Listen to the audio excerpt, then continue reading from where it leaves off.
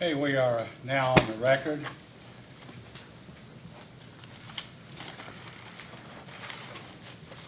I guess for anyone who may be tuning in on the internet, this is South Kentucky's application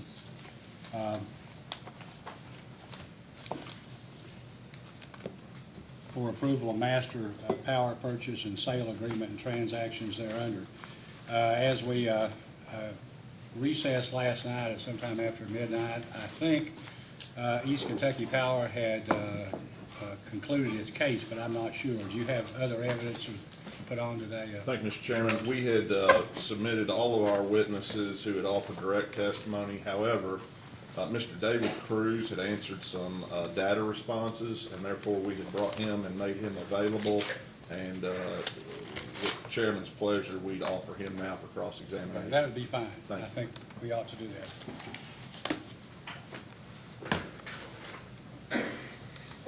Mr. Cruz, please raise your right hand. Do you solemnly swear or affirm under penalty of perjury that the testimony you're about to give will be the truth, the whole truth, and nothing but the truth? I do. Please be seated. Mr. Royce? Would you state your name, please?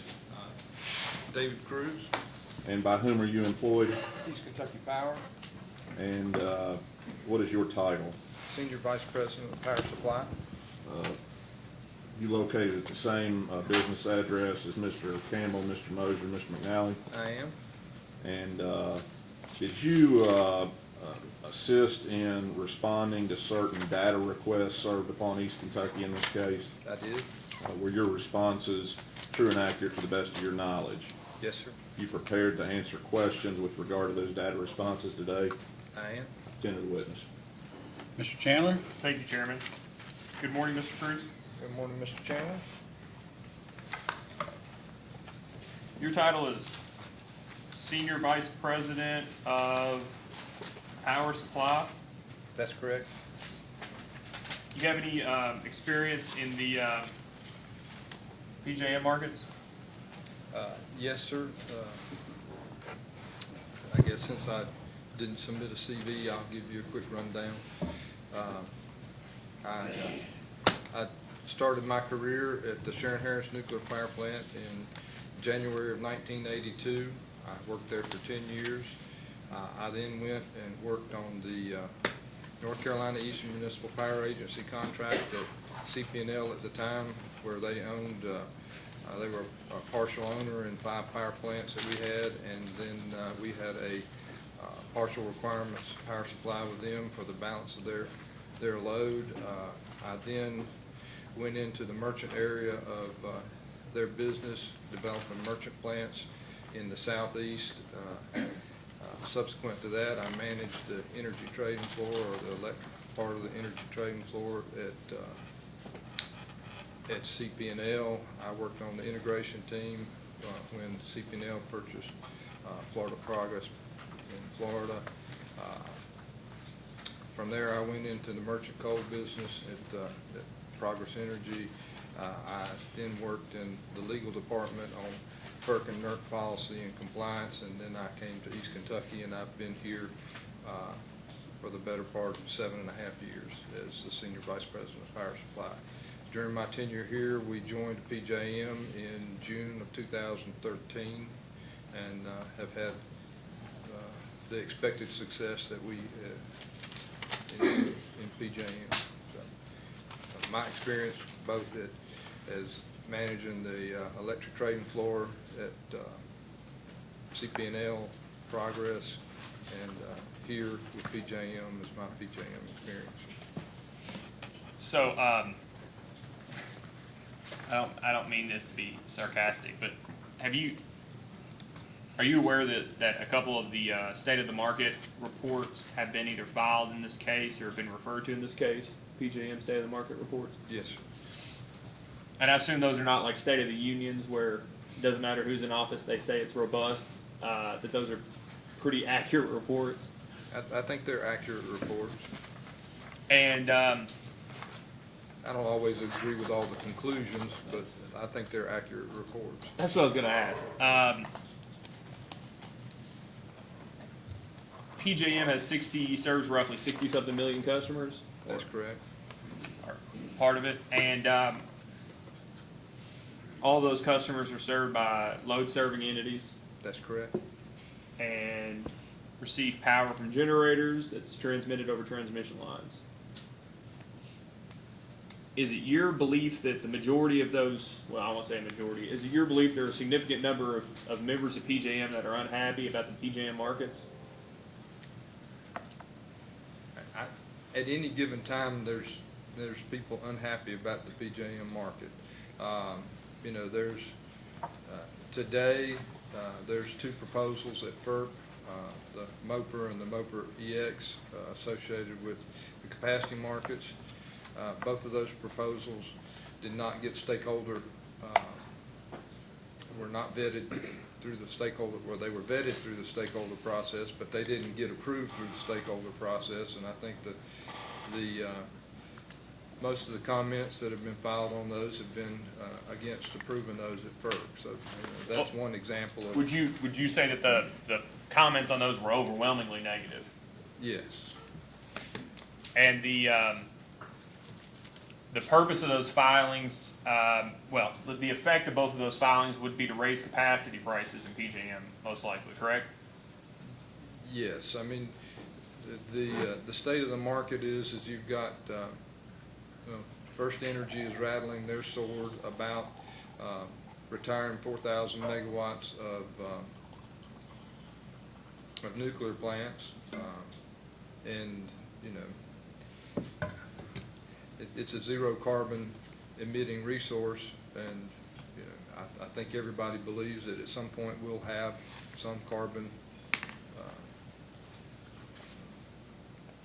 some carbon rules coming out. Clearly, I think Morgan Stanley did, because they put certain, you know, environmental measure language in their contract. So I just don't, you know, there's with the potential of the nuclear plants and many coal plants retiring, there's problems in the market. So that I'm glad you mentioned that, and I think that's your term, not necessarily the contract term, but environmental measure clause in the confirms, right? Right. So PJM is, well, it depends on what, it's either 20 years old or it's 90 years old, but PJM as a market robustly has been around for about 15 or 20 years, right? Yes, I mean, PJM started as what was called at the time was a closed power pool, and that meant that the members, the Pennsylvania, Jersey, Maryland utilities operated their system as one BA, or one balancing authority at the time, which meant they dispatched the lowest cost resource. And that was the beginning of PJM. They didn't try to, it was not the model that we use today, but it has grown and become more, much more complex, but a better RTO model. And quite frankly, when we had the opportunity to join an RTO, we looked at MISO and PJM, and we thought PJM was the more mature RTO and offered a better construct than MISO. And it's the largest, Yeah, largest, it is the largest. largest power pool in the world, right? Effectively. So those environmental measure clauses, a lot has been made about them, but I want to ask, and I think a lot's been made about the contractual language, so I want to talk about the other side of it, and what are the possibilities, what are the things that could put those into effect, right? What are the different, yes, this again. In your dealings with PJM, are there any conversations about changing the construct or valuing different characteristics differently, particularly low carbon or no carbon, such as individual states giving subsidies? Are there different issues going on within PJM? Well, conversations now, conversations now that you could see, even the conversations now affecting that environmental or initiating that environmental measure clause? Well, there's a resiliency NOPR that's out there today, that's also been filed by PJM at FERC, and your point is a good one in that the market currently gives the same value in the capacity market to a CT that has a low capacity factor that's limited to 6% as it does to a nuclear plant that can run 100% of the time. All right, and from a, I find that structurally odd in the sense that the nuclear plant does not get more value, or is not attributed more value than, from a capacity standpoint, than a CT that has a low capacity factor. But there's people much more learned than me on that, but I personally find that odd. But the resilient, let me go back to the resiliency MOPR. What they're trying to do there is to, I think they see that there's some value associated with baseload assets that are not being credited, and that while you note that Secretary Perry tried to force some things to happen earlier, and FERC did not take action on it. And I think the FERC probably did the right thing. My opinion is that PJM should figure out what the attributes are that are not being compensated for today, that are of value in the market, and they should set up new charge and credit codes in the market to pay for those attributes of resources like nuclear and coal units that have fuel on the ground and have the ability to run at higher capacity factors. Well, and so you would, let me ask it this way. Is EKPC actively advocating for those sort of changes? We will be filing. We filed comments with the Utilities Coalition. We're active in advocating in the PJM market to make sure that the structure or that the stakeholder process yields yields policies that produce fair results for our customers. So all of that is on the capacity side, right? That's right.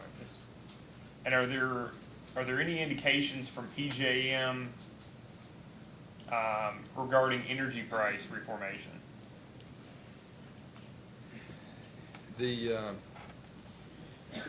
Yes, I mean the market monitor's been very active in. So there's two areas in the market. You have a price-based bid and a cost-based bid. Generally, well, unless there's a reliability event, you're allowed to bid based on price, and when there's a reliability event, you're limited to your cost-based bid in the marketplace. There's been a tremendous amount of time spent on trying to get the cost-based offers resolved. The market monitor's now spending a lot of time looking at at the O&M aspects. Can I ask the VOM, the variable O&M? Is that what you're referring to? Yes. And so it's and where that also gets to be a problem is when there's a transmission congestion and our units are dispatched for congestion, then we're cost limited. So there's a lot of things that are happening in the market. I don't know if I'm being responsive to your question. No, and this is exactly what I'm asking about. So you're aware of the confirms and what you refer to as the environmental mature confirms, change in law provisions of those confirms. And you're aware of the PJM market. And that's your understanding is that's where there are no generators tied to this, right? Morgan Stanley in this transaction is getting their power from the market. Well, my understanding of the energy deal is that they're not required to point to a generator. As to whether they have a generator or not, that they're going to point to, it has is the option of Morgan Stanley, is what my understanding is. That's fair. That's fair. So what I'm trying to get to or ask about, I may have been quicker last night at midnight. You've seen that that environmental, as you refer to it, the environmental mature clause. Do you think, do you have any expectation that over a 20-year period with the changes that you know that are currently being talked about or occurring at PJM and at FERC, and at NERC for that matter, that all of those provisions, under all those provisions, that there's any way that the 18-year capacity hedge and the 20-year energy fixed price both stay in place as is for the entire term? But since I've seen a lot happen since 1982 when I first joined the utility ranks. I would expect that there will be additional EPA regulation in the future that impacts the cost of energy.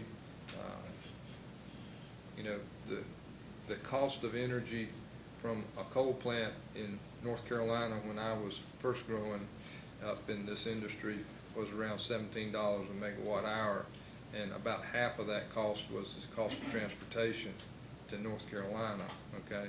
And so I suspect that the cost of energy in Kentucky at that point in time was probably less than $10, okay? Today, the cost of that energy in Kentucky is, in the $20 to $25 range, and most of that is as a result of EPA changes in both the mining and at the power plants. So there's additional regulations on the miners, and then there's additional regulations where we've had to make capital investments at the plant. To say that I don't expect to see changes in the future that are somewhat reflective of our experience in the past, I would expect, I guess I'm just trying to preface my answer. Yes, I expect there to be additional costs associated with EPA and regulations. And you talk about PJM. PJM's a transmission customer, or transmission company, and if you're a transmission company, you think the way to solve all the problems is via transmission. Build more transmission, and you can solve all the problems. So that's the same thing as the carpenters. If you're a carpenter and you have a hammer, everything looks like a nail. And many of the comments on the resiliency in NOPR were from transmission companies that think that the way to solve all of this is through additional transmission investment. And I think that's one of the reasons that we see transmission potentially continuing to go up. But it's, I fully expect to see additional environmental laws come out. And PJM thinks that we should solve it on an RTO basis, and they've already been advocating for that when the rules do come out. We spent a lot of time studying the Clean Power Plan when that was being proposed, and the problem with an RTO solution is that you have to, the implementation through the EPA has to be on a state-by-state level. And I don't know how we do a state-by-state compliance on a RTO when we have one utility in MISO. We have East Kentucky, Duke, and AEP in PJM, and then we've got LG and EKU, which is standalone BA, and we also have TVA in the same state, all of which are emitting. So I see it being extraordinarily complicated to parse out the whatever our allocation is for CO2 and participate in the market. So let me ask,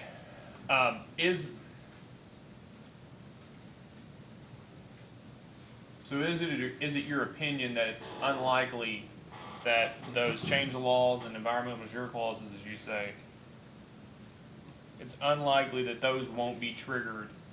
It's unlikely, strike that. Knowing what you know about what PJM's doing, and knowing what you know about the EPA, FERC, and NERC,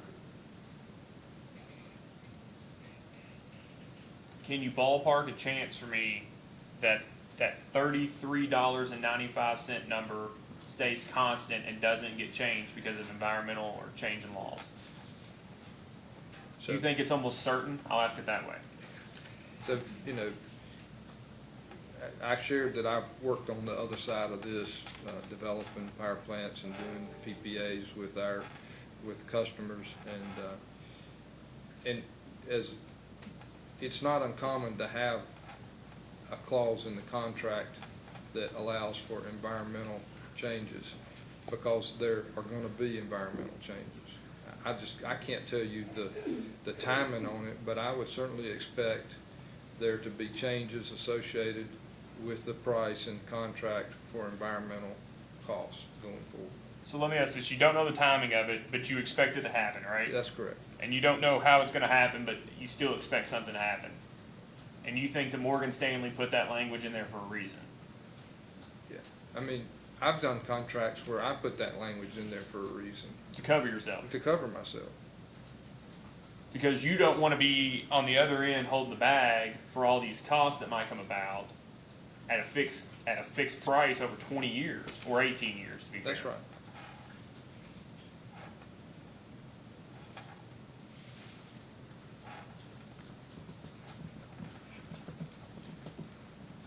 So I want to ask you about the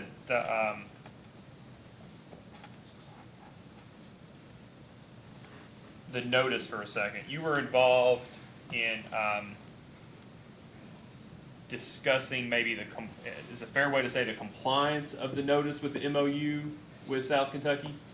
Well, yes. I worked with Dennis. Kerry last night said that I worked with him. It's very common for me to work with our members to try to help them to have a conforming notice, so that we don't have some of the same problems that we've had historically with regard to acceptance of notice. And you've heard that some people have testified here, not today, have testified here this week that that they thought that was the purpose of the MOU, right? Is to formalize maybe a process under Amendment 3. Is that a fair? Well, so let's talk about what happened there. You know, Mr. Campbell shared last night that we had a group of the CEOs to work to formulate the MOU, and that was a product of the CEOs getting together. My job on that team was to act as facilitator and help them to develop the document, develop the MOU. One of their goals was to have a clear, to make it more clear as to what was required to have a conforming notice and give guidance. And I think that's, that's contained in the MOU under Section 4 of the MOU. There'd be as Mr. Royce said, Romanet 1, 2, 3, 4, 5. Section 4, that's the notice. So, I know you just gave us a brief CV, but you're not an attorney, correct? No, I'm not an attorney. And is it your understanding that, well, let me ask this. Have you read or at least looked at Mr. Seeley's testimony? Mr. Seeley's testimony? Yes, sir. I don't know that yes, I've reviewed his testimony. And you understand that he makes well, he didn't make an argument either because he's not an attorney, but that he made a assertion that under the filed rate doctrine, effectively, the MOU and Amendment 3 have some, that has an additional legal effect, right? That's your reading of his testimony? Yeah, he asserts that. And I found that interesting. You know, I guess the MOU also says that we can recover our stranded cost in here. And under his interpretation of it, I would assume that the PSC would have to accept our filing for stranded costs, since he's advocating that they have to accept this contract because it's per the MOU, because this says, and I don't think that was ever the intention of this, was to bind the PSC to anything. Well, let me just ask it this way. Is it your understanding there are 17 parties to this MOU? There are. And he argues it's a contract and a tariff? That's your understanding? That's what he argued. And he also argued strict compliance with the filed rate doctrine. Yes, he did. And were you in here yesterday? No, it wasn't yesterday. The day before yesterday, I believe. When Mr. Kurtz was asking questions on these notice requirements. He was. So you mentioned earlier, and you had some very specific language, so I don't want to, I'll ask you the original question so that I get your language correct. Is it your understanding that the PPA, the proposed PPA, is not tied to a generator? No, well, so the notice that, Let me just ask you about the PPA. I'm sorry, I asked if it was tied to a generator. the PPA is not tied to a generator. And so what is your understanding of the interplay between,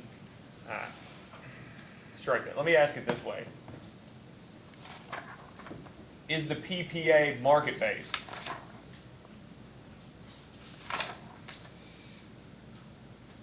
To the best of my knowledge, yes. Okay. And so you know that under Section 4, and you know as well, I'm sure, that it states that it has to be, you have to provide, quote, a general description of the nature of the alternate source and the primary generating facilities from which the subject electric power and energy will be produced. You know that section? Did I read that right? I do. And where in Section 4 does it say that acceptance of a notice by EKPC shall serve as compliance under this section? Does it say that in Section 4? Mr. Chairman, please give me the question one more time. So where in Section 4, does Section 4 say anything about acceptance of a notice by EKPC evidences compliance with this section? Does it have a section that says that? Well, I think that Section 4 starts and says, in order for an owner member to reduce its purchases from EKC by using energy and power from an alternate source, which is a capitalized term, that owner shall provide EKPC with prior written notice of such reduction in accordance with procedures and requirements set forward here within. So it says, to me, that says if you to qualify to exercise your right under the MOU and Amendment 3, you have to give a conforming notice. You have to give a conforming notice. So if it's a non-conforming notice and they give it to you and you accept it, that doesn't let the other 15 parties off the hook of strict compliance with this contract, right? No, I mean, somebody could easily challenge that we accepted a non-conforming notice. And your involvement in helping somebody draft a notice doesn't alleviate that concern either, right? No. You can't infringe on the rights of the other 15 parties to challenge that. No. Well, and I guess I would be an engineer playing a lawyer right now, but that would be my opinion, that I would have to refer to counsel. That's okay, Mr. Cruz. Everybody who's testified has expressed a legal opinion, and none of them have been lawyers. Chairman We've come, Schmidt, we've come to accept these opinions for whatever they're worth, if anything. That's all right. I commonly see lawyers trying to be engineers, so it's okay. I don't even claim to be a lawyer most of the time. That's okay. But while we're on this,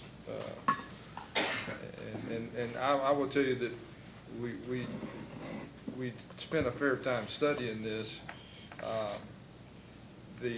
Under the scope, I would refer you to paragraph, page 2, under the understanding, stipulations, and agreement, where number 2, scope. If you read that, you'll see that a PPA actually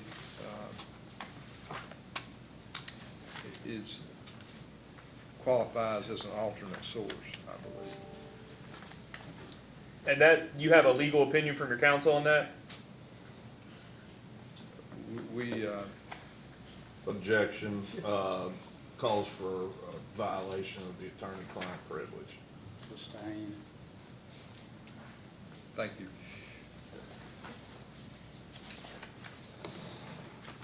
I'm just trying to ask. It's not EKPC's position that just because EKPC is involved or helps people draft notices, does that have any effect on the compliance of that notice with this agreement? You would agree with that? I would agree that my help my help with the members to try to get a conforming notice does not mean it's a conforming notice. I do the best I can, but I'm not an attorney, and that would be up to the attorneys to determine whether it's a conforming notice. And sometimes no good deed goes unpunished, right? I understand. I just want to make sure that that's not EKPC's position. No, that's not that. It's Okay. not our position that just because I've helped members to try to come up with a conforming notice that I'm 100% right. Okay.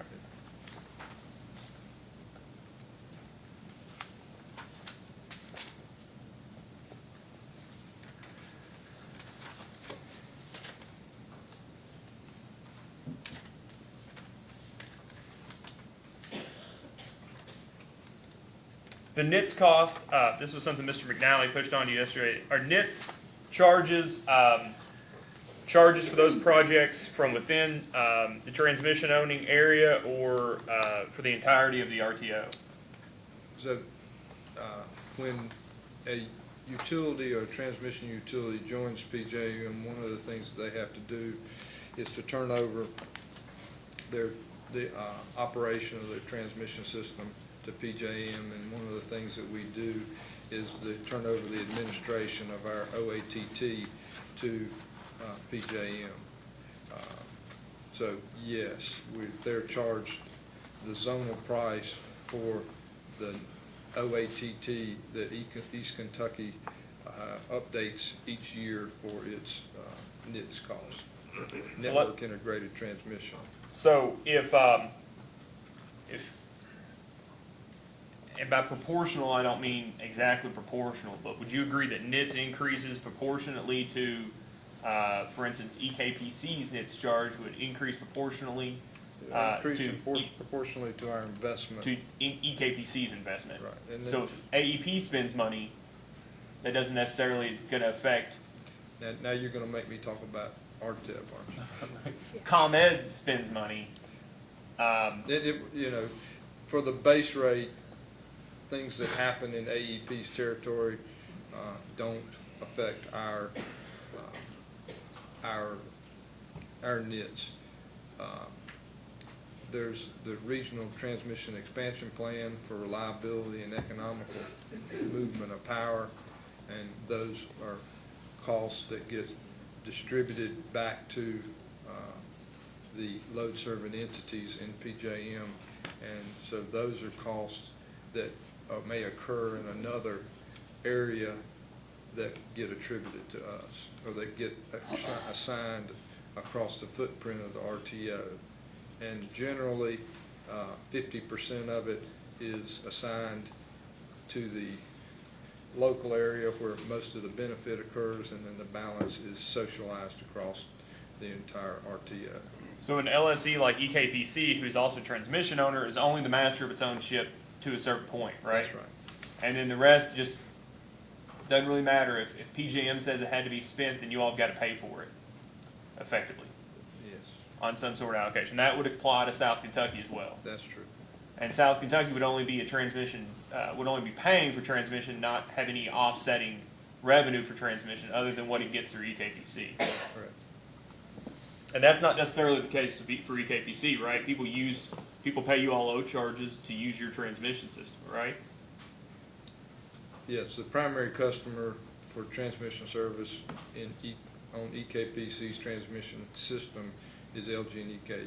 And you all have got, what, 50 or 60 connection points with them on transmission? I'm not the transmission guy, so I can't tell That's you. okay. But they roughly serve about 100 megawatts of load on our transmission service. And that would be 58, well, straight up.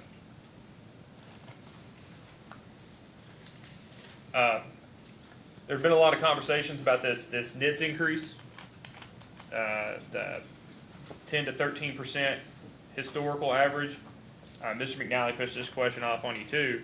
Do you think that's a fair, not based on historical data, but on future expectations, a fair escalation I do. cost?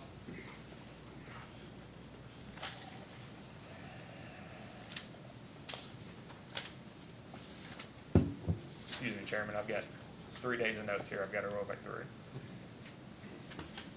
You got about 30 seconds.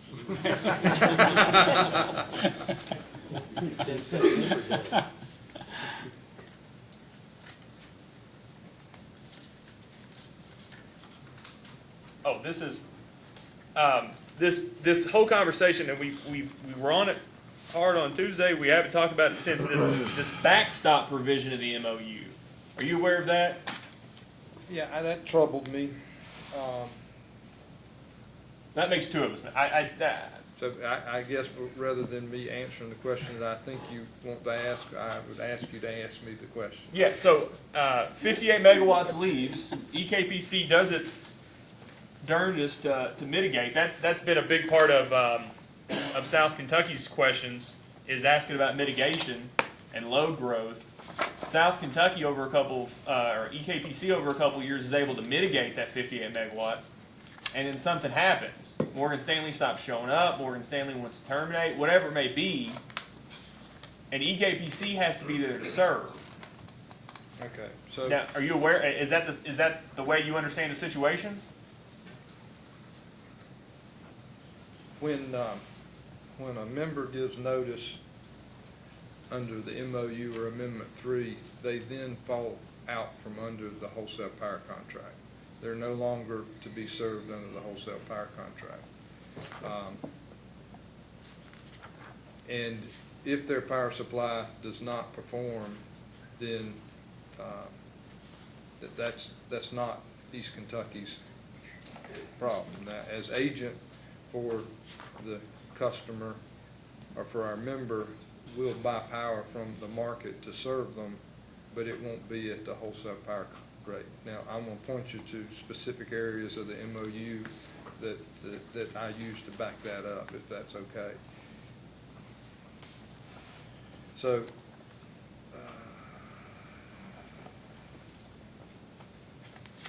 if you'll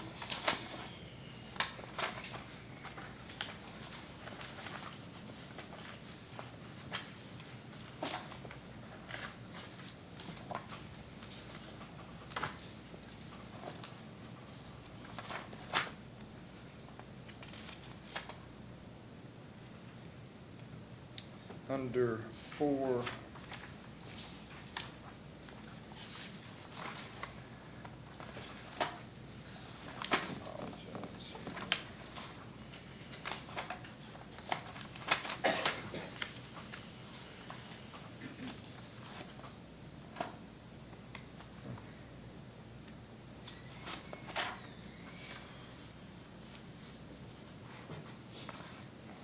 okay. On page 7, 4D, an owner member may change or cancel an alternate source only by providing EKPC prior written notice of such change or cancellation as follows. If after 3 years of operation, an alternate source has a 3-year rolling average peak capacity less than the maximum capacity set forth in the initial alternate source, the owner member may reduce capacity of such alternate source by providing written notice to EKPC, period. Any such reduction shall not change the term or characteristics of the alternate source. 90 days prior written notice of any other change or cancellation shall be required for any alternate source having an associated demand of 5,000 kW or less.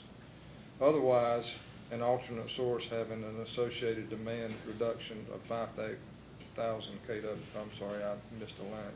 Otherwise, 18 months notice, prior written notice to EKPC of a change or cancellation shall be required.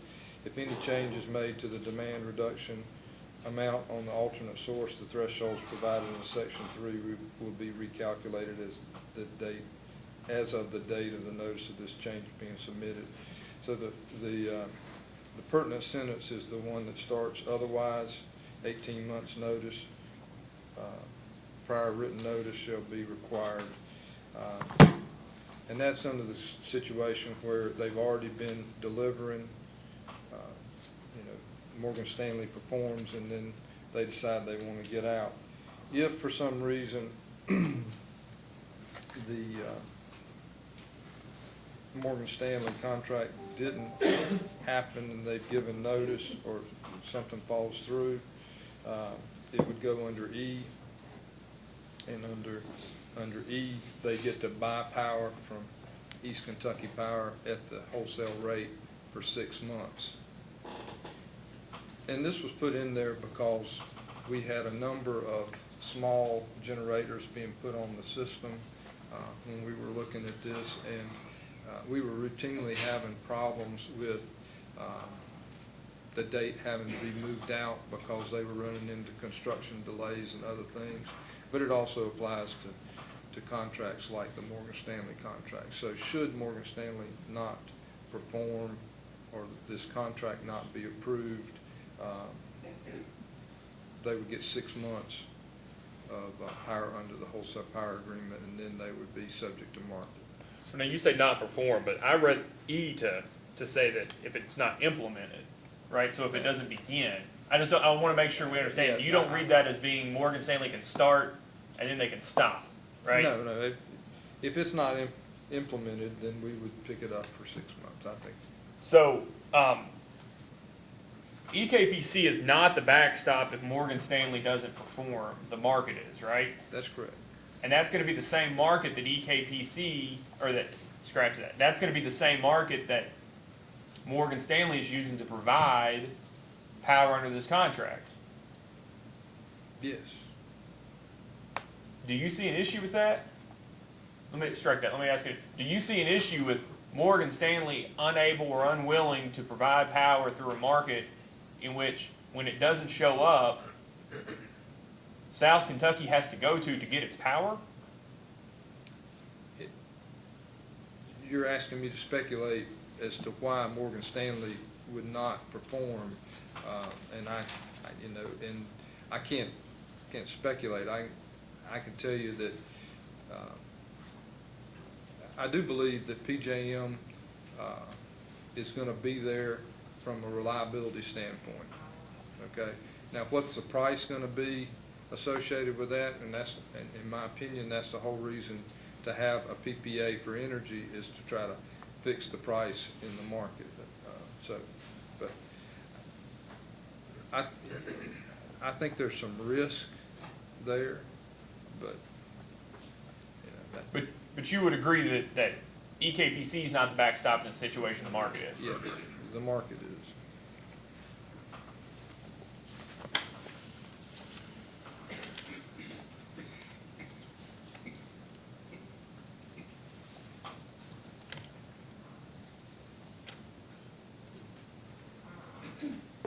That's all I have, Chairman.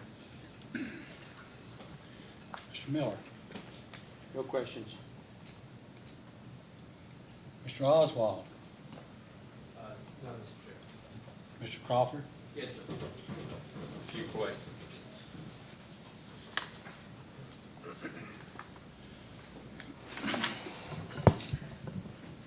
Mr. Cruz, were you on the committee, or I guess I should ask it, were you an advisor to the committee on behalf of East Kentucky Power that was put together to try to deal with the issues out of the Amendment 3 that ultimately led to this MOU that we've heard much testimony about for the last now 3 days? I consider myself more of a facilitator on that group than an advisor, because the charge to the group was for the CEOs to develop something that would work. And I guess my role was to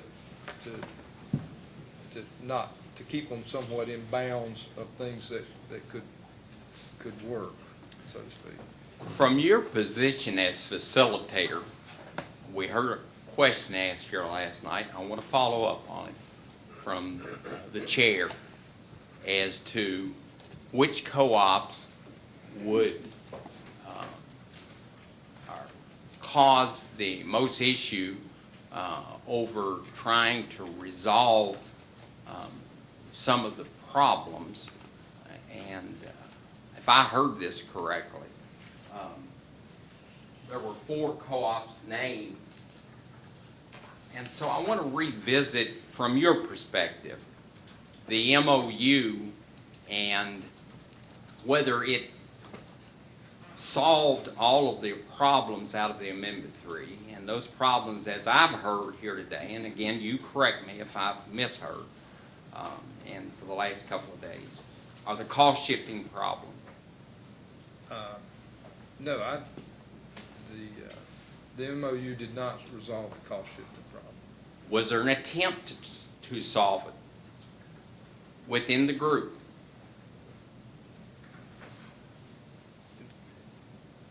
I mean,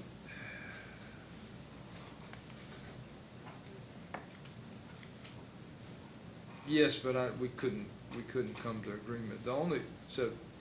In my opinion, the only way to resolve the cost shifting problem is for the party that's departing to shoulder their responsibility for the stranded cost as part of leaving the system. If you do that, then there's no harm to the other members. Yes, sir. And so that was a viewpoint. And there's a provision in the MOU that says that the parties leaving will not shoulder the cost. And the viewpoint that you've just expressed, that the party leaving needed to shoulder their stranded costs, you couldn't get 16 on board for that. Is that correct? That's correct.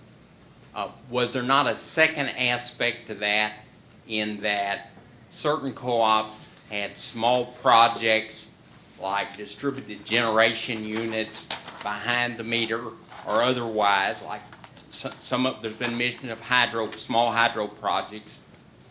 Was it, again, as an advisor, let me finish, as advisor, was there some concern about taking stranded costs and putting them on those small projects also?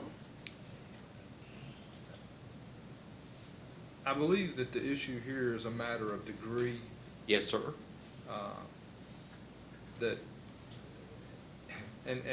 I'll say that as evidenced by there's not been a lot of consternation created amongst the members associated with small projects. The small projects have not received the kind of attention that the South Kentucky project has. Okay, so do you believe the group could have come to a 16 vote on setting a limit over which, for example, 3 megawatts or something like that, anything below that stranded cost are not going to shift off to you so that you can do small projects?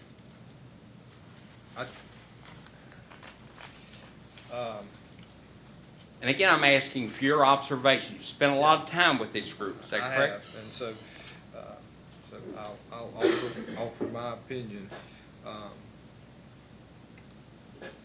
You know, it's, I don't think they could have, back in 2015, when we were trying to work on the MOU.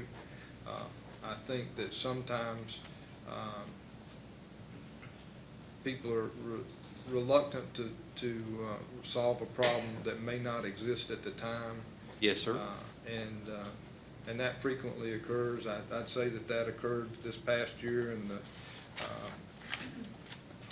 in our legislative session with House Bill 227. Many of the legislators there were not willing to deal with House Bill 227 because they didn't perceive that there was really a problem yet. So I would say that, you know, I'd hope the commission would be, you know, recognize that our members are not unlike other people that that might not want to totally deal with the problem until it becomes a problem. So, so I think that they possibly could do it today, but I don't think they were prepared to do it in 2015. They didn't have the experience that they've had. I think the experience that they're having here would give them the fortitude to deal with it, to deal with some of it today that they may not have been able to deal with then. And so let me ask the question this way. I've been at this 40 years, so I've had the opportunity to represent a number of boards, Right. from school boards to fire departments to city councils to banks, of which I'm a chairman of a board. And I've found consistently one of the problems to be that folks are reluctant to express that they don't fully understand something. And they may even go on and vote on something that they don't fully understand. Coming off of that comment, do you think that the folks that were working on the MOU and these 16 co-op representatives fully understood the magnitude of this cost shifting prior or during the Grayson case or even now?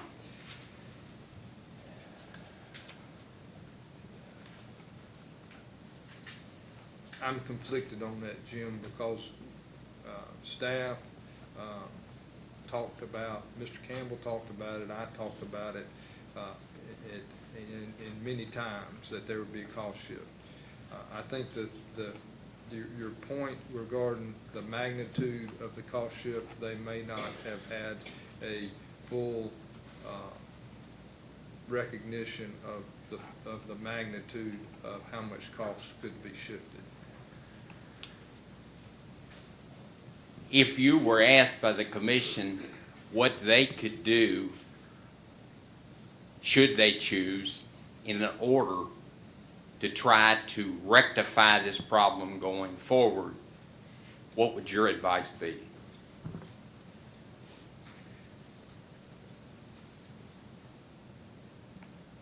I think that Amendment 3 in the MOU is harmful to our cooperative. I tend to agree with several of the CEOs that talked about the small projects being the ones that were good because they can be helpful to the community. Some of these small solar projects, the hydro projects that Jackson and Salt River have done. I think that that's in the Glasgow plant that for the landfill gas in Glasgow. I think those are helpful, but the larger projects that have a large cost shift, I think those are harmful. So I think that something that allowed our members to to continue to do these small projects, and there probably ought to be an annual limit on any, how much would happen in any one year, would probably be a good thing as far as I'm concerned. And if I was asked, I would give more thought to this and provide more guidance. Yes, sir. And do I understand above that limit, whatever it might be, whether that's 3 megawatt, whatever, above that limit, if you go off the system, you take your cost or stranded cost, I think we've heard that terminology here, you take that with you. Is that what I'm understanding? Yes, I mean, if you shoulder the stranded costs when you leave, then there's no harm, in my opinion, there's no harm to the other members. Thank you very much. Mr. Scott? Thank you, Mr. Chairman. Morning, Mr. Cruz. How you doing? Mr. Scott, I'm doing well. I hope you are today. Good to see you again. We've met a few times. Beg your pardon? I said, good to see you again. We've met a few times.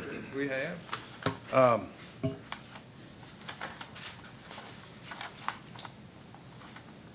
In the MOU, an election by a co-op, or the co-ops in the aggregate, cannot exceed 5% of East Kentucky's coincident peak demand, correct? That 5% is the 3-year rolling average of East Kentucky Power. And that's, what is that? Make sure we got that down. What is that? How's that defined? You take the monthly peaks, and average them, and come up with, there's a spreadsheet that we use to calculate it.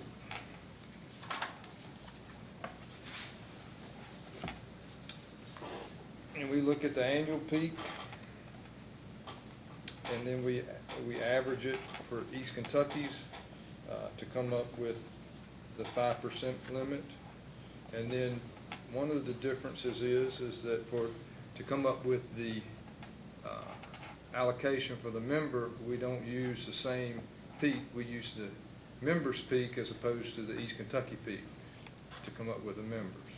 And that's why the total for the members doesn't always match the total for the 5% for East Kentucky. Before East Kentucky joined PJM, how was power transmitted to the distribution co-ops that's different than how it's transmitted and generated after entry into PJM? So, Mr. Scott, I'd ask you how detailed an answer do you want? So, Well, I asked the question, and All right. if you can answer it, answer it. I'd be happy to. So, prior to I tell you what, let me just withdraw. Let me just withdraw the question and ask you this. I gather from some of your direct testimony some concern about what you have, and evidently East Kentucky with this South Kentucky contract. Is it accurate that the power that Grayson gets and every other distribution cooperative gets is generated someplace, likely to some extent, other than a power plant owned by East Kentucky Power? Yes, sir, it is. And that's not the case, was it, before entry into PJM? Prior to joining PJM, we had a 400 megawatt transmission path from PJM into East Kentucky's balancing authority, from the PJM transmission system into East Kentucky. And we routinely purchase power from PJM to optimize, essentially try to buy power under our generation costs.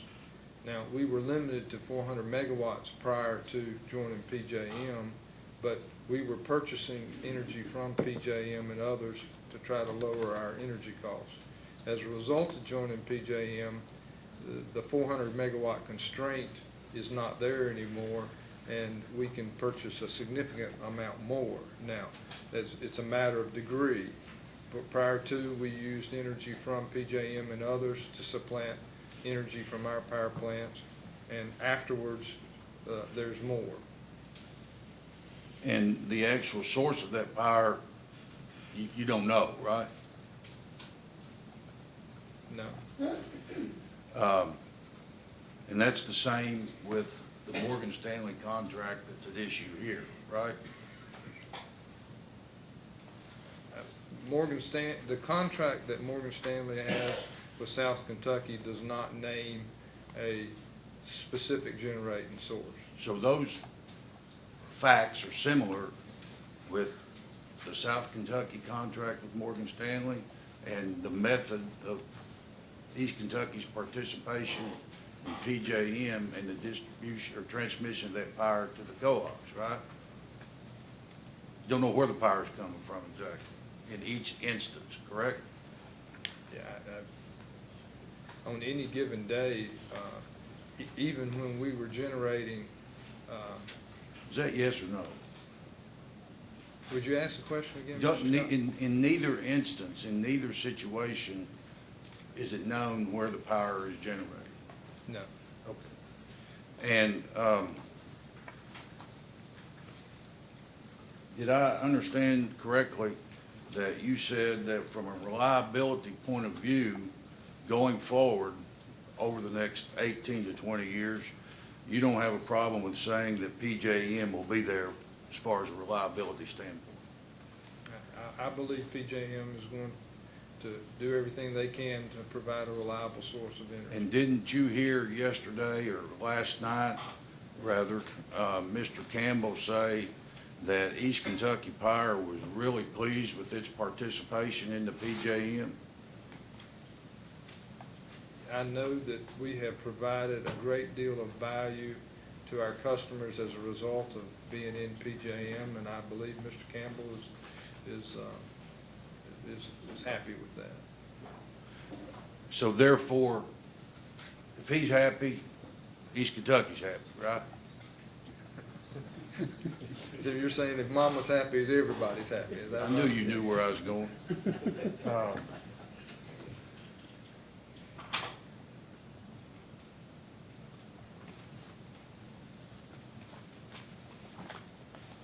This email chain that came in here yesterday and the discussion you had with the Attorney General, Mr. Chandler, about your assistance in preparation of the notice. You remember that Yeah, scenario?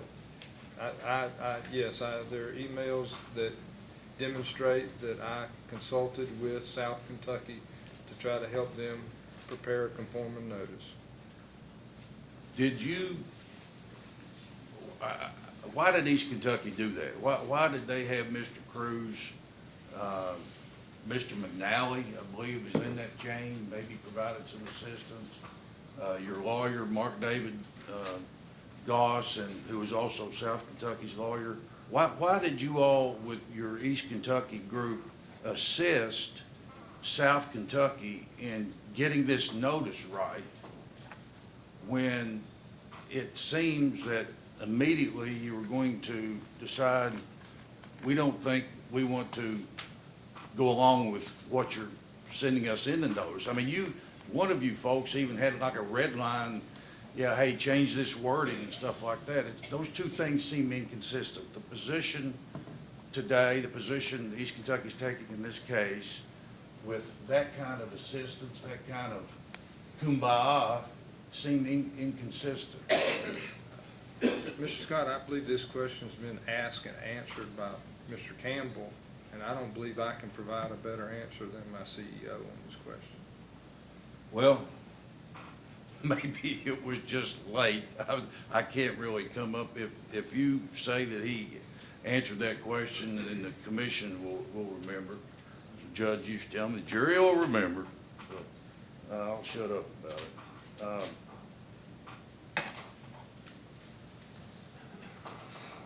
How in the world can, in your view, or the view of East Kentucky, can a distribution cooperative ever exercise a contractual right that Amendment 3 gives it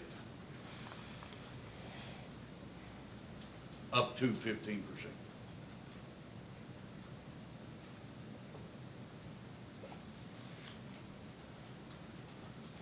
And again, I would say that I believe that Mr. Campbell spoke to this last night with regard to why East Kentucky has entered into this as a party opposed to the South Kentucky notice. So is there ever a circumstance that East Kentucky believes exists where, even with the assistance of Mr. Cruz and Mr. McNally and others with East Kentucky and the distribution co-op, that the distribution co-op will be entitled to go forward under Amendment 3 and buy 15% of alternative source power?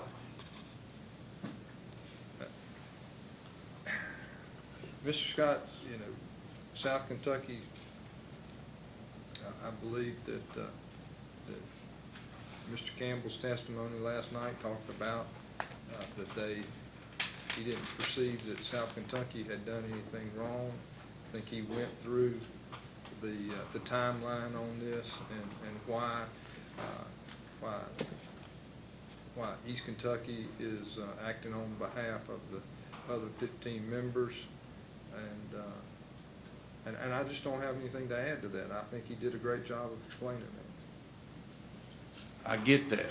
My question is there ever a situation that can exist in the eyes of East Kentucky where a distribution cooperative can purchase 15% of alternative source power? Or is it always just carte blanche that East Kentucky will always oppose it? And if that's the case, just say so. I mean, I just want to know. Objection. I think the question's been asked and answered as best this witness can give it. Yeah, I'd sustain the objection because I think it's been answered 2 or 3 times. It's always been objected to anytime anybody's attempted to take 15%. I mean, I think that's a matter of record that's been established. And Thank you, Mr. Chairman. Let me ask this then. We know that Jackson has made an election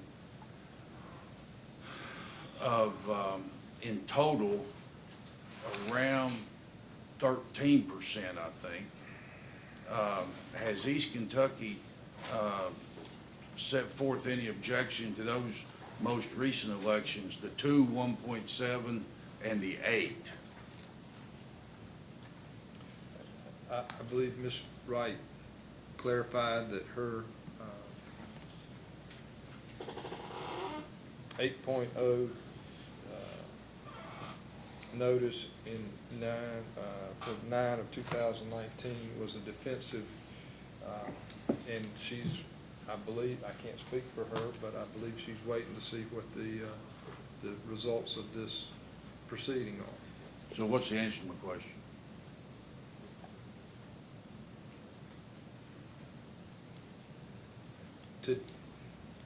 Would you refer? And let me throw in Owen. Let me throw in Owen as well, who have asked for, I think 19 megawatts, and that, ask if East Kentucky's lodged any objection to their request. To Owen, or informally, formally, or otherwise. Same with Jackson. I don't know that we've lodged any formal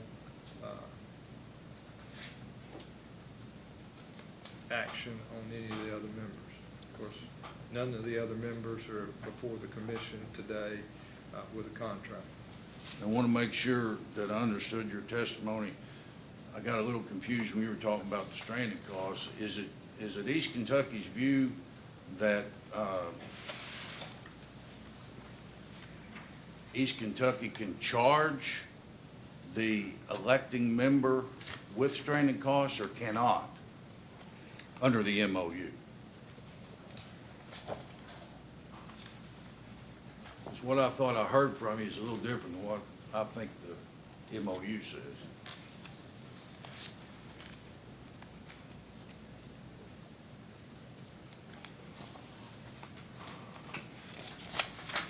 If you'd like me to give you a site, I can, but. Well, just paragraph 6, page 9, paragraph 6, other matters, uppercase A in parentheses.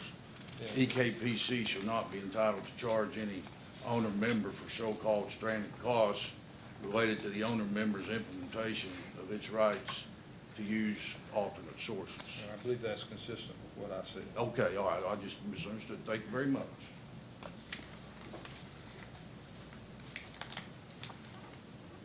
Mr. Grover, do you have a question? I do. How are you doing, Mr. Cruz? Fine. I promise it was a short list. Okay. Hopefully I didn't add to it. You did, well, the question you did. Real quick, I think this would be helpful. Sounds like you're familiar not only with sort of maybe more modern pool-like structures in the RTO and ISO context, but also just good old-fashioned power pools. Is that correct? Yes. Yeah, I think I heard you say CPNL, Carolina. I was.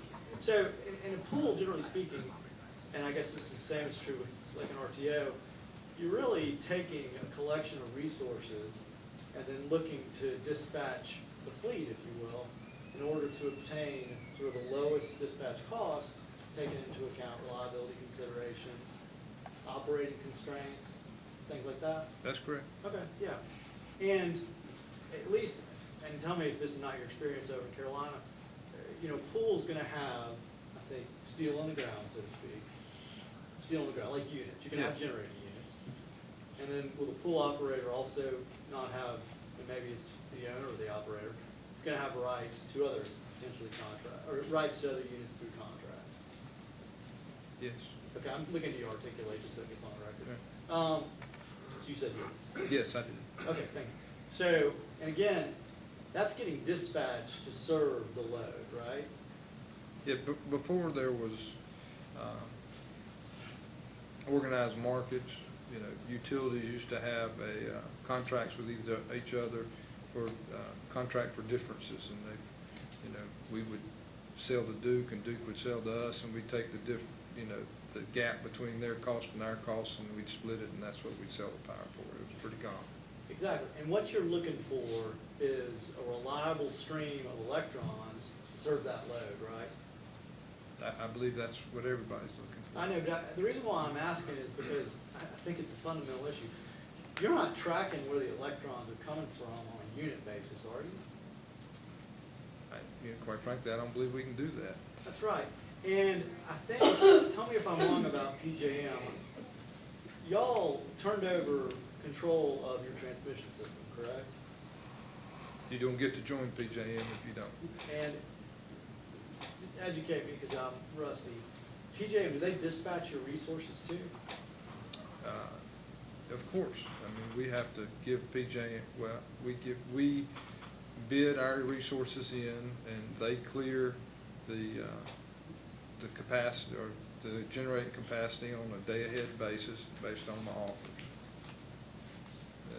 You recall on my, earlier I talked about price and cost-based bids. Sure. And when there's not a reliability event, they clear based on price-based bids, and when there's a reliability event, they clear the market based on cost-based bids. Okay, so in either case, I can't remember if I used this term with Mr. Bozier or not, but they essentially, you're creating a stack of resources, and the stack's gonna be equivalent to what they think the load's gonna be. You're gonna dispatch on a load of just increasing cost basis until you reach the last increment of demand. And then right? they do a security constrained, look at it and resolve congestion and other transmission issues. Exactly, Yeah. because sometimes you might need to operate a unit out of economics if you've got some sort of reliability issue you have to Right. address. Is that correct? That's correct. Okay, and so, on any given day, you don't know, for purposes of EKPC's load, what unit is gonna serve what component of that load.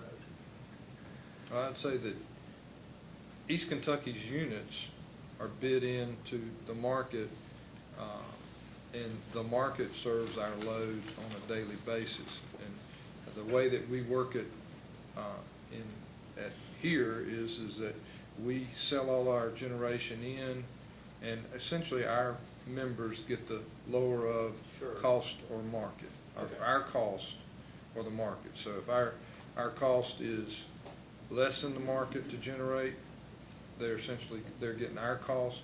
If our participation in the market can get us a lower cost than our generation, then our members get the market price of power.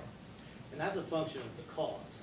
They want to make sure that, and I think I heard somebody say, the expectation is, and I hope it's the reality, is that the lowest cost resources are serving your native load, right? That's correct. But in terms of where the electrons are flowing from, PJM, as it dispatches the resources to serve the PJM market, they're deciding what is going to be, in their view, the optimal way to serve that load from an economic perspective. That's correct. That's correct? Right? Okay, thank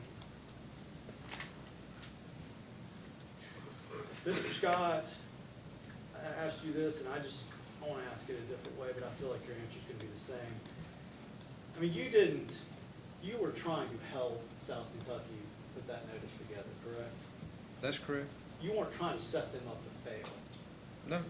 You were trying to do your best to get a notice together, and obviously you have their input, and it's ultimately their responsibility. But you were helping them develop what you thought was a notice that conformed to the MOU, correct?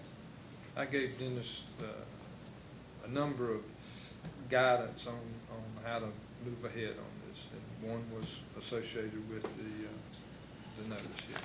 Okay. And let me just ask you, and it's my not knowing how the corporate structure works, are you a member of the EKPC board? No, sir. Okay. Were you here yesterday when Mr. Campbell testified that he understood what the MOU meant, and the board ultimately voted to sign the MOU, correct? It was late, I'll give you that. I don't recall, and since that's in the record, And that's the fairest answer. My real question was, were you on the board? no, I'm not on the board. Okay, that's all I wanted to know.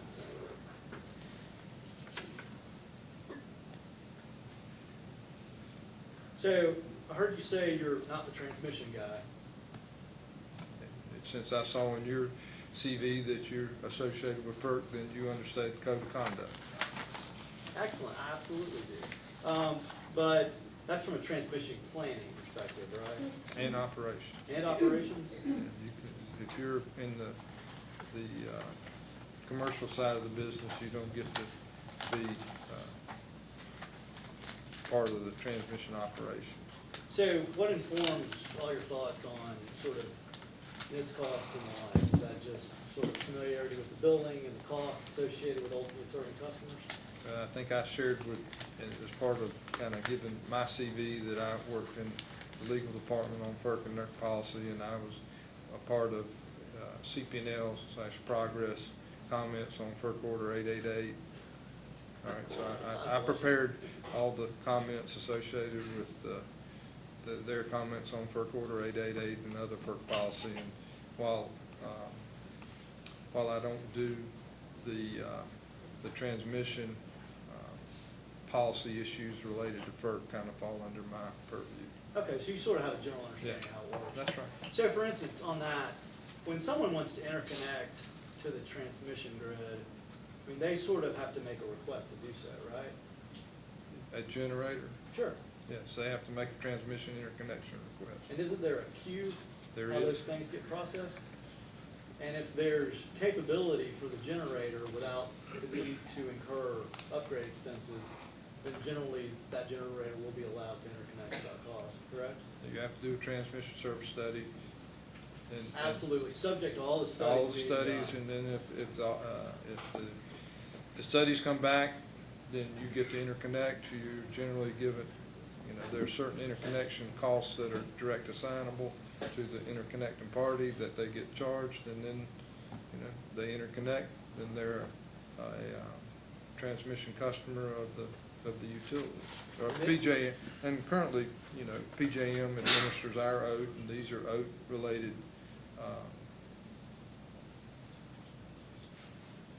OAT-related things. Sure, I was just trying to get an understanding, just going back to that queue process. So then once you process, say, the first fellow, then you move to the next generator in line, is that correct? Yes, I mean, And actually, and this is just one of those things, my understanding of that process, to the extent that prior generator, the interconnection of that generator sort of reduced the available capability, and there's the need for additional upgrades as a result of the next generator, then those are potentially gonna be costs that that second generator has to bear, correct? I think you're trying to make some analogy between the FERC queuing process and the queuing process associated with the MOU and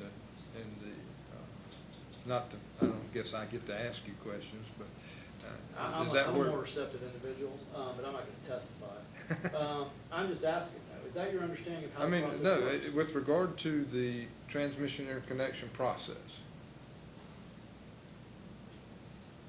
if there's available capacity, it's first come, first served, and then if there's not available, if another interconnection, another generator comes, and we have to do transmission upgrades, then if that generator wants to interconnect, then they have to potentially pay for the interconnection upgrades. Now, there's a significant difference in that over the life of that generator, if they're taking point to point, then they can get credits back for that investment that they made on the transmission system. Sure, and all that's set forth in the OAT. That's right. So, And just for the record. I would say that I don't see much correlation between that process and the process associated with the MO3 and the MOU. Okay, I appreciate your opinion.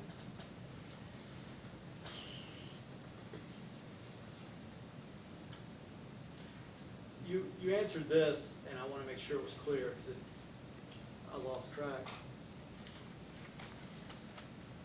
The NITS charges and that RTEP charge, and I know there are other charges, but those sort of vary among the different transmission customers, or strike that, those vary among the different transmission owners in PJM, They correct? do. Okay. So what East Kentucky might be paying is gonna be different than, say, what AEP might be paying. I mean, what the customers within the footprint of the East Kentucky transmission system pay for NIT service is different than what the customers pay that reside within the AEP transmission service. Okay, yeah. Yeah. That's what I asked.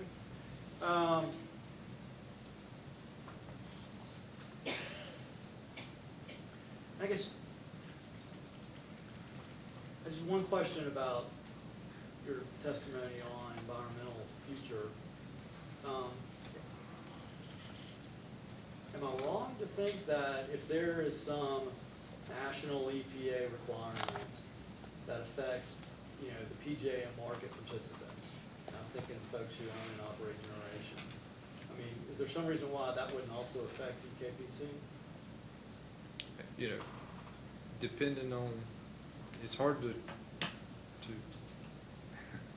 Just think national, that's really what I'm interested in. If the EPA comes out and does something related to gas, it probably have less effect on EKPC because we're largely coal, and while I would never say that they can't do more regulation on coal, because I'm sure they likely will, but we're less, so it's not going to be equal depending on how they approach gas or other resources with their regulation. Let me ask it this way, that's a very fair question, or very fair way to refine that. Similarly situated generators across the PJM market are going to be affected the same way by an EPA rule, right? And you know, as I think I shared earlier, that the EPA can promulgate rules and send them to the states for implementation. One state's implementation may be different than another state, so I'm not sure that I can say that the Kentucky resolution is gonna look like the AEP or the Pennsylvania, the Ohio or the Pennsylvania implementation of a specific rule. So I don't think I can draw that conclusion. But you do know that, I think you're referring to like the Clean Air Act state implementation plan, that's ultimately got to get okayed by EPA, correct? It does. All right.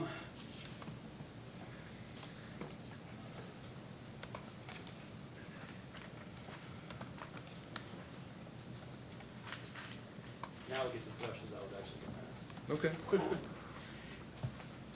You were sent a copy of the draft RFP, were you not, I was. by South Kentucky? And do you recall whether, to what extent that RFP indicated the size and term that South Kentucky was looking at? Yes. Okay, what was the size it was looking at? 58 megawatts, Okay, and do you recall what the term was? 20 years. Okay, let me introduce you to the record, just for discussion purposes. We at South K 9? 10. 10? Thank you, sir.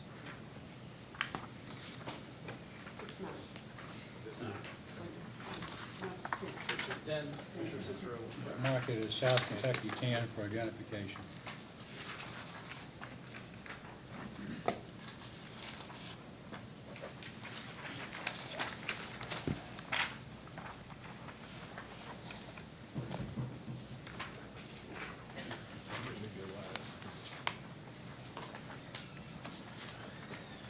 And beneath the second sort of section of heading, it says request for proposals. Do you see that? I'm sorry, first page, the sort of second heading. Right, request for 58 megawatts. Okay, that's right. I already said that. When what I wanted to ask you is actually flowing from Mr. Campbell's testimony yesterday. Do you recall discussing this RFP with him at all? I recall discussing whether we should respond. Beyond that, I don't recall that I shared the 58 megawatts with him or not. What was y'all's conclusion about responding to the RFP? We decided not to respond to the RFP. Why not? We're the incumbent supplier. To some degree, we're bidding against ourselves. Were you worried that you wouldn't be competitive? No. You tell South Kentucky that? I believe the limit of my conversation with Dennis on that was that we weren't going to provide an offer One way or the other? one way or the other. Did you, once you knew they were looking at 58 megawatts, did you tell them an amount of that size would be unfair under the MOU? My recollection of conversations with Dennis was that I told him multiple times that this would create consternation with the members, and that I would like for him to limit it to 5% as opposed to 15%. Did you communicate that to him in writing? I did not. And when he indicated what? Yeah, I'm not sure that he indicated anything on it. Okay. And this was before or after y'all were helping them put together the notice? It's just, throughout. I would say before he was putting the notice to. Before the notice? Yeah. Okay. And once it looked like they were proceeding forward, we talked about it, you continued to help them put together the notice, correct? The fact that he didn't take my advice on this particular item didn't keep me from trying to help him. Very good, thank you. I just have one other thing I'd like to show you.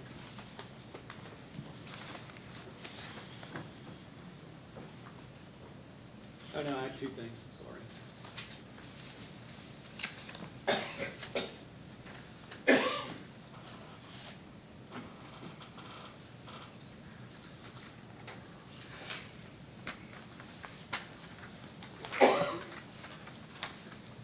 Mark this as South Kentucky 11, identification.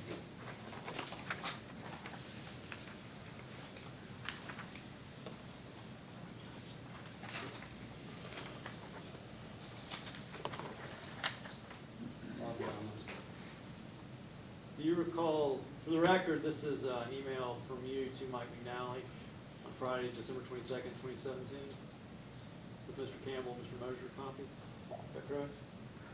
It is. Would you read the email, please?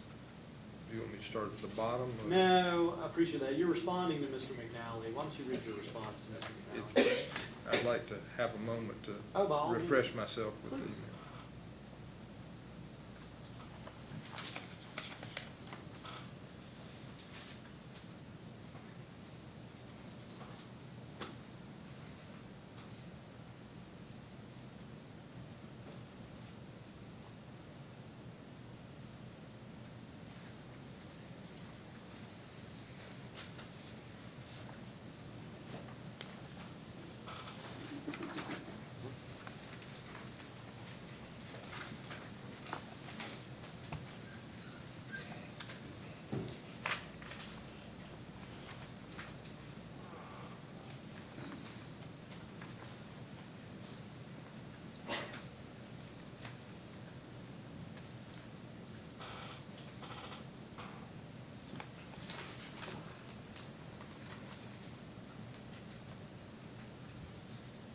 Okay?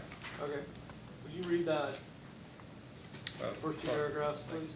Nice job, Mike. The alternate source starts 6/1/2019. We essentially get 2 years of load growth to mitigate the South Kentucky impact.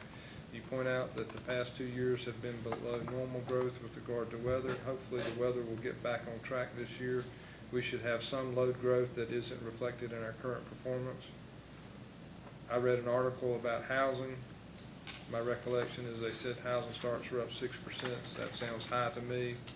Housing is really where we live. New house starts will definitely help us. So, I mean, you read what you read. I assume when you write an email, you mean what you're saying when you write it, correct?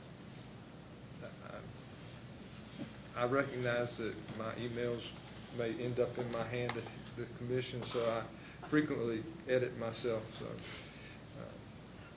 So you meant what you said, right? I meant what I said, yeah. And so, I mean, what I'm trying to understand really is, at least as of December, and this was after South Kentucky had submitted its notice of election, which occurred on or about November 29th, you believed that East Kentucky would be in a position to mitigate the impact of the election, correct?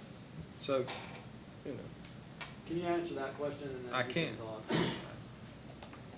my definition of mitigate is to try to make as much inroad to it as possible. I don't believe that in this email that I said that we would be able to fully mitigate the impact of it. Mitigate to me means to take actions to lessen the impact. So, or lessen the impact, not take the impact fully away. So we have had less than desirable weather. We have seen better weather this year, but you know, our load growth is on a weather normalized basis. We're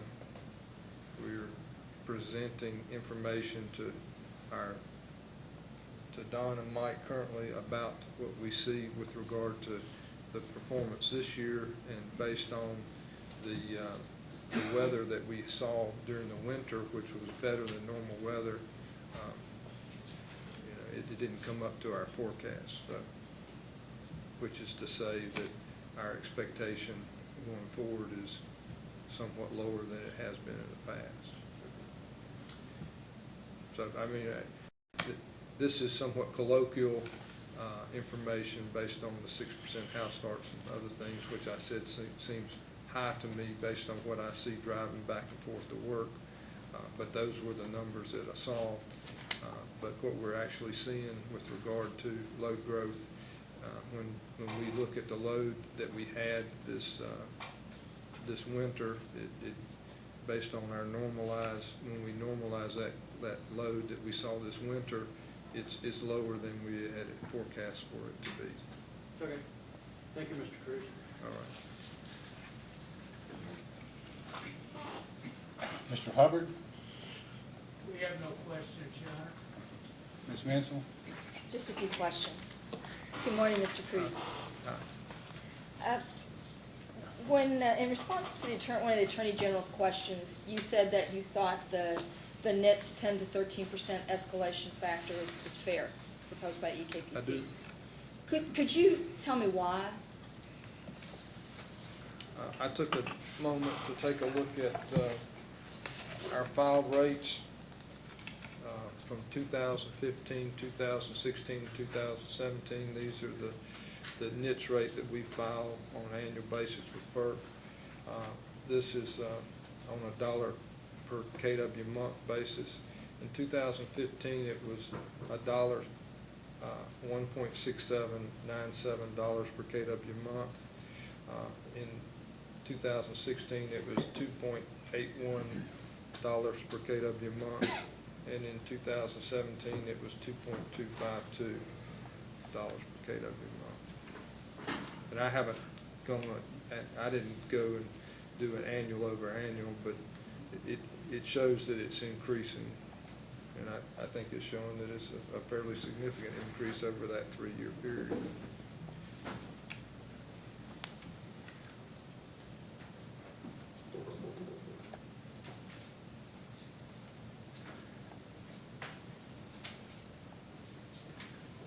In Mr. Holt's rebuttal testimony, and I'm hoping I can do this without having us pull it up. Okay. But at one point in his rebuttal testimony, Mr. Holt took some of the sales data provided by EKPC That's right. from December 2016 that went up through, I think, March in 2017. From those numbers, Mr. Holt extrapolated a growth in sales over a 4-month period. And I think we've all noted that those numbers were not weather normalized. That's correct. In your opinion, is it reasonable to use the calculation provided by Mr. Holt as a projection for an increase or growth in sales? I believe when we provided the data to Mr. Holt, we told him that it was not weather normalized, and that if he was going to use that data to draw conclusions, that he should weather normalize it. I believe it was in Mr. McNally's testimony last night that he shared that we had gone back and looked at the weather normalized data, and I've got an email on my iPhone that gives the data, but I think he gave it last night. But it doesn't show what Mr. Holt said it showed, to put it in short terms. And if you'd like me to elaborate, I can pull the email up and give you more details. Is it possible to get that as a post-hearing data request? Yes, it is. Why don't we do that? All right. Can you give me a little more description of the emails or date so that I can make sure I refer to it correctly?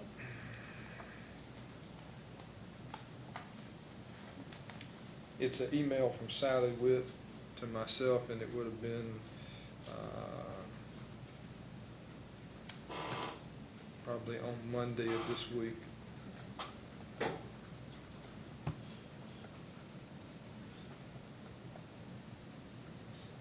That's sufficient. Thank you. I have no further questions. Commissioner Cicero?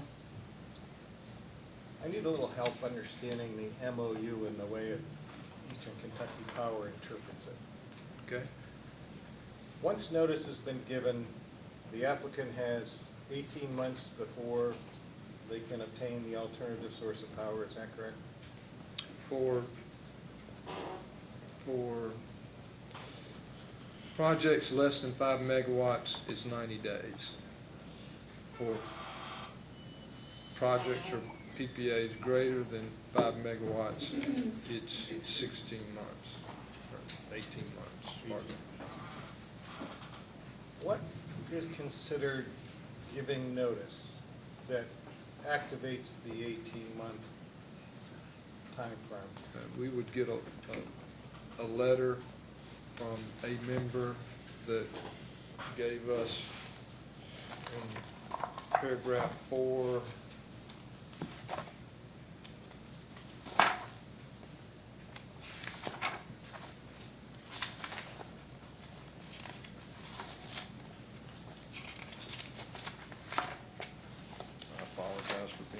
slow.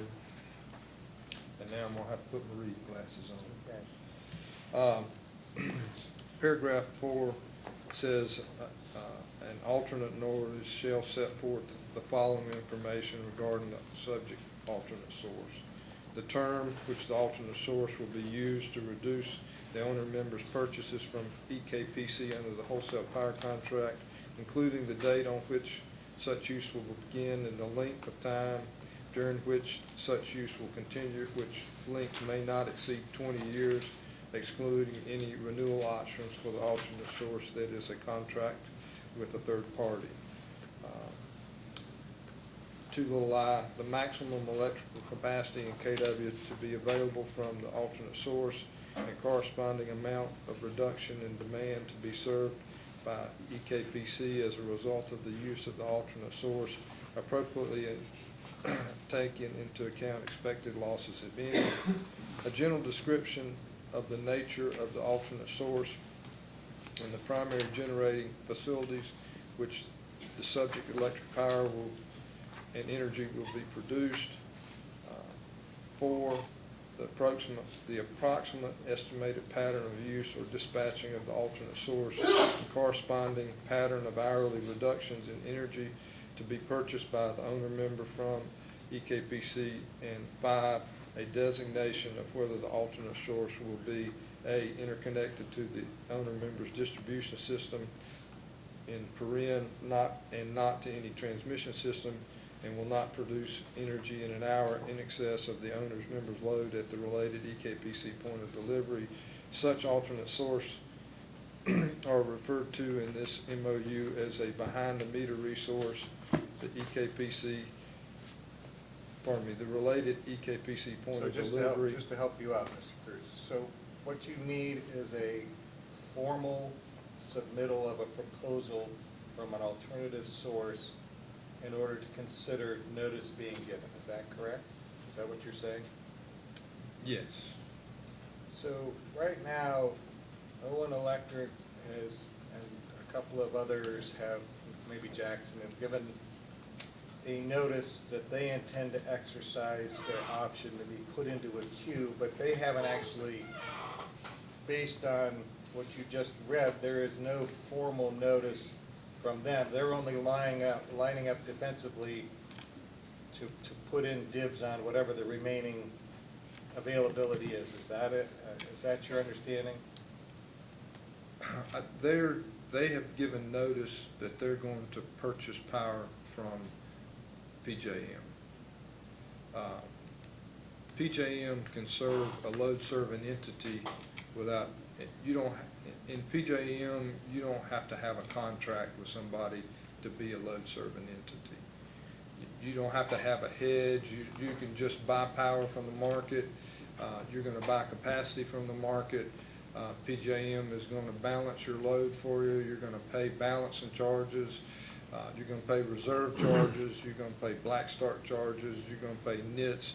So do you consider those proposals a formal notification to Eastern Kentucky Power that those other co-ops are going to take energy? I have to, they gave me what I consider, we've been over whether, that I'm not the final person on this, but what I consider to be a conforming notice, because to say that you can't purchase, that you can't serve your load from PJM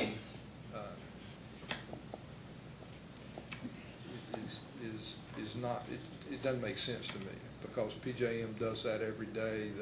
They provide, they serve load to people that don't have resources. Has the clock started to tick on the other co-ops for 18 months? Most of the other co-ops have tried to provide a notice that is far enough in the future to see what the outcome of this proceeding is, so if you give enough notice, so if you give 2 years notice out from where you are today, it gives you time to give a cancellation notice and still be within the 18 months, if you follow me. So does the MOU address the fact that if the commission were to turn down this proposal, but a notice has already been formally given, what South Kentucky's options are in terms of June 1st next year in obtaining power? I No. think they have 6 months that they can still obtain power from Eastern Kentucky, but then what happens? So there was a question asked that I actually responded to, one of the reasons I got to testify. There's nothing in the MOU that provides for notice forgiveness, so to speak. We're fast approaching, we had talked about 4E, where it said that if an owner member doesn't implement, they get 6 months to purchase under the wholesale power contract, and then they go to the market. Or, pardon me, they go to the back of the line again. So you mentioned a key word. If the member implements, and if the commission prevents implementation, what is the effect of that? Yeah, they would still, it says if the member does not implement, they get 6 months of Okay, power if the member under the does wholesale. not implement, all right. If they don't It implement. doesn't say why, or what the cause for non-implementation, it just says if they don't implement. And this is a strict, what I'm talking about is what's strictly by the MOU. It's okay, that's all I'm asking for, is your So, interpretation. and we're fast approaching the end of the 6 months that they could get back under without having to take power from the market. That said, I don't think our board or any of the other members would object to South Kentucky coming back under the wholesale power contract. I think that the board would not be,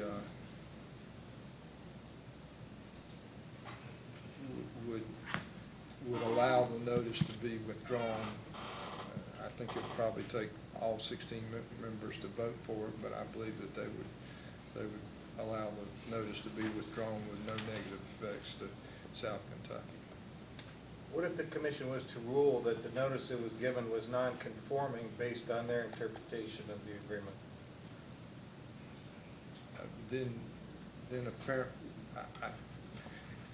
I'm going to play the engineer lawyer, then I would say that there would, if you were to rule that the notice was non-conforming, then there would essentially have been no notice. And at that point, everything There goes would be back to nothing to status withdraw. quo.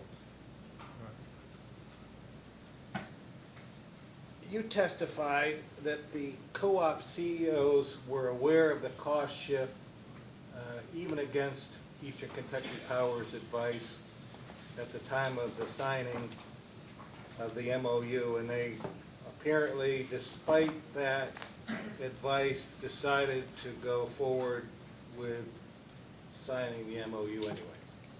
Is that correct? That's correct. So I'm curious, do you believe that the PSC should now bail out the co-ops because they claim ignorance of the magnitude of the consequences?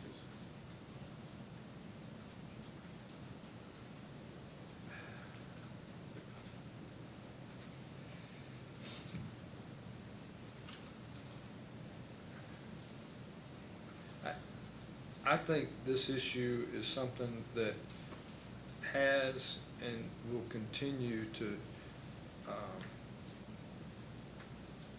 create a rift amongst the members. And it's troubled me and I've been here 7.5 years, and it's troubled me from the beginning because anytime, in my opinion, anytime you start doing a cost shift of the magnitude that the 15% creates, that it's harmful, and so I see it as being a harmful thing going forward, if the commission were to decide to fix it. As somebody that has had to deal with it for the past 7.5 years, I would be grateful. I don't know that that's responsive to your question, but that's probably about as good as I can do. It's probably not responsive. It's, from at least my perspective, there's a lot of high-priced CEOs that are charged with leading their companies and making decisions that are in the best interest of their companies and their, in this case, ratepayers, members, and yet, after 3 attempts, still don't have an agreement that takes care of all of their concerns in a negotiated fashion so that they aren't here wasting money before the commission.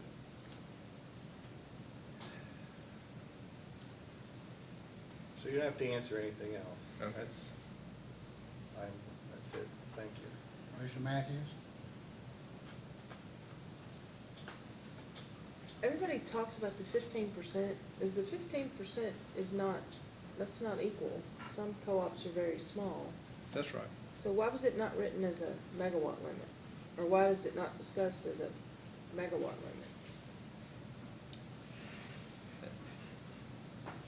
Commissioner Matthews, that would require me to speculate on something right, that okay. happened in 2003. And That's fine.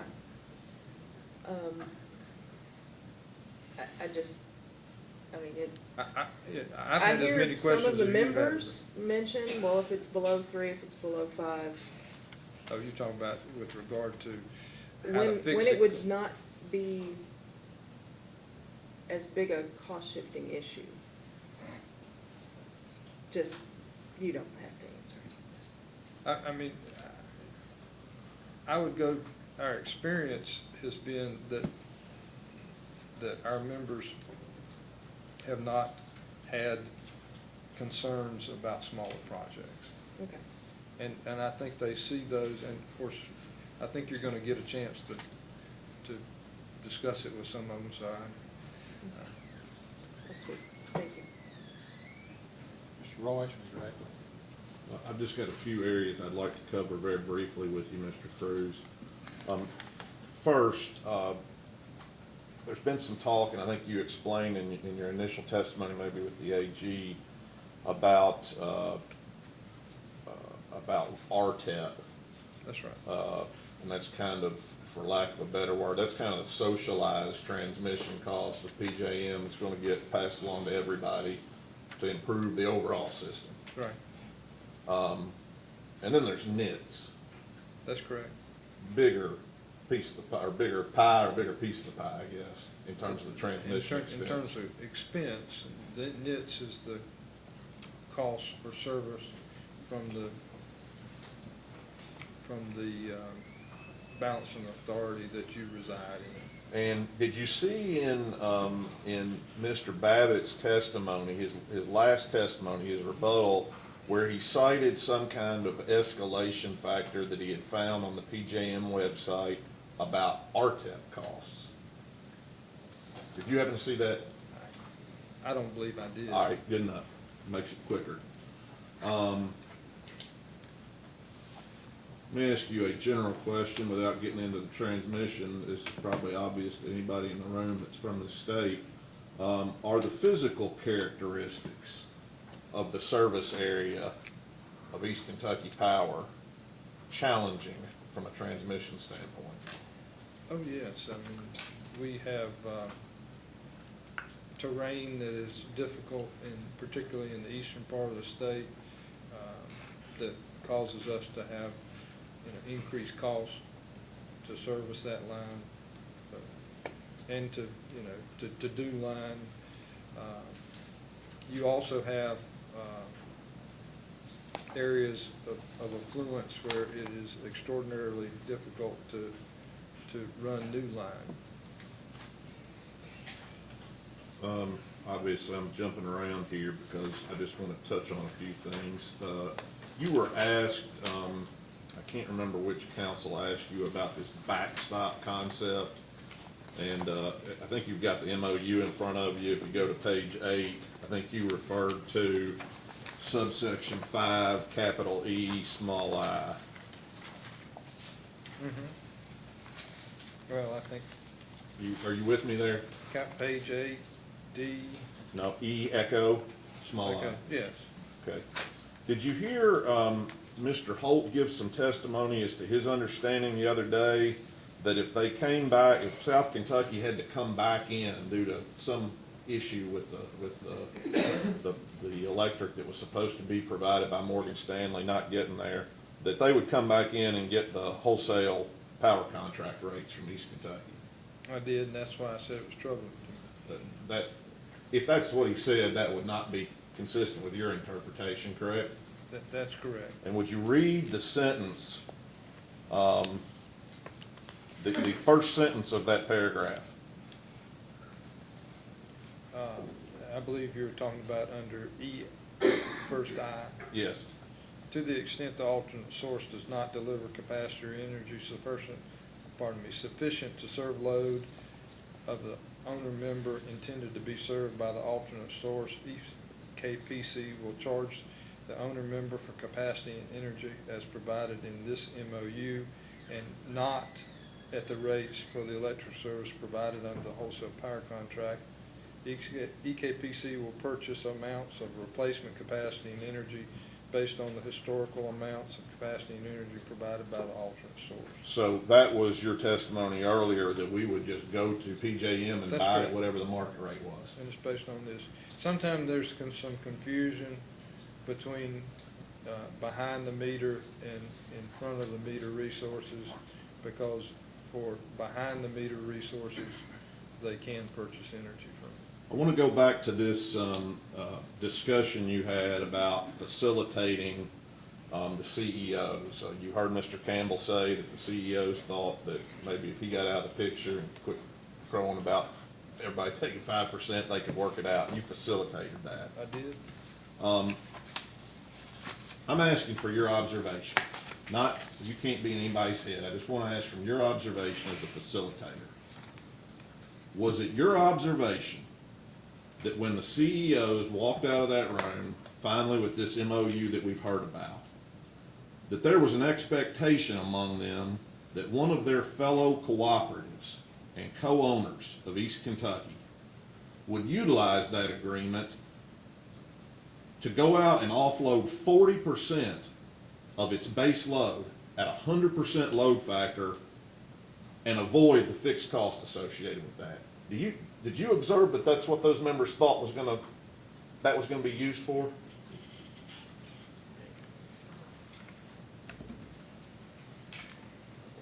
You know, the members were, there's a difference between did I think that they understood and did I think that they would do it? Well, let me ask you my question. Okay. Did you observe that they had an expectation that somebody was gonna go use it in the fashion I described? I don't believe they expected any of the other members to go out and do that.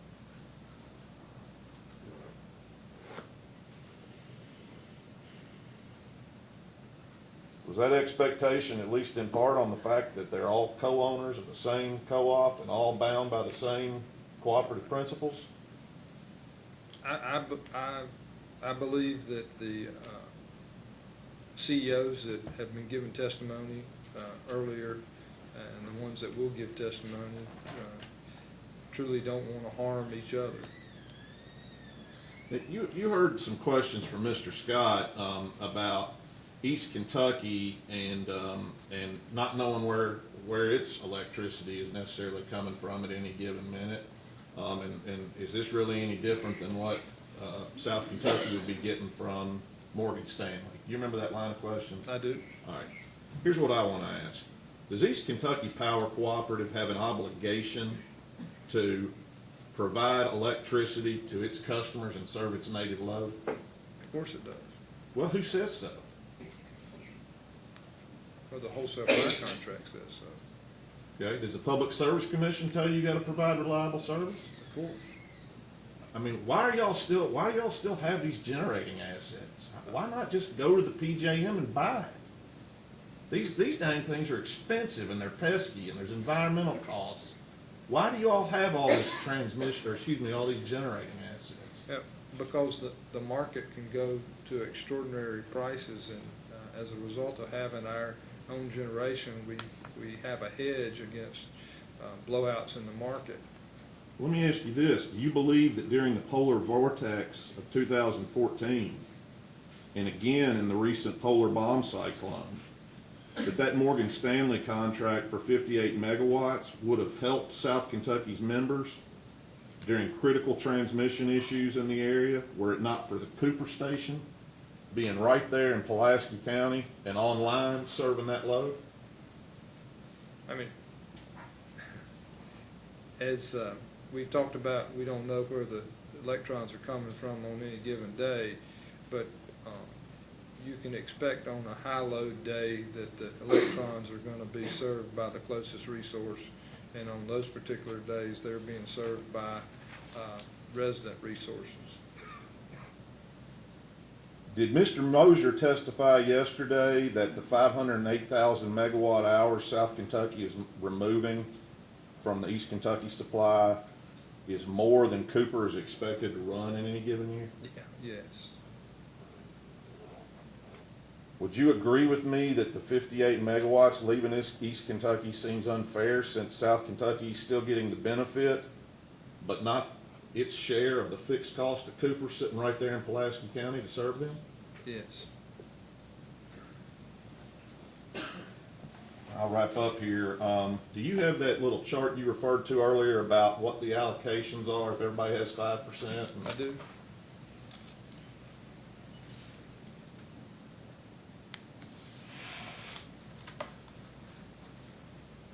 Let me ask you this. Can you see there, are you able to tell from that chart what Grayson Rural Electric's 5% share would be, assuming that nobody else took more than 5%? Are you able to see that from that chart? Nobody takes more than 5%. Grayson's allocation based on 5% is 3.2 megawatts. All right. Now, you mentioned that there have been obviously we've got the 58 megawatt election by South Kentucky. Are they one of the top 3 consumers of load on the They system? Okay, that took 58 megawatts out, and then we've obviously talked about the other elections that have been made. I think they were called defensively, to protect people's spots in line. Assuming that all those went forward just as they've been noticed and went off our system, and those elections were enforced, what would Grayson's available megawatts be right now that they could elect? To date, there have been, so the current limit is 147, right, Total? total. For everybody. The EKPC limit is 5%, and that changes because our peak, as I described, changes on the 3-year rolling average, and since we've had the polar vortex rolled off, it's gone down, and that was one of the reasons that Dennis said he wanted to go ahead and get his notice in, was he wanted to get it in before it went down, okay? So we're now at 147. Total notice projects are 118.5, which leaves a remaining 28.5 megawatts for the members to get. If so today, if Grayson gave notice, they could get a full 5% share. Can they get 15? Today, Can anybody get 15? yes, Grayson can get, so there's out of the 28, Mr. Cruz, my question assumes that all the ones that have already been pardon me, noticed are in no, place. nobody else can get 15 because we've gone over the 2.5% limit. In fact, as soon as South Kentucky gave notice, there was nobody that could take 15%. There would never be any 15% election again. After, as it turned out, South Kentucky's notice pushed it up to the 2.5, such that any other notice was gonna push it over, any other 15% notice would push it over 2.5%, so nobody could take another 15%. Is everybody now limited to 5 Everybody is now limited to 5. until it runs out? Until it runs out. And there's only 28.5 megawatts left based on the notices that have been received so far. So in effect, this amendment 5 that was tried to be put in place where everybody would get 5%, we're almost there. I mean, everybody does have 5% except one, right? Well, there will be, yes. Has Grayson made an election to go ahead and take its 5% now? We've not received the notice from Grace. Okay, that's all the questions I have. Thank you, Mr. Cruz. Okay, is that the case for East Kentucky Power? It is, Your Honor. Mr. Miller, I guess the joint parties are next. It's now 20 to 12, but I'd like to ask you, how many witnesses do you know at this time that you'll have here and are ready to testify? Are all your people here? Yes, Your Honor, the 9 distribution co-ops are here.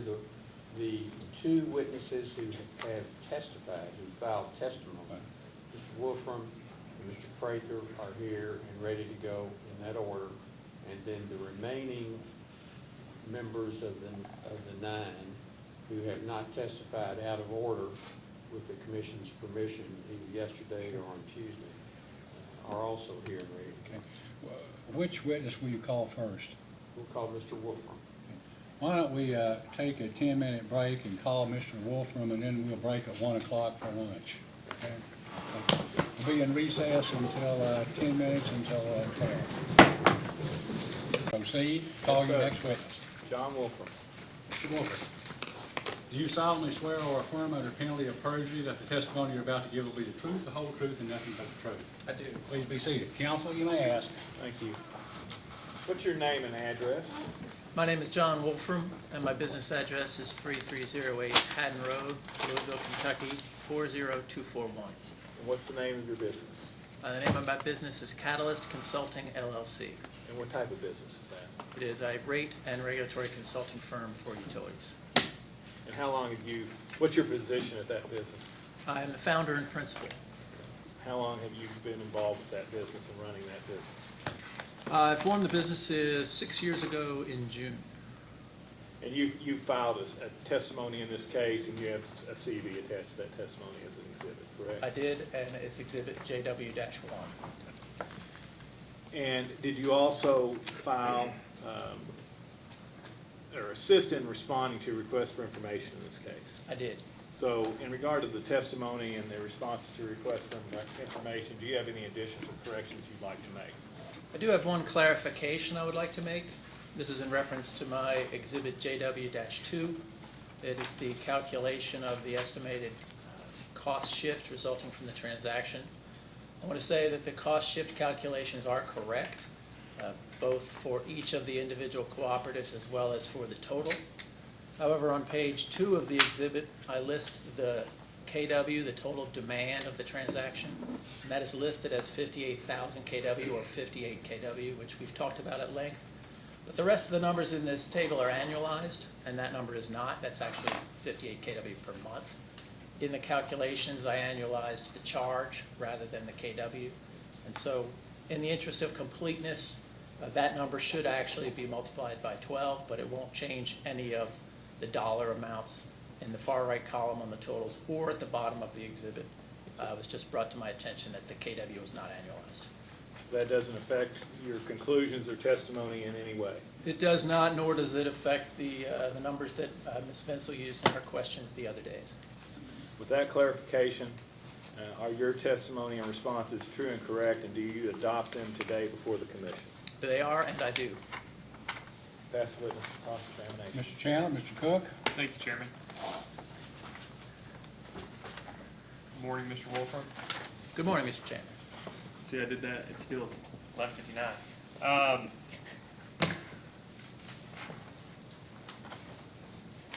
You represent utilities most of the time? For the most part, yes. you ever represented a utility, well, have you ever played the part of Intervision in this case?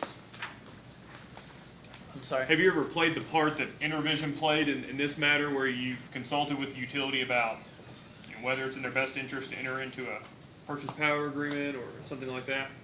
So I've assisted utilities in preparing special contracts for providing service to large customers, but I don't think I've undertaken engagement quite like that undertaken by Intervision in this case. Not to help formulate a supply contract and an RFP, not that sort of work. Yeah, not for a distribution cooperative, for an alternate source arrangement. If you had been asked, well, let me say this, strike that. If, based on your experience, would you recommend to a cooperative a transaction like this? A transaction like this wherein, under current market conditions, the utility the cooperative has a block of 58 megawatts, round the clock, 100% load factor, at a fixed energy price of $33.95 and a capacity hedge at $125. Would you recommend that utility enter into that?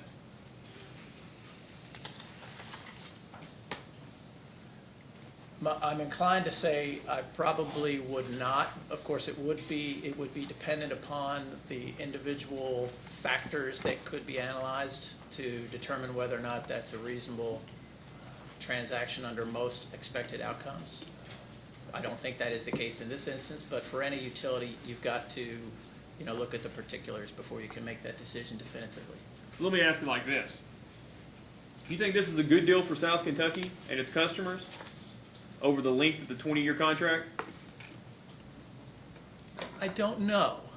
And that's the basis for my recommendation. I don't think that in this docket that we have seen sufficient evidence to demonstrate whether this transaction will be in the best interest of those consumers over the full, long 20-year term or not. I don't think we've seen sufficient evidence around the different kinds of outcomes, the different sensitivities, different risks that were not examined or not sufficiently examined or not included at all.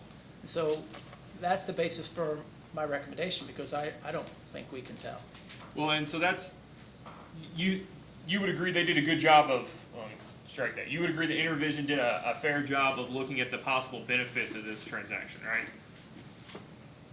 Just the benefit side. I think they've done a lot of analysis around the potential benefits, yes. But you think they're lacking on the risk side? I think they're lacking on the risk side. I think they're lacking on the analysis around sensitivities. I think they left out certain parameters in the analysis. And I think they have a number of what I would call loose ends or other kind of legal and regulatory open issues with respect to, at least with respect to the filing that they've put forth in this document. To your answer about sensitivities analysis, is there any, I've asked this before, is there any chance that South Kentucky's customers pay more under this proposed transaction than without it? Yes. And so, is the basis for your answer, well, let me ask this. In answering yes, is that based on an expectation that the energy price, fixed price, or the capacity hedge amount will change? It's based on the possibility that the capacity price could come in much lower than the price point specified in the hedge, and the fact that the fixed energy price for Morgan Stanley could change over the 20-year period, and based on the fact that the PJM costs that South Kentucky will be paying to PJM and not to Morgan Stanley or pursuant to the capacity hedge will escalate beyond the amounts that were assumed in their application and their net present value analysis. And so that doesn't take into... Excuse me, as well as potential changes in their own load or in East Kentucky's load or in their representative share of East Kentucky's load over the full 20-year period. That's the last part I was gonna ask you about. So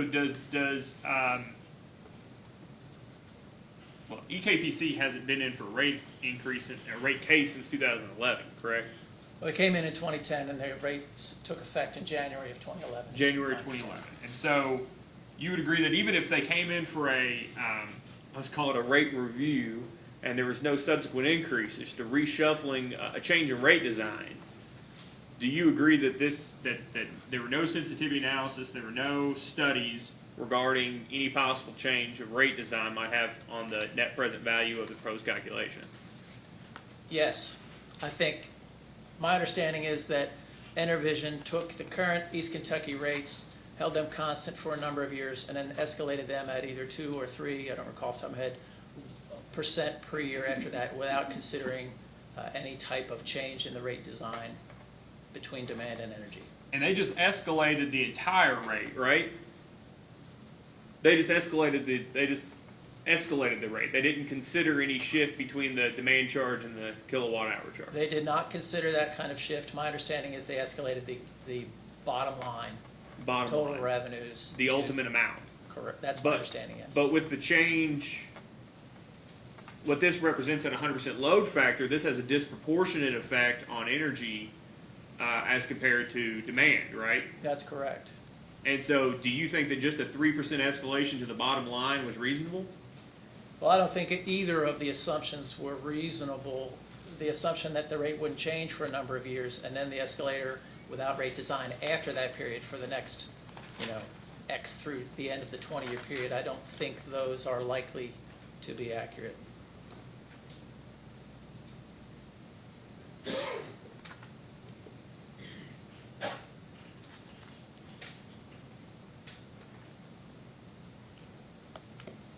You ever seen a 20-year fixed energy price PPA?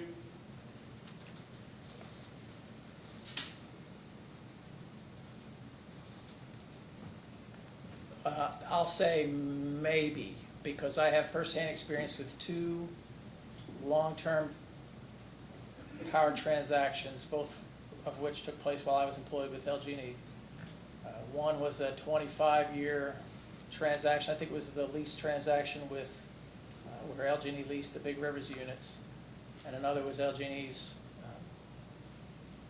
unregulated division's sale of energy to Oglethorpe Power, which I don't remember if it was 15 years or 20 years, but those are the only 2 that I can think of outside of a traditional distribution cooperative's wholesale power agreement with its G&T. Oglethorpe's in Georgia, right? I believe that's correct. And it serves 30-something customer members. I'll accept that, subject to check. And they're down there, they're called EMCs and not R.E.C.Cs, or referred to as EMCs. I think that's true. And are they regulated in Georgia? I don't know if the G&T is regulated. And frankly, my experience with the transaction is limited, other than to say that I was on LG&E's energy trading floor during that time, and that transaction was one of the major drivers for LG&E to significantly scale back its unregulated trading operations, write off hundreds of millions of dollars. And Well, let me ask you. So they scaled back after that. It turned out well for LEM? no, it was what looked like an outstanding transaction at the beginning ended up being a very adverse transaction for LG&E for its unregulated business unit. To the extent that they tried to get out of it they undertook steps to try to get out of the transaction for over a span of many years. Took steps. That's a very nice way. Is it your understanding they paid a big old bunch of money to get out of that? Well, my understanding is that ultimately they did not get out of it. They just wrote off losses associated with it and otherwise, revised, made other changes in the organization to adapt to the fact that they weren't going to get out of it. They just sort of called it a day and wrote a big check. On several occasions. Several occasions. Both of those transactions you were talking about long term, they're a little different, right? Because both of those included, both of those transactions, both Big Rivers and Oglethorpe both own transmission, right? Or, not, strike that. Both Oglethorpe and Big Rivers own generation, right?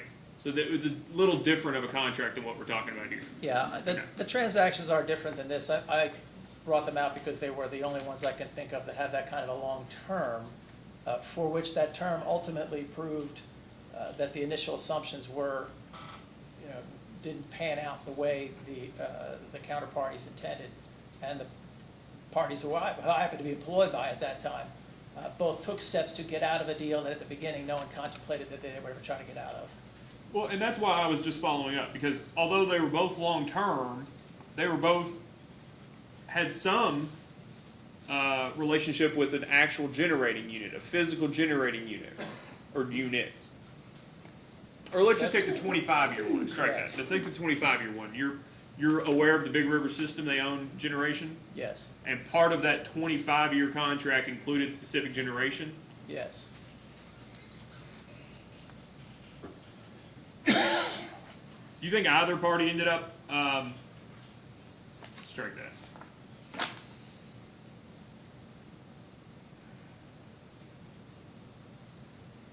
Do you have your testimony in front of you? I do.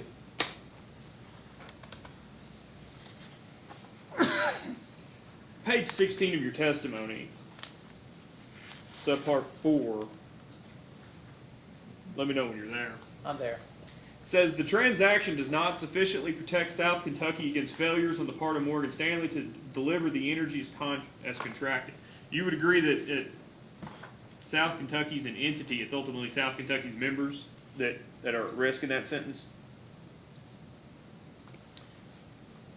I do. Okay. And it goes on to say, no matter how many times Morgan Stanley fails to deliver, so long as Morgan Stanley pays the replacement price, South Kentucky has no right to terminate the PPA. This is an unreasonable arrangement. Do you still understand the PPA to say that? No, I don't. This particular item, I later was made aware that there is, and I filed testimony on this on May 12th to correct this particular point, to note that the number of times Morgan Stanley fails to deliver is not, without consequence, is not unlimited, that there actually are limitations set forth in one of the amendments to section 5.1 to set particular limits on how many times Morgan Stanley can fail without consequence. Okay. And that's fair that you've updated your testimony to reflect that. Do you mind to turn to that? Do you have the corrected testimony? I do, yes. And would you agree that on page 3, well, do you mind to turn to page 3? I'm there. You've stated, and you provided you would agree that on page 2 to page 3, you stated you provided for a specific clause under the application, under the Yes. agreement. And then you say, starting on line, I believe 5, as I understand it, this amendment means that Morgan Stanley may not fail to deliver without consequences on an unlimited basis, as I originally indicated in my testimony, but instead may fail to deliver up to 10 days in a row after notice of failure is provided, or up to 30 times a year. 10 days in a row sounds like a lot to me. Does it sound like a lot to you? I think 10 days in a row after a notice has been provided is, yeah, it's a significant That's number of 50 days to fail It's to deliver. 10 days in a row for a 58 megawatt product round the clock. That's a lot of energy. It is a lot of energy, but it doesn't, that's why I think this modification of my understanding doesn't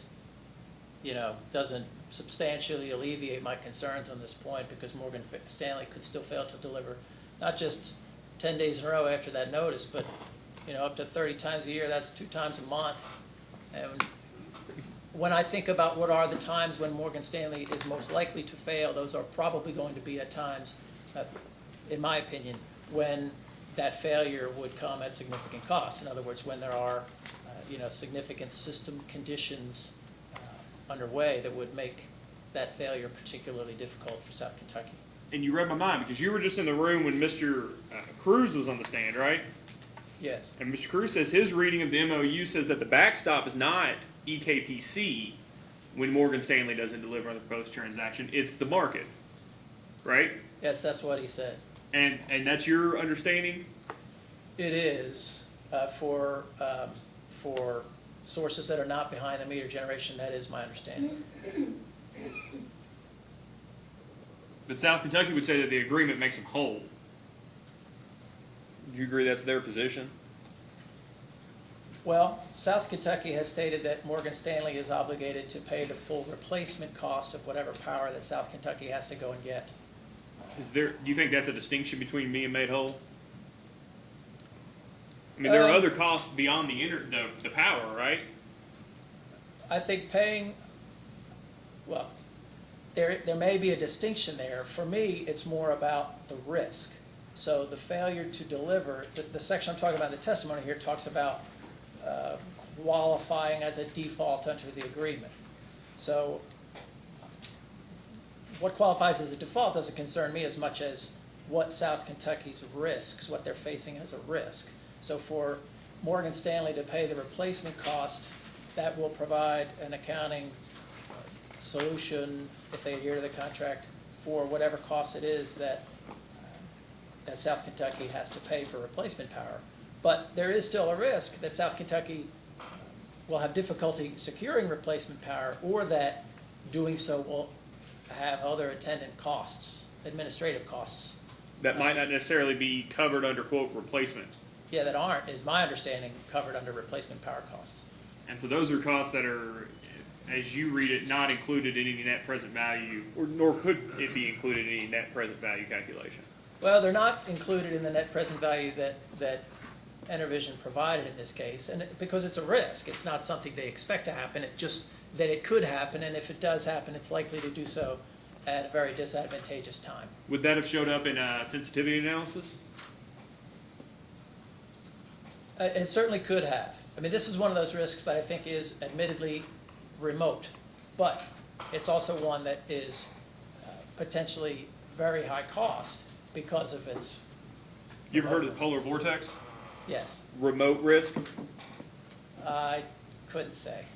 I mean, people call it a 1 in every 100-year storm, right? That's what it's referred to. I have heard that, yes. And that's one time every 100 years. That's relatively remote. I think it's perceived generally as being a rare event, yes. But that's what these systems are built to do, right? Show up on the worst day, right? That's reliability. That's resiliency ultimately. Right. So these utilities design the systems to be able to withstand, a loss of load expectation of something like 1 in 10 years. 1 day in 10 years is a common planning criteria. There are others, but that is one that you see. Yes. Chairman, may I approach? Yes, you may.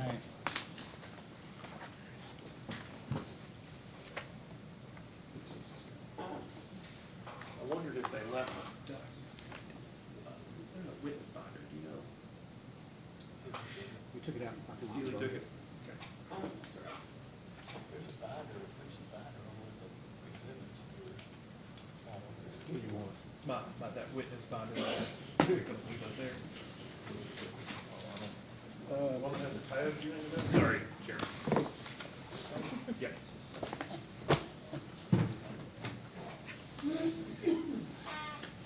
Thank you.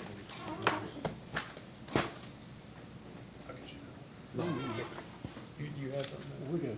Okay. I think it's that big clip. Yeah, I've got it right here. So these are AG's exhibits 1 through 7 that I provided to Mr. Seeley yesterday. You in here cross-examined them? Yes, I was.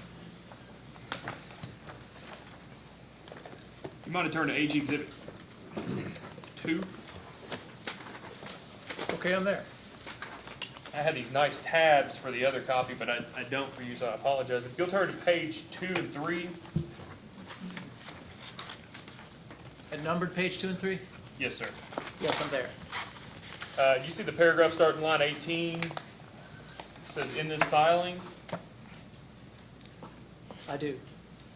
Were you here yesterday when that was read? Yes. And I asked Mr. Seeley if he thought there were any parallels between this paragraph and the proposed transaction or the effect of the proposed transaction. I asked him if there were any parallels. I think his answer was there were very few. Do you believe that there are very few? Or I'll give you a second to read it. Go ahead. Thank you. After you're done, let me know. I'll ask the question again.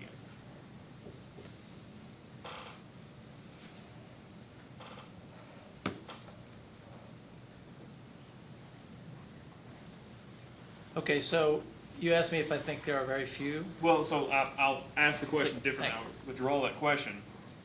I asked him if there were any parallels, at least in terms of the outcome of the scenario here, between here and the proposed transaction. If there are any parallels, he said very few. Do you believe that there are any parallels, especially in terms of the outcome of the scenarios, between this paragraph and the proposed transaction? I do. I think there is at least one parallel, and that is on page 3, line 3, where the testimony says that it is important that the utility ensure that the rate design is structured in a way that recovers the actual cost of serving customers. Now, it goes on to say customers who install distributed generation pursue behind-the-meter energy efficiency measures, but the section that is on sentence 4 and the beginning of 5 is completely relevant to what we're talking about, that the rate design should be structured in a way that recovers the actual cost of serving customers. And it's your understanding that from the conversations you've heard of the last 3 days, that East Kentucky's energy charge currently collects fixed charges, fixed costs? Yes, I do. And if I can add one thing, I just saw another sentence here that is even more applicable, beginning on line 10, that says, therefore, it is important for the utility to design its rates so that the actual cost of providing service is recovered through rates, even when customers reduce their energy consumption but still require the same utility infrastructure to serve them. That's what I was going to get to here in a second. But it's your understanding they recover fixed charges, fixed costs through the volumetric charge? To an extent, yes. Yes.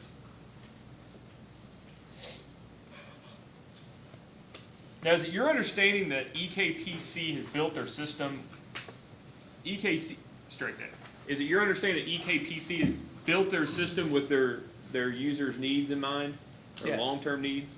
Yes. And is it your understanding that Cooper and Spurlock and all the transmission they built were for the benefit of Grayson and Owen and Bluegrass and South Kentucky alike as a system? I think they were built for East Kentucky's owner members collectively. Collectively. Yes. Not for individual ones, collectively. No more for one than the other, but all collectively plus a applicable reserve margin. And most of those were most likely built, well, strike that. Would you think that the majority of EKPC's rate base was put in prior to 2003? I would be inclined to think that, yes. And 2003 is when Amendment 3 was signed, is your understanding? That's what I've heard in this testimony, yes. And so for all those years, it's your understanding that EKPC members sat in the boardroom and put steel in the ground and spent money, and then for decades, and then passed Amendment 3. That's your understanding of the situation? I think that's accurate. And so that sentence you just read, therefore, it is important for the utility to design rates so that the actual cost of providing service is recovered through rates, even when customers reduce their energy consumption, but still require the same utility infrastructure to serve them.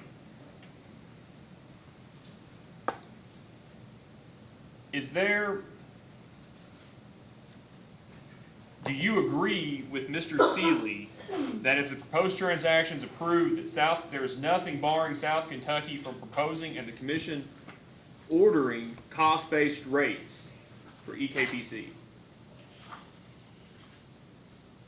I do. I agree that East Kentucky can propose cost-based rates in a rate filing, and that the commission, subject to its review and its normal course of business, can approve those rates, yes.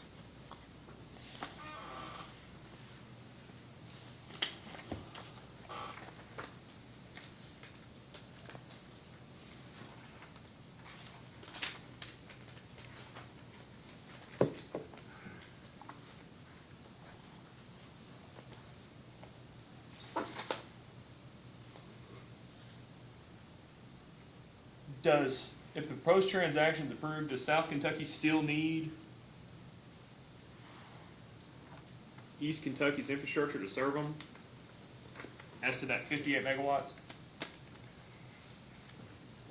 Yes. They will still, we can take that apart. They will still need East Kentucky's transmission system for obvious reasons. And they will still need East Kentucky's generation. They will certainly need East Kentucky's generation for all but the 58 megawatts. And for the 58 megawatts, it is possible that they would need to rely on that as well. And that's back. Under Go ahead. certain circumstances. And that's back to Mr. Cruz's comment about, let's talk about the polar bomb, right? Because of system constraints, they may depend on the fact that Cooper gets brought online just to be able to continue to serve them. I think that's true. I think the way I interpreted Mr. Cruz's comments was to mean that there are situations when the utility may, and granted these are extreme conditions, when the utility may have to address transmission constraints where it won't be able to bring power into a particular location because of transmission constraints on a grid. In a very rare event, it could be possible that the East Kentucky system would have to disconnect from the rest of the interconnection and become an island. And if that occurs, then everybody within that island would rely upon the generating assets in that island. And so those kinds of extreme conditions would certainly be situations in which South Kentucky and all the other East Kentucky owner members would rely on those assets. Does PJM ignore extreme conditions? Does PJM ignore extreme conditions? Not to my knowledge, no. Do they spend a significant amount of time, effort, and money in looking at reliability? So it's my experience that PJM places, well, two parts to that answer. I started my career at PJM, and when I did that, PJM operated on two premises. The first was reliability, and the second was economy. Now, that's a long time ago. I left PJM just about 20 years ago, 21 years ago. Since then, they've introduced the markets, but in my opinion, PJM still places great emphasis on reliability across its footprint. Does FERC have any interest in resilience? Yes, FERC has expressed, particularly recently, quite a bit of interest in resilience. And does PJM see any value in black start capabilities for units? Well, I assume they do because they place a price on it.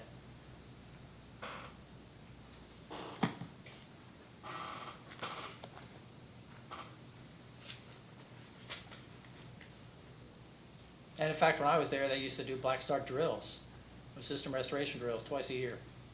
That may still be the practice, I don't know. That's all I have, Chairman. Mr. Royce? I don't have any questions for this witness.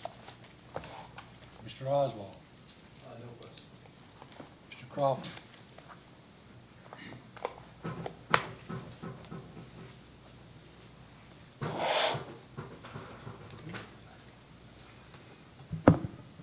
I've heard various definitions and discussions about mitigation in this case. Would you explain what mitigation is from your perspective? Yeah, so I agree there's been a lot of talk about mitigation in the case so far, and I think the closest description I've heard that matches mine is that from Mr. McNally yesterday, where he tried to visually draw the two lines with the gap. But the way I look at it, mitigation, is that it is a relative term. You can't have mitigation in absolute terms. It's got to be relative. So on the one hand, if we have a case, which I'll call the status quo, which doesn't involve the PPA, it just involves what we do today. And on the other hand, we have the PPA, which takes 58 megawatts at 100% load factor off the EKPC system. Any sales that take place in both scenarios do not count, in my mind, as mitigation, because they're a wash. Mitigation is a relative concept. It will only be, in my view, if both cases would have additional sales, they can't count. The sales that count are what happened in the PPA case by virtue of that 58 megawatts no longer being served by East Kentucky. So now you have a resource or an amount of capacity and energy that can be, that something can be done with. Over here, you don't. And so the idea that I now have this capacity and energy to do something with is what allows me to mitigate. That's what I am mitigating, and that's the resource that I'm using to mitigate. So whatever East Kentucky can do with that energy and capacity should qualify as mitigation. Any additional load that would occur in both the status quo and in a PPA case can't possibly qualify as mitigation, because if I'm getting it today and I don't have the transaction, what am I mitigating? It doesn't make any sense. There's nothing to soften or nothing to repair or make less severe, which is what mitigate means. It's only that 58 megawatts and what you do with it on the demand side. Now, on the supply side, yes, you could also sell a power plant. But with respect to sales, the only sales that should count towards mitigation are the sales for which that become possible because of, or result from, or stem from that 58 megawatts being available for the market. So let me see if I've understood a little bit of that. We've heard a lot of talk, and I think to some degree here this morning, about what might happen with growth at EKPC between now and June 1 of 2019 if this PPA is approved. So let's suppose that EKPC is fortunate enough during that period of time to grow beyond 58 megawatts. Is that mitigation? No, because those sales are happening now without the transaction. And if they're happening without the transaction and they're happening with the transaction, they're a wash and they don't count. And what they do, what those sales do, that growth is beneficial for East Kentucky because it increases East Kentucky's margins, which ultimately increases patronage capital of its owner members. And so if East Kentucky has this growth, it's a wash until that transaction takes place and you do something with the energy and capacity that was freed up by virtue of the transaction. All right, I want to translate, if I can, again speaking as a layman, but trying to speak as a layman from the perspective of my clients, the own electric consumers in northern Kentucky, the Boone, Kenton, Campbell County area, as well as my clients in the Shelbyville area, Shelby County, Taylor County, Henry County, over in that neck of the woods. There's been testimony here that Owen's got $75 million worth of patronage capital, that Shelby's got $23 million worth of patronage capital, and I believe we've had confirmation that South Kentucky's got $69 million worth of patronage capital in EKPC. And I heard testimony last night that, frankly, was revealing to me as counsel for both of the co-ops that I represent, that Mr. Campbell indicated that depending on how you looked at equity, the equity of EKPC is between 16 and 19%, whether you count or don't count $500 million that's in the reserve account. But the revealing thing was that he indicated what I've heard two different board members that are on the EKPC board say repeatedly to the other board members in the room: when we get to 20% under RUS, we can consider patronage capital payouts to the respective 16 owners of East Kentucky Power. Now, with that backdrop, what effect, from the standpoint of lost economic opportunity, do we have here on the expectation of reaching the 20% so that these 16 co-ops, including South Kentucky, might consider a payout to their consumers? Will it have an effect, the lost economic opportunity that you keep talking about here? If it's not, and if I'm hearing this right, it can never be mitigated. Okay, so again, I'm looking at it relative basis, right? We've got status quo on one hand, we have the PPA case on the other. So the sales that you talked about, that you referenced, they are helping both cases with respect to increased margins for East Kentucky, and therefore they are helping with respect to patronage capital, increasing those amounts, and all else being equal, moving Toward 20%. East Kentucky closer up to the 20%. That's in both cases, just for the load growth piece. The 58 megawatt transaction will, in the PPA case, relative to the status quo, reduce East Kentucky's margins and therefore adversely affect hitting the target that you mentioned. So that will have a negative effect, the opposite effect of the load growth, in the PPA case because we've removed that 58 megawatts. Now, if East Kentucky were able to find a transaction, find a counterparty who would buy the 58 megawatts over the same number of years and at the same price as South Kentucky, then that's what I would consider to be mitigation. That would theoretically move you back up and make the cases equal again. But it was the East Kentucky witnesses' testimony that is unlikely. So I think all else being equal and accepting what they've said, that's likely. You are, under the PPA, you are less likely to achieve that 20% target in the same time frame as you would absent the transaction, if that answers your question. And let me follow up on that. And if it, whatever amount of time that it takes to do that, that's lost potential economic opportunity if they could have reached it sooner, 20%, and paid out some patronage capital to the 16 co-ops. Yeah, that's right. I mean, you could say, oh, I'm going to get to that 20%. It's just going to, just like you can say, I'm going to get back the 508,000 kilowatt hours with sales after a certain time. But that's not the right way to look at it. You've got to look at it as how that looks compared to the case where you don't have the PPA. It's a relative comparison. All right, thank you very much. Mr. Scott? Mr. Hubbard? No questions, John. Mr. Grover? Mr. Wolfram, let me pick up on that.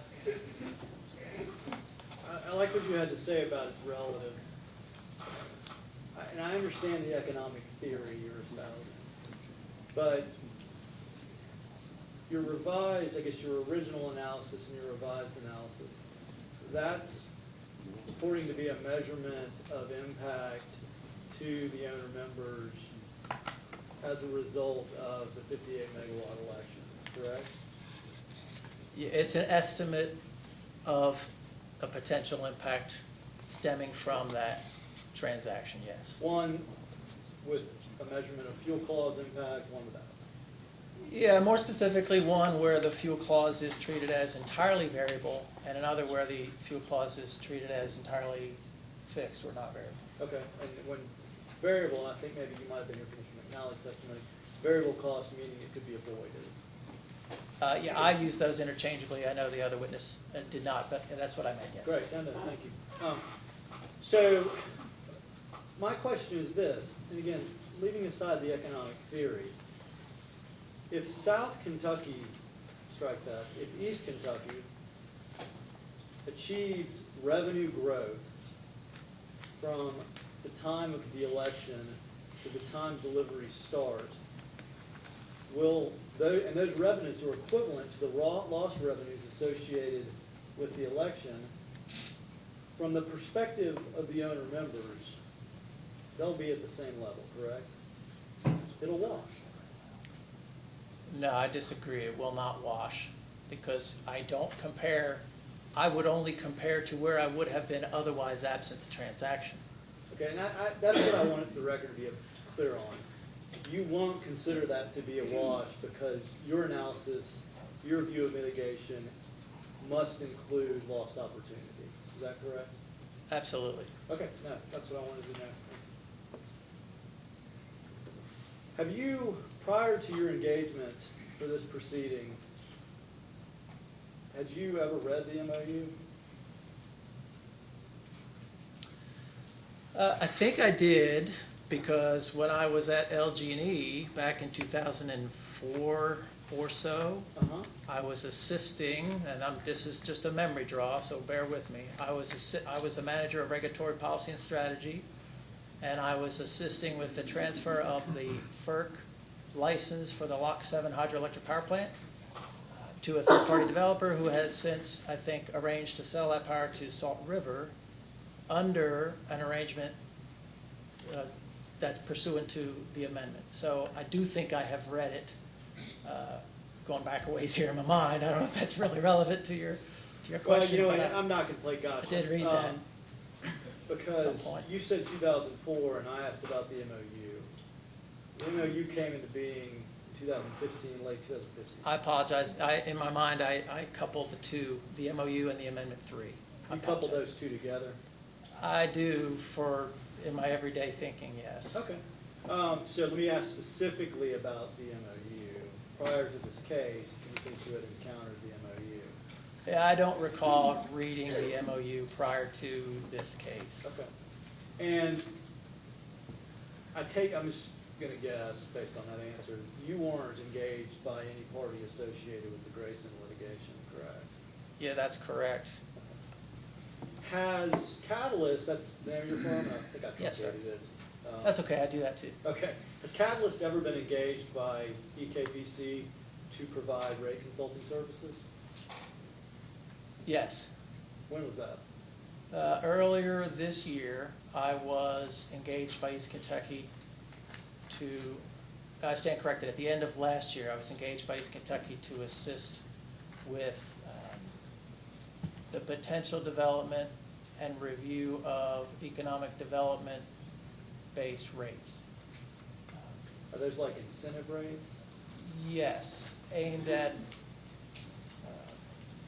just trying to attract big customers that otherwise might be drawn to other utilities for economic reasons. And I guess it's my limited understanding of those type of rates is that you look to discount some aspect of the overall rate, maybe for a limited period of time, in an effort to incent maybe a large industrial prospect to come to the territory with the ultimate intent that over time, they'll grow into a full cost of service rate. Is that fair? Yeah, that is what an EDR with kind of a capital E and D and R would mean. Sure. And in this case, it's maybe a little bit more than that in terms of a more broad look at, what can be done to develop rates that might be appealing to large customers, even if they don't qualify as a capital letter EDR. I understand.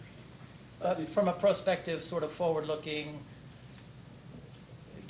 work with us to look at this for the future kind of an approach. Did any proposed tariff ever come to pass that got filed with this commission? Not yet. Not yet. Is that the process? Are you still under engagement with them in connection with that effort? I am working with them on that effort, and it's an ongoing effort. Outside of that effort, has Catalyst ever been engaged by KPC? And I think at the founding, I got maybe the timeline. You said Catalyst was founded in 2012. Correct. Okay. And I think I heard testimony, KPC's last rate case was in 2010? With an order in 11. Okay, thank you. So I take it that Catalyst hasn't performed services for EKPC in connection with a rate case? Yeah, that's correct. Okay. I mean,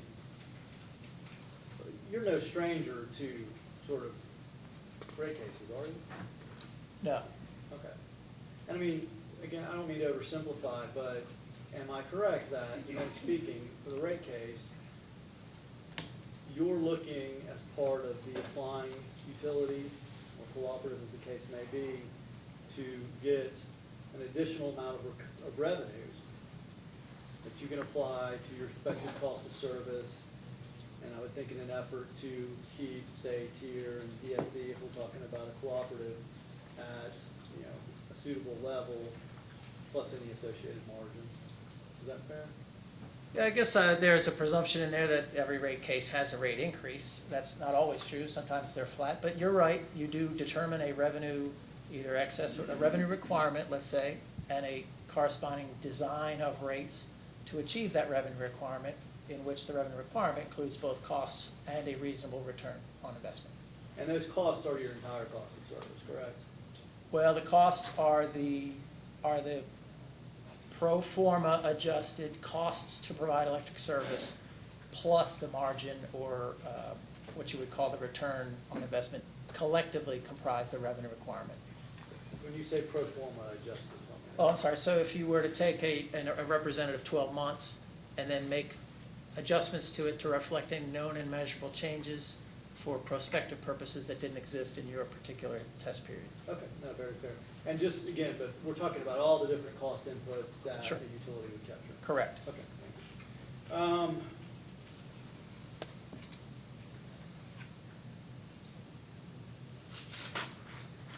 I want to ask you this, y'all got to a question, well, now you said the word and then Mr. Crawford took you somewhere else. When you're doing a risk analysis, I mean, at the end of the day, I've encountered over my time, and maybe you have too, folks will put together like a risk chart. Or maybe you'll have the magnitude of an event and the likeliness that it'll occur, and you'll color code it or do some other way that'll help you sort of at least visualize how something might impact you and the likeliness of it, so you can sort of make decisions based on that. Does that sound familiar to you? Yes, I've seen those. Okay. And I guess my question is this, you know, your testimony, you mentioned just the performance of sensitivities or the lack thereof by South Kentucky. Is it your testimony that South Kentucky should have performed sensitivities for what would fairly be characterized as remote risks?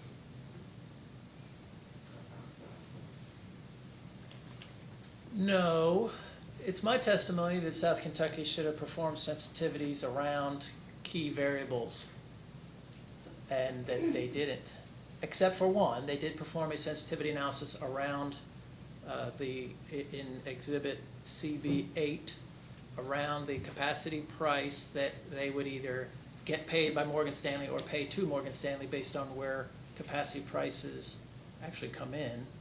Other than that, they did not do any kind of reruns of the model or other what I call sensitivity studies or scenario analyses around some of their key assumptions being different than what they made in their primary or base case. Okay. And, I mean, is it fair to say, you would agree, there have been some sensitivities of some assumptions by South Kentucky in its analysis, correct? I would agree that there was the one in Exhibit CB8, that's the one I'm aware of. But I guess in Mr. Babbitt's rebuttal testimony, did he not project out, I mean, sort of looking at and sensitizing Mr. McNally's analysis that if you considered, you know, for instance, say, transmission cost increases on the order of what PJM was reporting in the TCIC, that that present value increases dramatically.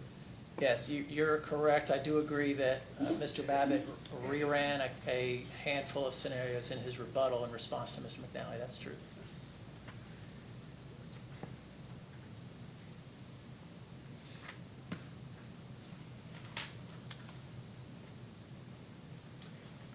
You said earlier, I think, a response to Mr. Chandler, is it your understanding that if Morgan Stanley fails to deliver, I guess I want to make this clear, is South Kentucky going to be without the electricity it contracted for? I think it's unlikely that they will be without the electricity because they will in all likelihood be able to get that electricity from a PJM market, a balancing market. Or their agent will be able to do it for them, yes. I love it when y'all anticipate my questions. In fact, they will have an agent for the PJM market if this is allowed to go forward, correct? Yes, that's my understanding that they will. I mean, that's what. I mean, they have yet to reach the agreement, but it's, I think, likely that they'll have that agent. I mean, let's be honest. I mean, the MOU contemplates that either EKPC or EKPC's agent will be the agent for South Kentucky.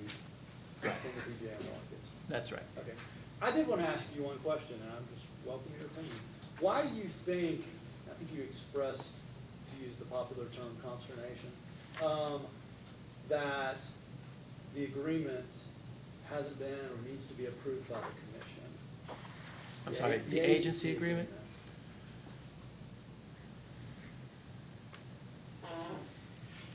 And you know what, yeah, I'm not planning to play games, so. Sure. It's, look at, I mean, it's in your summary, page 27, the top bullet. Yeah. So,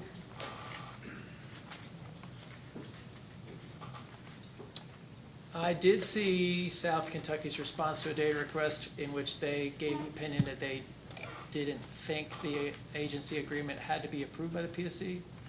And I hadn't thought of that before. I think my initial take was that this PPA has to be approved, and the agency agreement is what I would call, corollary to or attendant to this agreement, kind of part of it. And so in my mind, I was thinking that it would also be subject to approval, but I would really defer to council on whether that's true.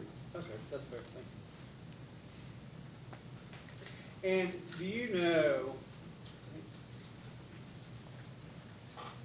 do you know what the basis is for the proposed agency fee that's being kicked around? Well, I read East Kentucky's and South Kentucky's descriptions of that, but I have not examined it personally. Okay, so for instance, it's my understanding that the cogent tariff, that at least was approved at the end of 2017, beginning of 2018, with a price of approximately 80 cents a megawatt hour, if I'm doing my conversion correctly, but that's the basis for the charge. Is that your understanding, or you're just not that? Yeah, I know that's what East Kentucky said, and some of the emails in the record show that. I don't know why that would be, but that's what they've said. I haven't looked at it. Okay, that's fine.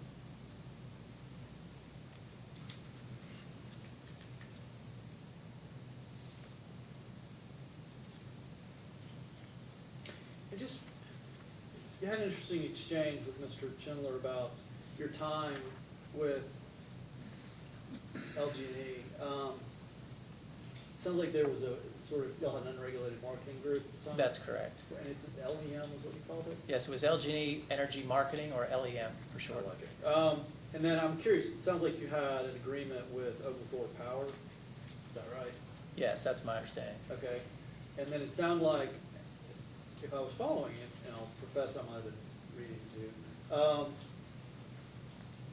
too, were you the buyer or the seller? So LG&E, LEM was the provider, so they were providing Oglethorpe with power. Okay. So you were the seller? Right. Right. And then it sounded like maybe the transaction went poorly for LEM. Correct. And then I heard something to the effect of checks were written. What happened? Did LEM terminate the agreement? So I was new to the company. I joined the company in 1997 on the energy trading floor, and that transaction was already in place. And over the course of the next 12 months, I was doing buying and selling over-the-counter products with counterparties in the PJM and ECAR markets. But a lot of our unregulated duties were to try to make money to offset the losses that the other part of the unregulated business was incurring in order to supply this power to Oglethorpe. And at one point, the company announced a $225 million write-off. And then and I can't remember if that was in 97 or 98, but in 1998, the company announced that because of the losses associated with this transaction, that they were going to eliminate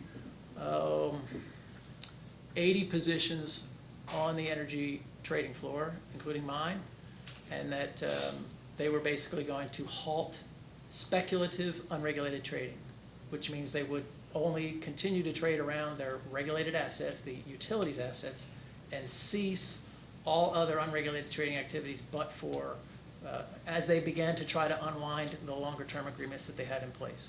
Okay. And then from there, I guess after all those actions were taken, I mean, did the Oglethorpe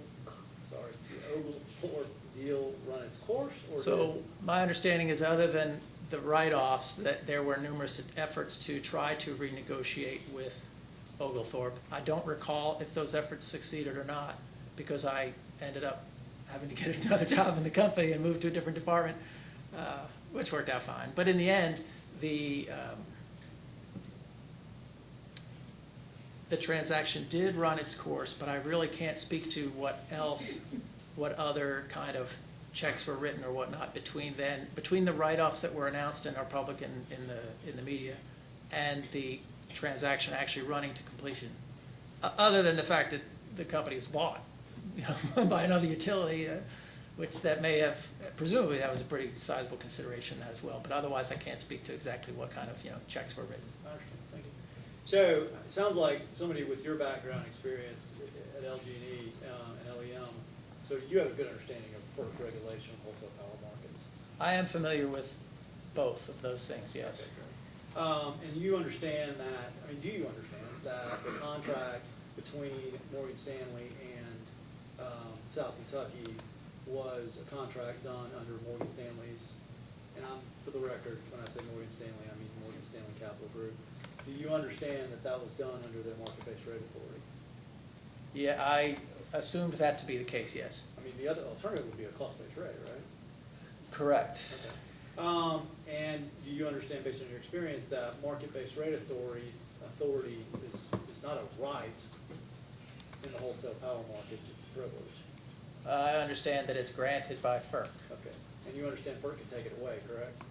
Yes, And you understand that FERC has the ability to investigate market manipulation, among other things, correct? correct. Okay. Do you think, and I say this in part because over the course of 3 days, I just want to make sure the record's clear. In your opinion, based on your experience, do you think Morgan Stanley would intentionally breach this contract if it felt like it was in its economic interest to do so? Do I think Morgan Stanley would intentionally breach the contract? Yes. No. I think I say this, but at the same time, 20 years ago now, I was on an energy trading floor buying and selling power with Enron. And so I think over 20 years, will Morgan Stanley intentionally breach the contract? No. I do think they will capitalize on what the contract permits them to do in order to maximize the benefit to them from the transaction. And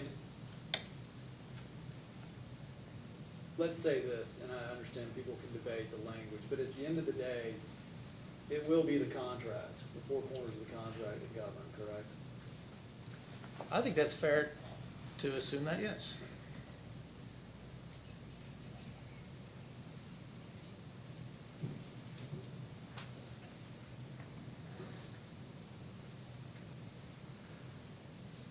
So I asked you earlier if you'd read the MOU before you started this proceeding. You said no.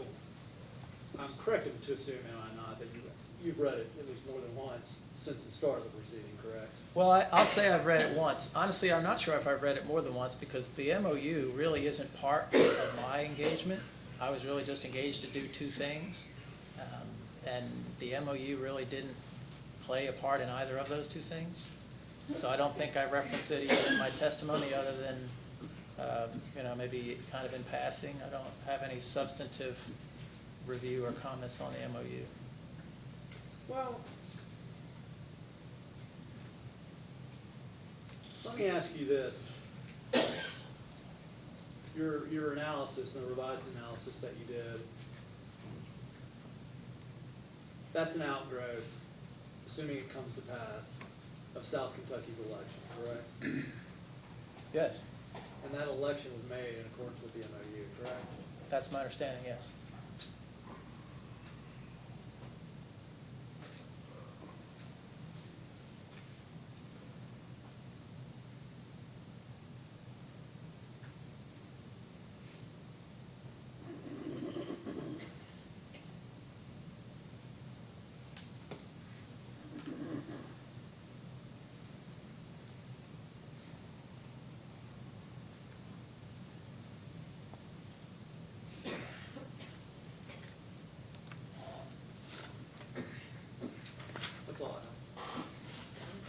Bensel, questions? I do have some questions, but I note that it's 1 o'clock. Did you want to take a break, or did you I'd like want to go ahead and see if we can finish this witness if possible. We can do that. Good afternoon, Mr. Wolf. Good afternoon. I want to follow up on a couple pieces of your testimony this morning. Just to confirm that it's your position that the 58 megawatt load cannot be mitigated until after the load leaves the EKPC system. Correct. Okay, let's assume I've got a hypothetical. Sorry, I don't mean to say that arrangements can't be made between now and when that occurs in order for that to take place. I think that's in part what the notice of intent is aimed at, those months. But specifically, as long as the 58 are still being used to serve South Kentucky, they can't be used for anything else. So, if that helps. Okay, okay.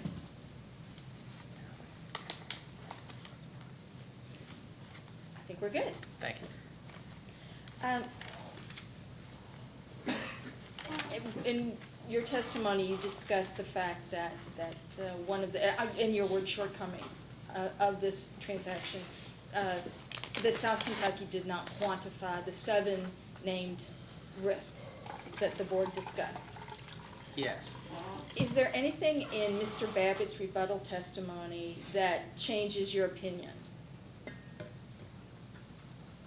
in regard to those 7 risks? I don't think so. I don't have his rebuttal in front of me, but I don't think I need it to know that what the expressed risks as presented in the board materials were addressed qualitatively and not quantitatively. And I don't think he introduced any new evidence about those meetings in his rebuttal. Mm-hmm. So I think my answer is no. Okay. He didn't change my mind on that with his rebuttal.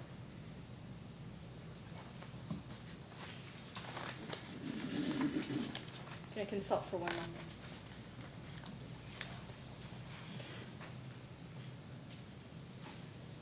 I believe that you were here at some point yesterday when Mr. Kurtz referenced that if EKPC was granted cost-based rates, that South Kentucky stood to lose about $3.95 per megawatt hour. And there's an issue as whether or not there would be a loss on every megawatt hour over the 20-year period. So that was the setup for the question. If this transaction were to have a vast or significant negative impact on South Kentucky, would South Kentucky's financial problem also be a financial problem for EKPC, especially given South Kentucky's size within the EKP system? Do you need me to re-ask that? I'm close. Would you mind? Just the last part, if. You can start with the if. Let's cut to the chase. Please. Okay, let's say as a result of this transaction, there is a negative financial impact to South Kentucky. Would a negative financial impact on South Kentucky, in turn, have a negative financial impact on East Kentucky Power Corp? Okay, so the answer is maybe. I think the answer is maybe. So let me work it out. So I think it depends on when you say an adverse financial impact on South Kentucky, what does that mean? If it means that it depends what South Kentucky does about it, and I guess it depends on what other effects it has on South Kentucky.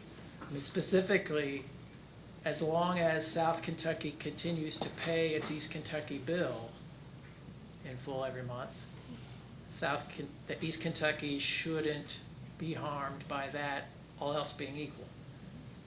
If South Kentucky's electric consumption were to be impacted, in other words, some of its demand drops off, or some of its customers close their facilities, or some of their residents move, or things of that nature, then obviously that would have an adverse impact on South Kentucky's finances. And they would therefore be using less of East Kentucky's energy and capacity, which would have an adverse impact on East Kentucky's finances. So maybe I'm moving more towards yes, but I think I'm still going to have to qualify that and say it really depends on the nature of how South Kentucky's, what those adverse impacts are. And to the extent that they can fix them. So if they have a rate case and they try to adjust the rates on South Kentucky's remaining load, would that rectify the problem or not in full? There's a lot of variables there that make it hard to say. I'm sorry, I hate that answer, but it is my answer. You know, it's your answer. It's fair enough. I Difficult to appreciate say. it. No further questions. Commissioner Cicero, questions? I have no questions. Commissioner Matthews? No question. I have no questions. Any redirect to the witness? Just one follow-up, please, Chairman. Mr. Grover asked you about Mr. Babbitt rerunning some scenarios in the rebuttal, in his rebuttal.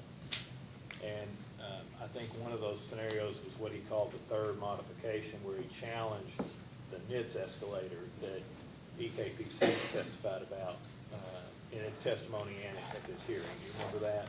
I do.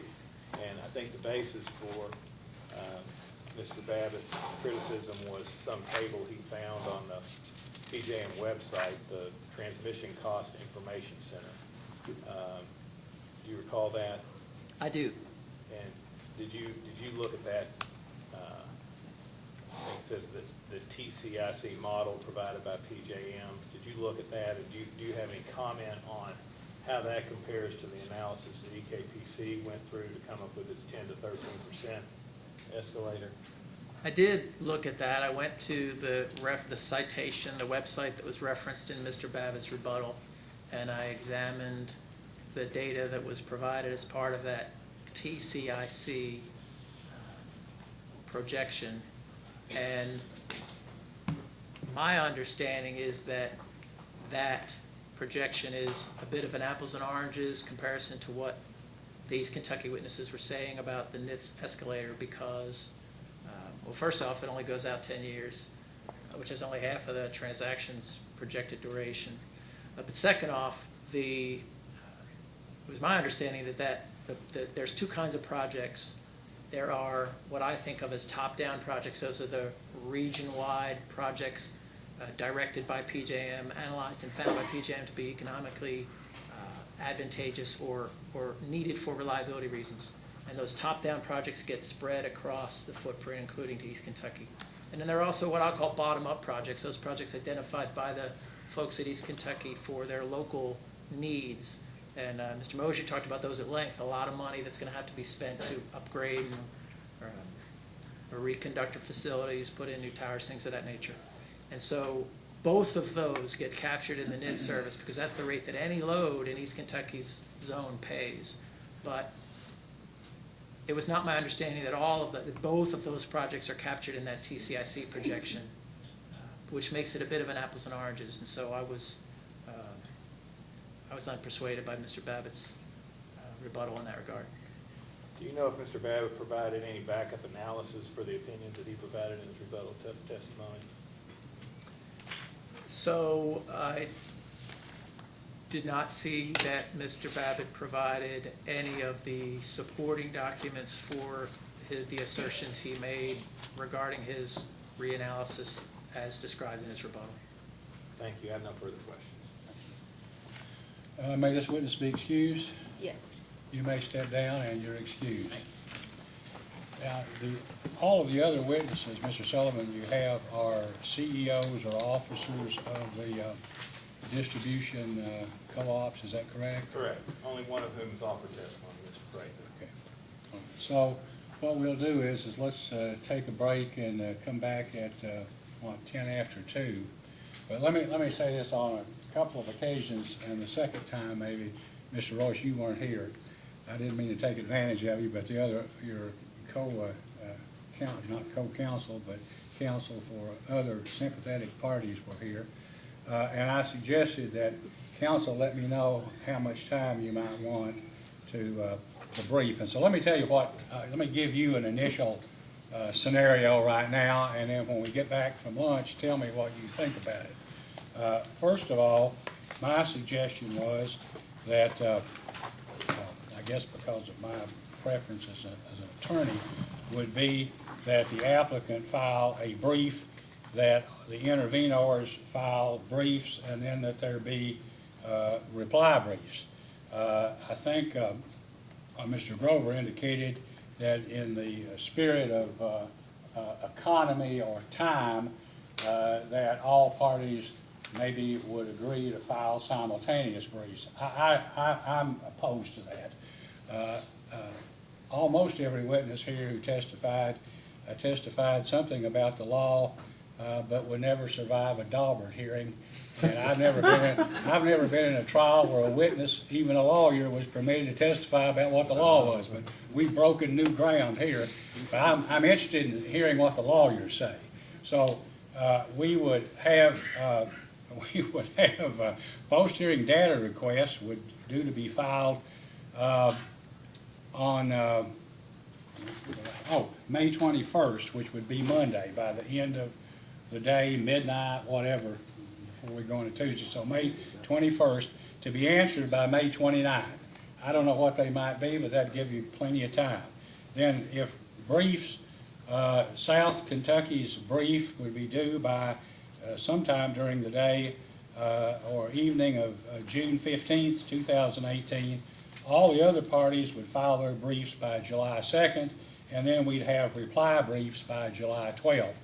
And that would give, I know Mr. Scott's position, and I don't know about others, we'll have to hear, is a little different than everybody else's. So when he'd file his brief, one or both parties might want to file a reply brief to it, and that would give, I think that'd be fair.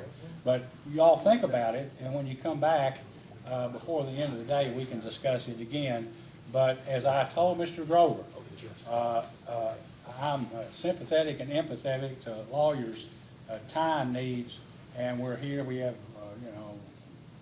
Memorial Day, 4th of July. So if the lawyers, if someone said, I actually need more time than the 17 days, I might need up to 30, I'd be willing to consider that, but probably not go beyond it.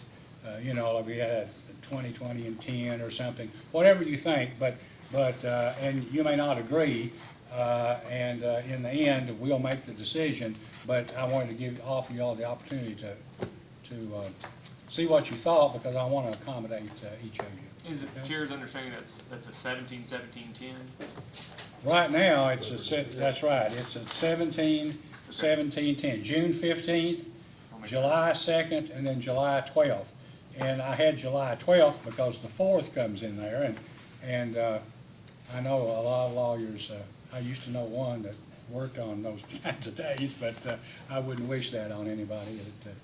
But I know we all have. Anyway, so think about it. When we come back, let me know, because we want to, we want to accommodate each of you. All right, we'll now be in recess until 10 minutes after 2 o'clock. Mr. Chairman, Mr. McNally actually has a meeting with. Okay, we're now back on the record. Council, have you had a chance to think about those dates? Is there an issue? Mr. Chair, at least on behalf of East Kentucky Power, we're comfortable with the scenario and the sequence and timing that you laid out. I do understand from Mr. Grover that he may take another crack at the simultaneous brief concept, and what I told him was that if he convinced you otherwise, we wouldn't object, but we're fine with. I'll be tough to convince, but you're welcome to make your comment. No, Your Honor, thank you. And really, I just wanted to make sure I heard you correctly, given the discussion we had this morning. If it's Commission's preference to do the tiered briefings, we appreciate that. My, like I said, sense was just from efficiency, and then also, in due honesty, I think South Kentucky fully expects, if we do it under the tiered schedule, to see, 5 to 7 briefs largely targeted at ed. And so I was just thinking about that. So I guess if that's your preference, is to not do the. It is my preference, and here's why. I expect the parties will have briefs with citations of authority, and I'll read them all, and then we'll have your brief, their brief, your reply brief, and quite frankly, in an attempt to get all of the information and understand all of the positions and give everybody an opportunity to have their fair say, I'd prefer to do it that way. By all means, that's. I mean, I normally here, as the parties who practice regularly know, there are simultaneous briefs, but there are cases, and this is a complicated case with a lot of issues, and quite frankly, I admire the skill and competence of all of the attorneys who practice this case, and so I look forward to reading your positions and counter positions on these issues. And Your Honor, I'm very happy to hear that. One indulgence I would ask then is, could South Kentucky get an initial or additional 5 days off of the response period, so its reply briefs, I think the schedule was the 12th? Yes. Could we push that to the 17th? Yeah, sure, yeah, we can do that for Okay, 17th, that'd be sure, great. that's fine. Thank you. Yeah, One other well, that's que- just right before the 4th, so yeah, 17th is fine.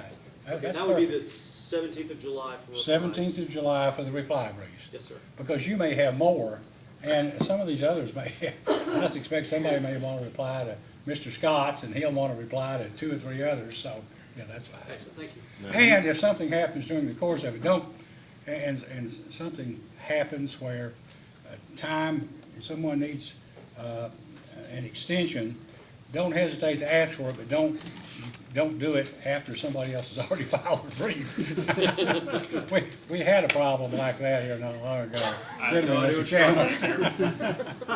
Okay, all right, thank you. Mr. Chairman, one other question of clarification on that. I understand post-hearing data requests are due on the 21st. This may go without saying. My understanding of how y'all operate, that's a fairly limited exercise here in terms of what's been referenced in the hearing and so Well, I forth. think that's right. There apparently aren't going to be very many. There may be a few more, but they're just for documents. And some of the things that have been referred to, one of them being one that you suggested, which was a copy of the bylaws. And then there were some other things that Mr. Vincent wanted, and maybe some of the other parties. And if you think of something later that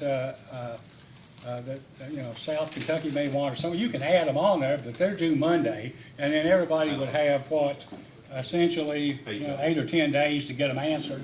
And once again, if it's a problem, would assume that even if somebody needed an extra day or two on responding to the post-hearing data request, which I doubt, parties can already be starting on the briefs. You don't have to wait on the brief to get the, a little limited information.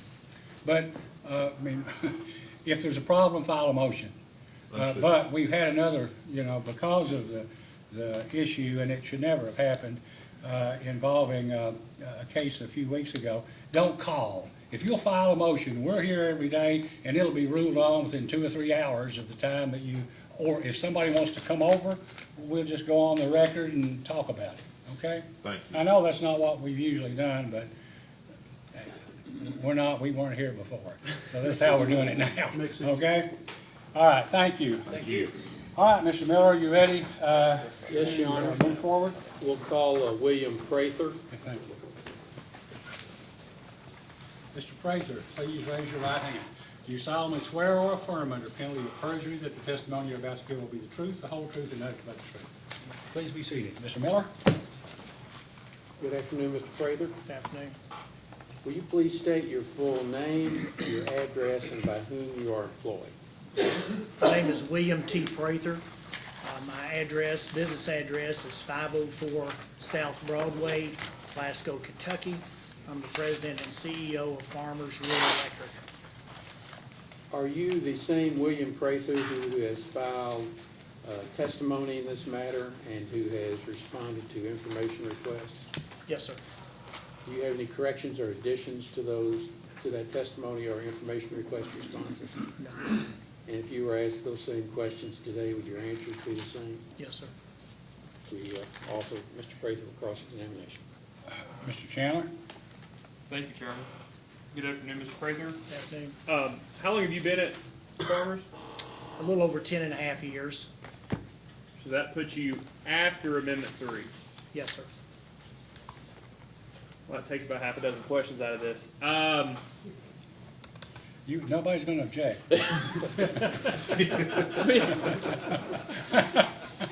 I was just letting everybody, courtesy, let everybody know. Yeah. Enjoy it, that's exactly right.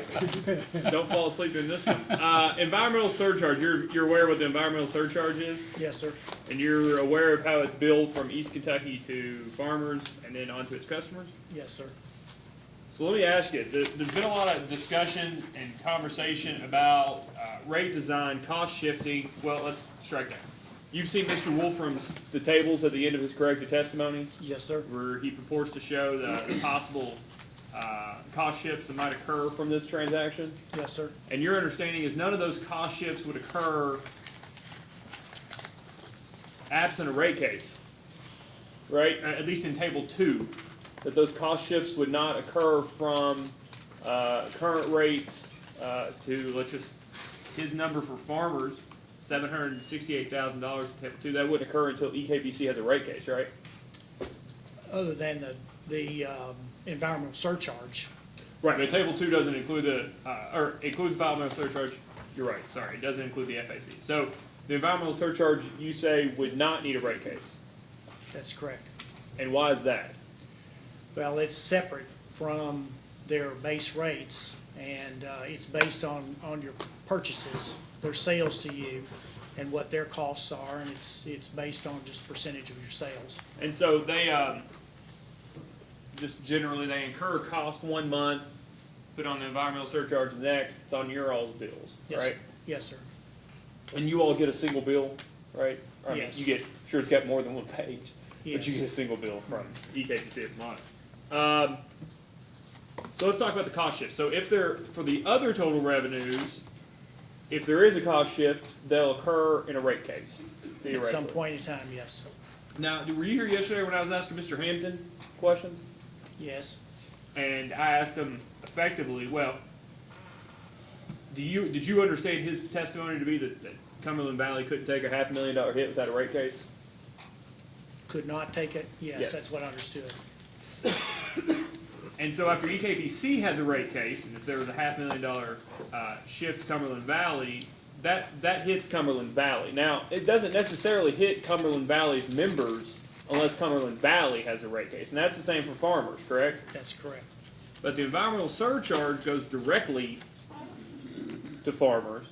And then on the following month, that increase would go directly to customers. That's correct. So any mitigation of load, right, for whatever that means, I don't think we're all in agreement on that. Whatever mitigation aside, okay, it does not matter whether or not EKPC comes in and has a rate case as to determine whether there's a shift.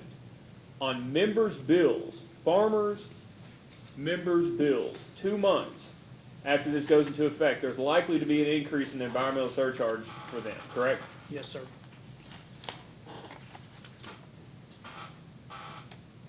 That's all I have, Chairman. One second, Mr. Chairman, just to.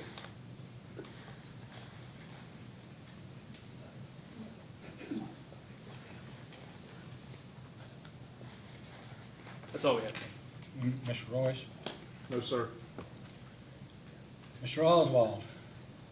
Sure, I've got this.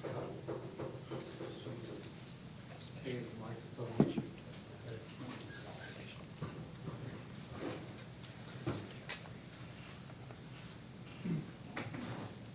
Mr. Fraser, just a couple questions for you.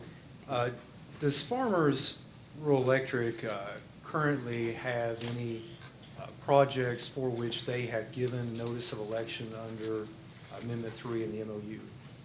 Yes, we have one that is active, and that's a 1 megawatt landfill gas generator that we developed in conjunction with both East Kentucky and the city of Glasgow. Now, we had in there a 3.6 megawatt allotment that was for a couple of diesel fire generators that the co-op had installed back in 2005 at the request of one of our industrial customers. Those have subsequently been withdrawn, that the industrial customer no longer wanted those to be there. So we relocated those generators, and we actually last year we entered those into the PJM emergency capacity market. So we withdrew them out of the requested that they be withdrawn out of the Amendment 3. Okay. So the diesel generators are out, but the landfill gas is still in? Yes, sir. And I'm just going to give you my simple-minded understanding of landfill gas generators. So basically, landfill waste creates methane gas as it decays, and that methane gas is used to then fire a turbine on site, which generates some electricity from this naturally occurring gas that would otherwise just dissipate in the atmosphere. Is that That's fair? correct. Regardless of whatever happens on South Kentucky's case, does farmers still desire to have that landfill gas project go through and continue on for years to come? We do. As far as Amendment 3 goes, we have always supported, it's always been our desire to be able to develop some small projects along the way and to react to what might be community needs, which was exactly what the city of Glasgow's was. They were having trouble, I hate to use the word, but mitigating their methane issues there at the local landfill. And we stepped up and helped them find a way to install the system and then buy the gas from them to produce energy, which helped them to pay back for their system. And it's a small landfill and city of only 15,000, so it was a way to really help them, help our local environment and our county and so forth. So that was a very good project. Even the diesel generators were a result of a customer request. So I think we've always wanted to have the ability to do some things like that on a local level. We've never had a desire to do anything any larger than that.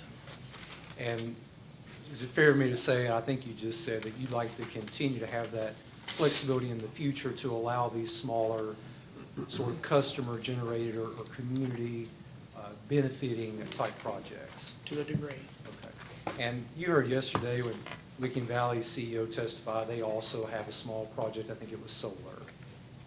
You heard that yesterday.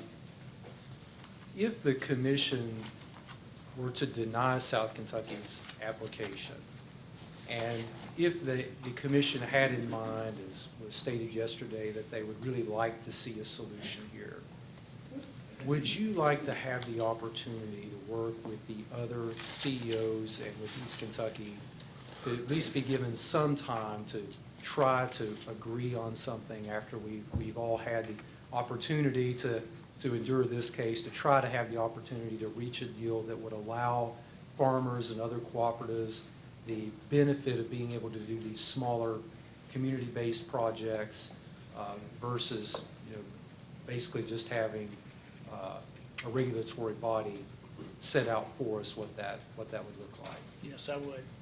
Thank you, sir.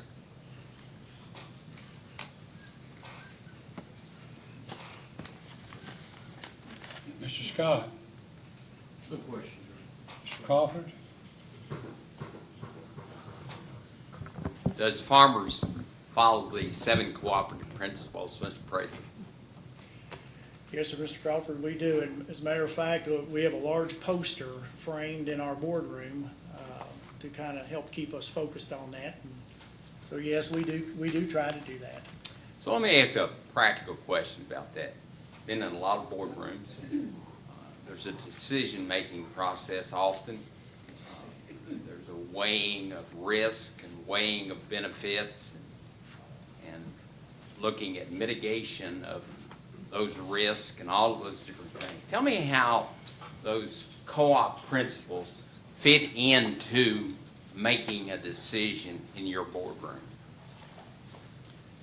Well, first and foremost, I think our co-op always, our directors always remember, and I try to remember and implant this on our staff, is that the electric co-ops were born out of a reason, and that was for service to our member owners, service to the community. We weren't born out of a wish to make a profit, but we were born out of a need to fulfill a need.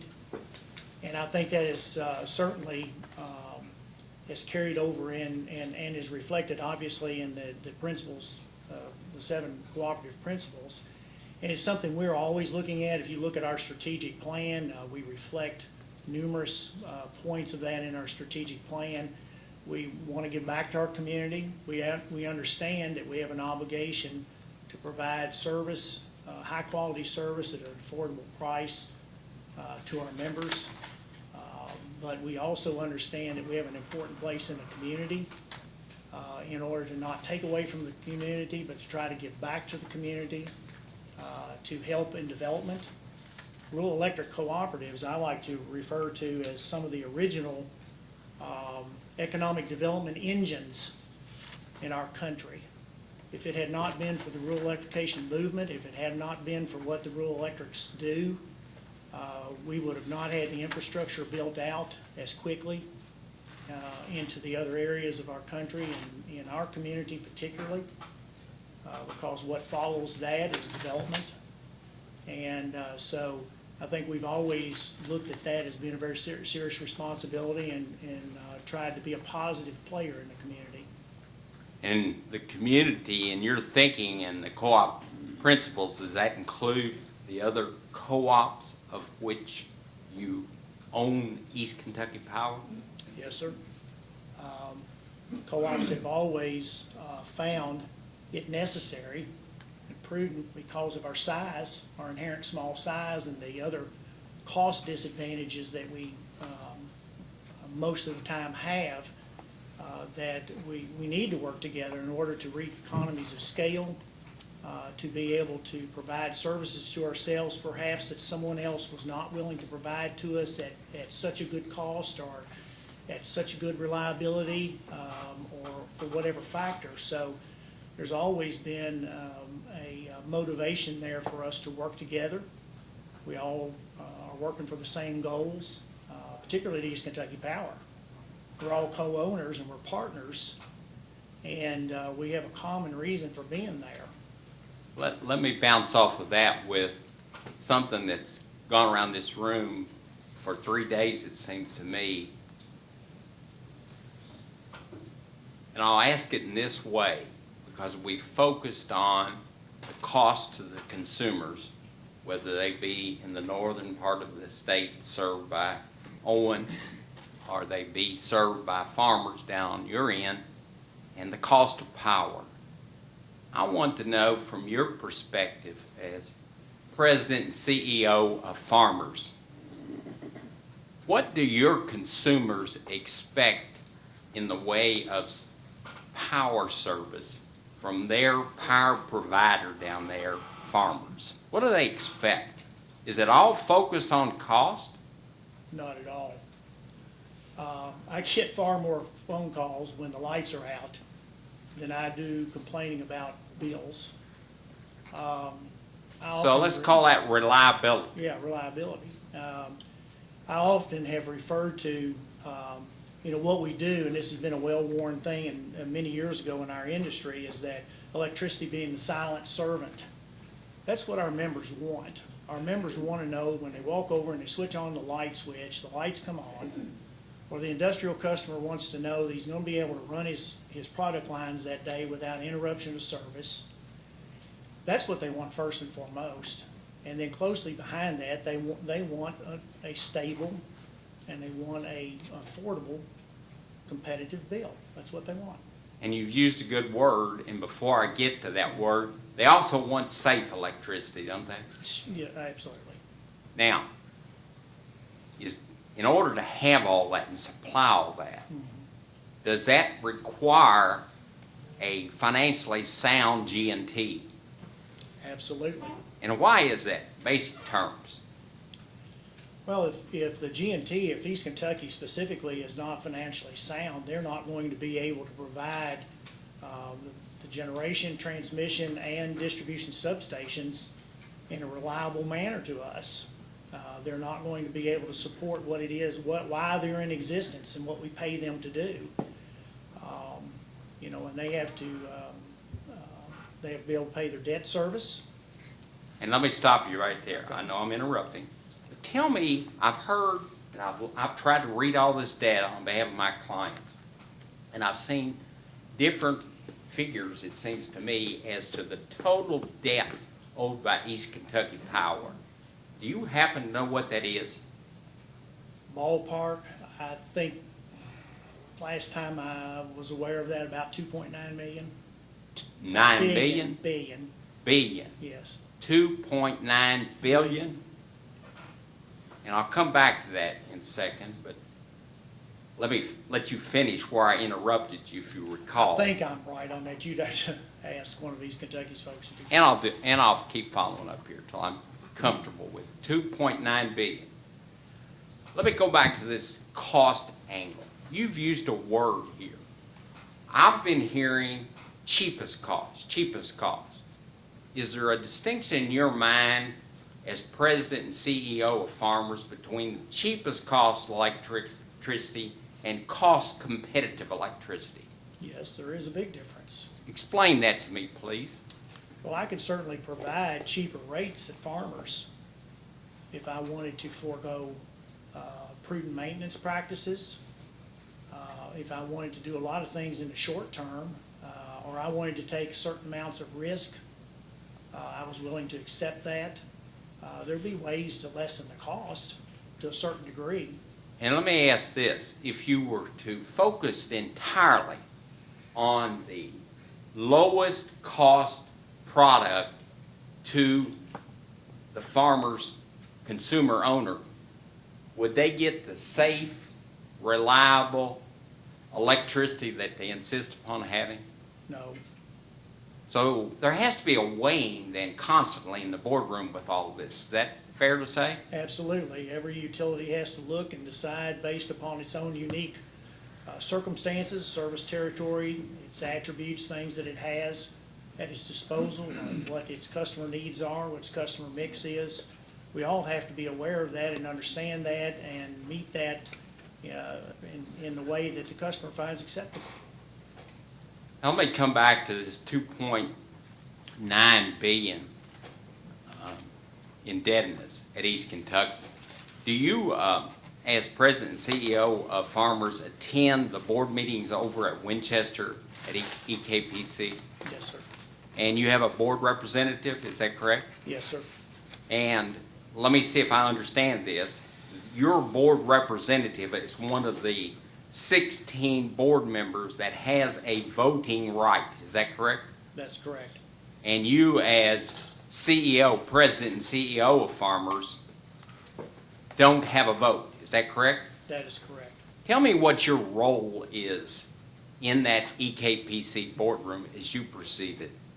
My role in that boardroom, and I take this very seriously, because as a CEO, let me preface it with this. As a CEO of an individual system,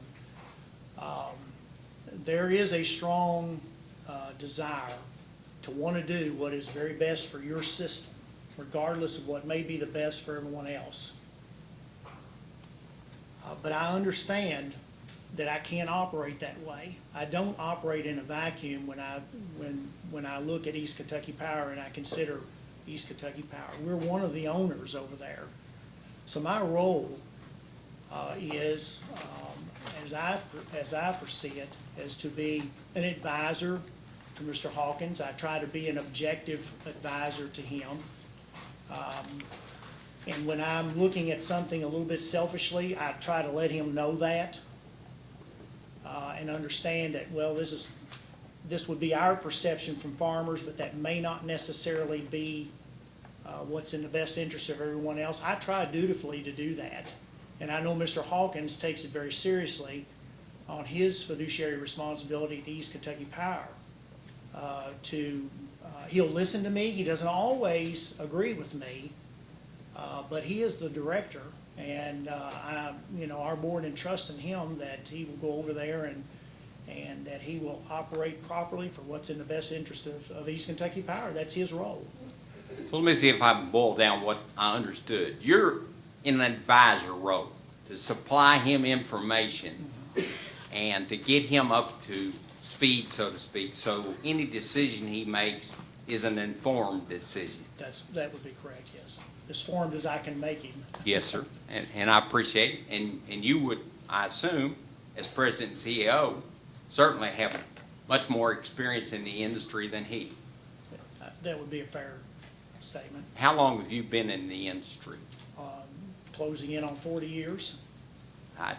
say that'd be long, pick up something. And let's go back to this 2.9 billion debt.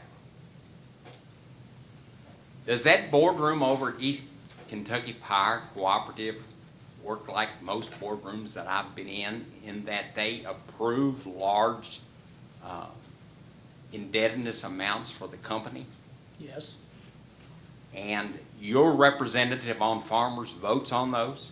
yes, That's the case for all of the owners of EKPC, correct? certainly.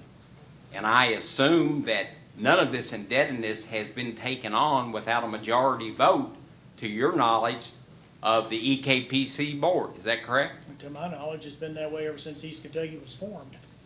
Let me ask you, Mr. Prather, from farmers' standpoint and Bill Prather's standpoint, what is the most concerning thing about the South Kentucky application, should it be approved here, from the perspective of your consumers and the co-op program as you've known it over the years? Can I have two? Yes, sir. I'm asking for what you are concerned about here. I think I have two concerns. One is at the corporate responsibility level, and something that you were just alluding to just a few moments ago. All 16 electric cooperatives have sat on that board through all the years of East Kentucky's existence, as far as I know. Which, if I know my history about it, it's the early 1950s, Late correct? 40s, when I think it was incorporated, early 50s before they brought generating on. But they have had the privilege, and they have had the opportunity, and they have had the responsibility to assess the path forward, what options that East Kentucky Power would use to supply power. They've had the opportunity to vote and approve those things. And I think that what the Admin 3 and its MOU have done is they have allowed a co-op to be able to just basically walk away from the responsibility that they had to contribute and make those decisions and abandon costs associated with those decisions to be paid for by the rest of the members. I think it's irresponsible, and I don't think it ought to be permissible, and I don't think it's fair. I don't think that's fair ultimately to the member owners at the end of the line, the people that pay the electric bills. Now, that's my first concern. Yes, sir. My second concern is that for 3 days almost now, we have sat here and we have listened to the arguments about whether this thing is legal,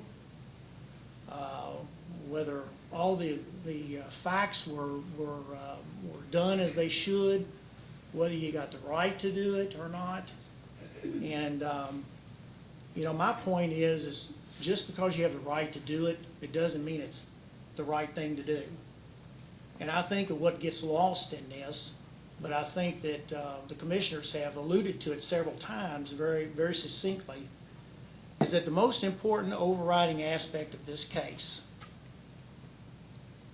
and I think that probably most people in this room would agree to it, is that the MOU and the Amendment 3, as they're being utilized or attempted to be utilized in this case, are going to end up costing over 400,000 member owners across Kentucky more money eventually in their electric bills in order for one co-op to reduce theirs.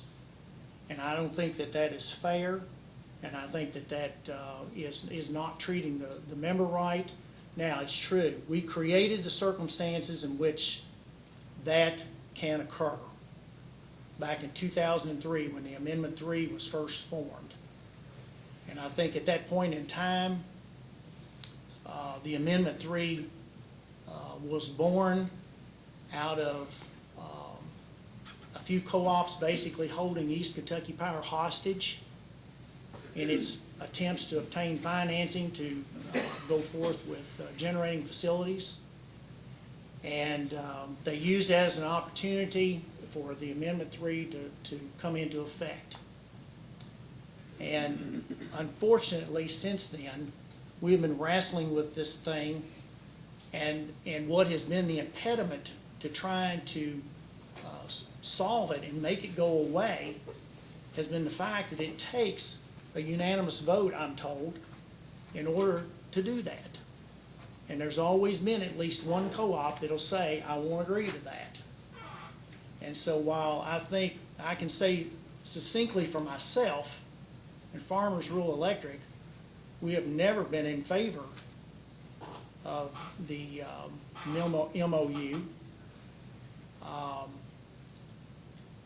And I think that's probably the sentiment of the other 8 co-ops that are in the joint group with us, but you'd have to ask them to be sure. But I think that that's how we got here, that's why we're here today, and I just think that we should not forget what impact this is going to have on hundreds of thousands of member owners across the state.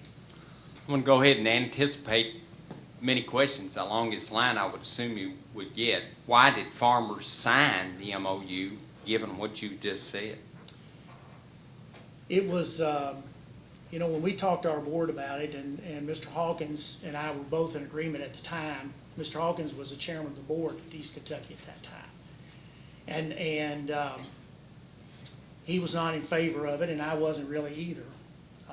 I had sat in the committee of CEOs who had tried to come up with something, tried to draft something that could be acceptable. And it finally got to a point to where it just was what it was, and it was not going to go any further because we had some folks that just said, I won't sign it unless these terms are put in there, the 15% and that sort of thing.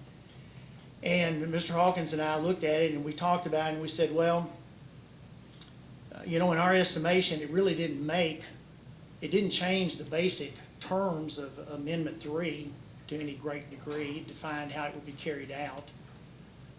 But it didn't really end up with anything worse than what we already had in our feelings. The biggest thing that we saw out of it was that perhaps it would stop the litigation that we had been in.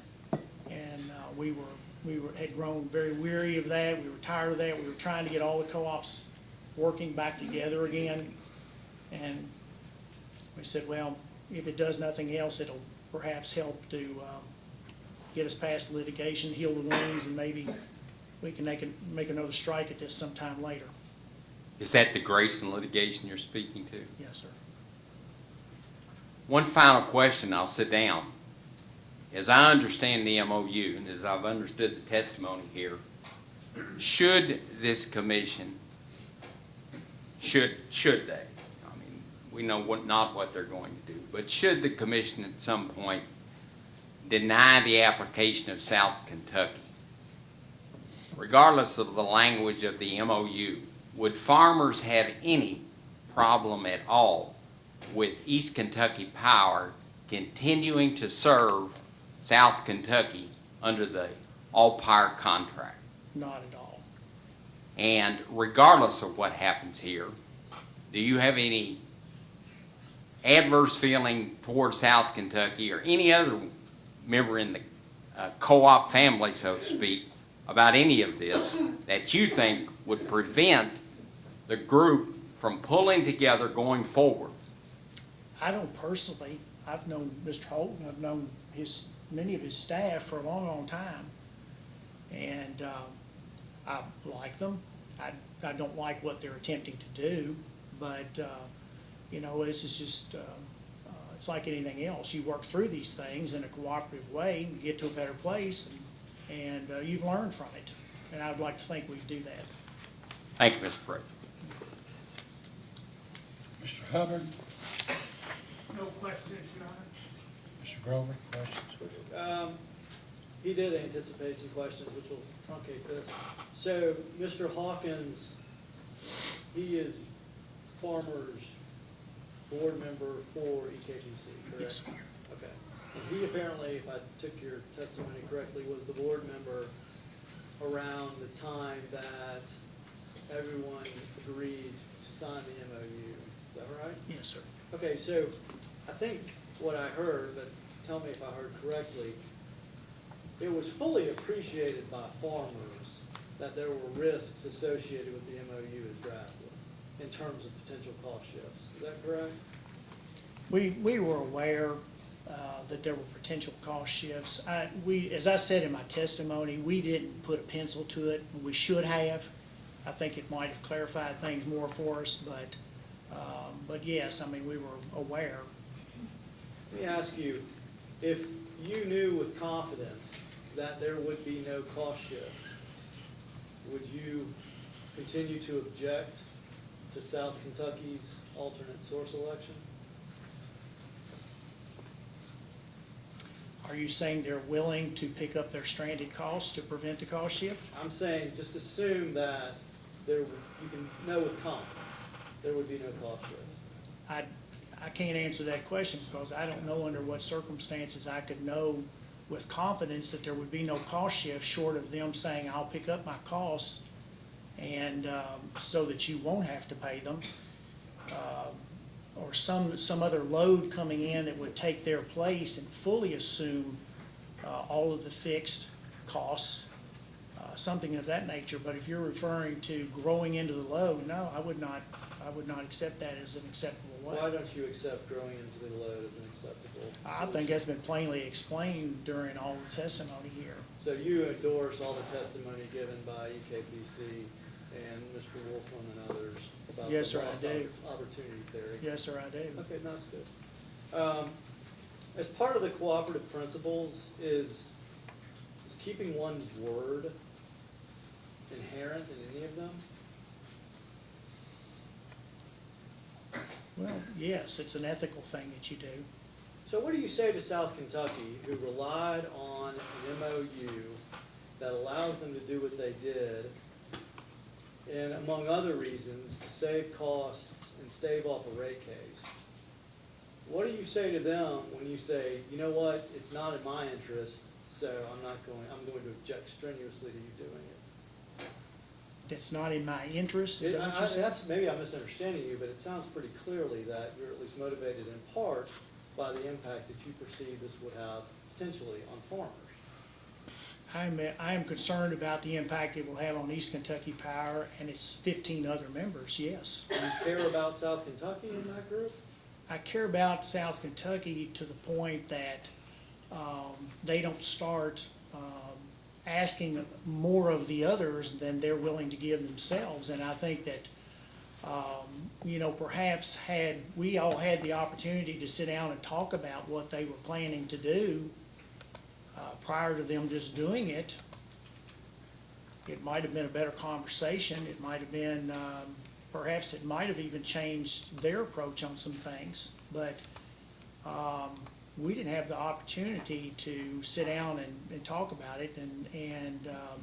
So to say honor my agreement, I don't think that they came forward to the rest of the group in a very honorary way. It was held secret and confidential and then sprung on us. I mean, was that part of the discussions among the cooperatives leading up to the MOU, that no one would make an election unless it had been pre-approved by everyone else? No, it was not, but I will tell you this, that it has been my experience in the past. Most of us managers have worked together for a very long time, and we're partners in the ownership of East Kentucky Power. And we work together all the time, storm restorations, other types of things that we support each other in. And we become friends, and there's a level of trust that is established over time that I rely heavily on, and I think many of my peers do, from the standpoint that we don't expect someone to do something like this and just pull something out without having perhaps given us the opportunity to talk about it. I think that is, I don't think that anybody would see that as being very fair. So, I mean, I think the upshot is. Now, it may be legal, and it may be something that other businesses practice, but it's not something that is commonplace in our industry. That's all I have. Mr. Pencil? Yes, we have just a few questions. Good afternoon, Mr. Prather. In your testimony, I know that you're testifying for yourself, but you're also representing 8 other distribution co-ops. As you say, you're representing their positions and opinions. Yes. There was one piece in your testimony, I wanted to get a sense if it was primarily your testimony, if there was more of a common feeling. And that had to do with the rationale for signing the MOU in 2015. In your testimony, you say that the primary reason was that it was created to settle litigation. First off, at that time, there was litigation in state court and something before the commission, correct? Yes, I believe so. And the matter before the commission had been before the commission for 3 years. So I understand, you testified that a good part of this was to settle the litigation. Is that the feeling from the other 8 co-ops that you're testifying for? Do you know? In my discussions with them, I believe that's accurate, but I think you'll have the opportunity to ask them for sure.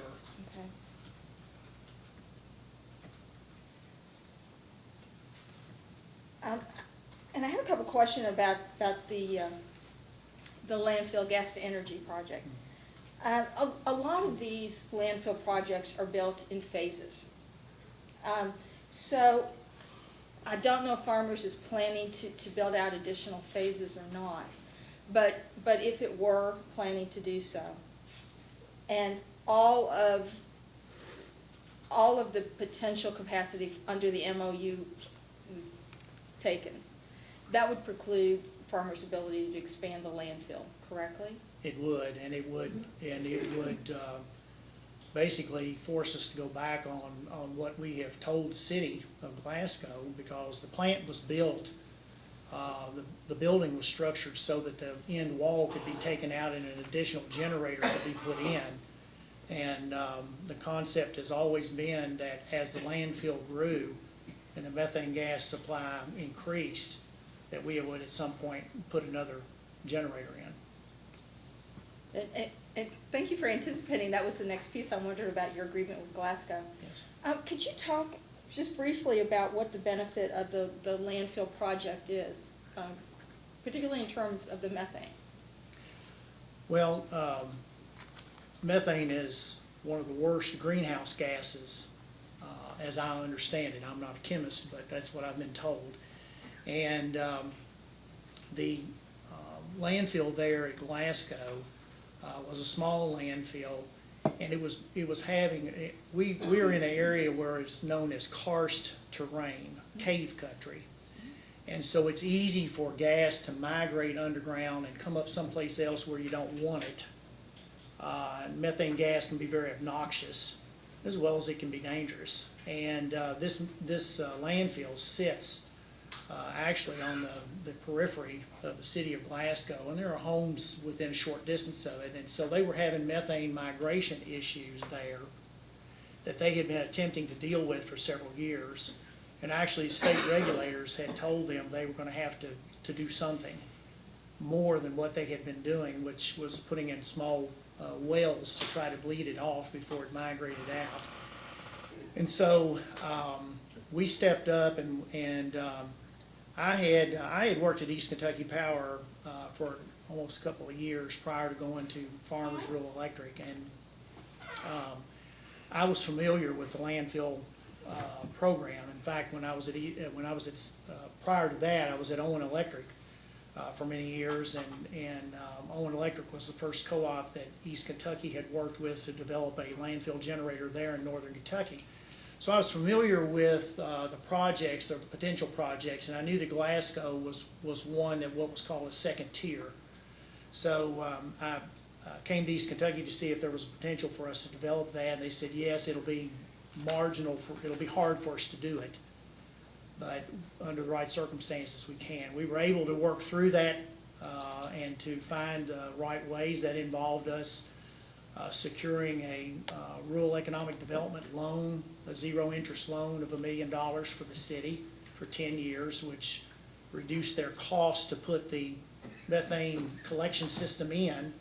And then we entered into a subsequent contract with them, East Kentucky did on our behalf, to purchase the gas that came off of that, and that those gas sales helped them to pay for that system. The city of Glasgow could not have done that absent this type of a partnership. And the gentleman that I worked with at that time, he related to me. He said, this is the only circumstances under which we could have afforded to have done this, reasonably afforded to have done it. So, it was valuable to our community, and it solved an issue for the city, the taxpayers. It gave us a supply of renewable energy, and it turned out it's a good project. Thank you very much. We have no further questions. Commissioner Cicero? So it's been established, you have 40 years of service with farmers, Not with farmers, but in the In the industry, industry. yes.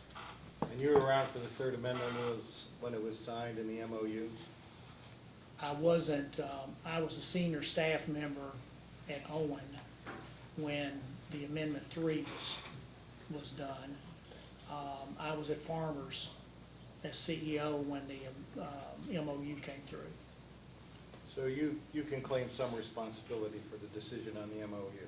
I suppose you could say that, yes. Mr. Oswald's been asking about these small projects, the 1.7, the 1.7, the project you just discussed.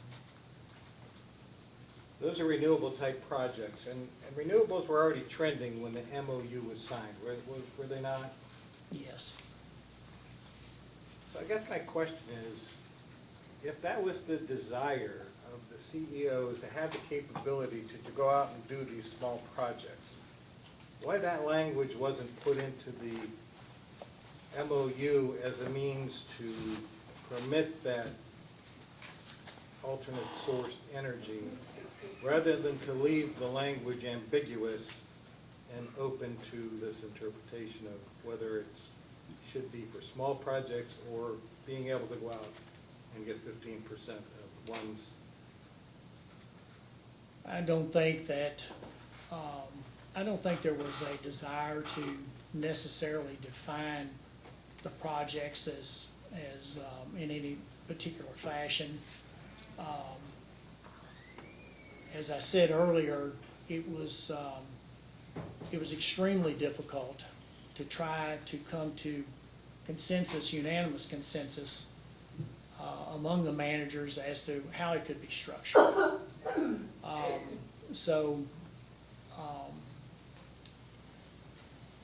Did we anticipate, or did I personally anticipate that someone would do this? Mr. Vice Chairman, I did not. I know the three managers that I recall being advocates for the higher level, and none of those managers indicated to me in discussions that they had any interest in doing anything other than some small distributed generation projects and things of that nature. So, I went on that trust instinct. As I said, it was not something I was personally in favor of, or my director who serves on East Kentucky's board was in favor of. We were in agreement with 5% provision that was originally put forward, but we were one of probably a majority of the co-ops who felt that way, but unfortunately we couldn't get all 16 to feel that way. So I understand your trust argument, except for the fact that everybody's back here for at least the second time, maybe the third time, depending on how you look at it. I think you mentioned that litigation was one of the primary reasons why farmers decided to sign.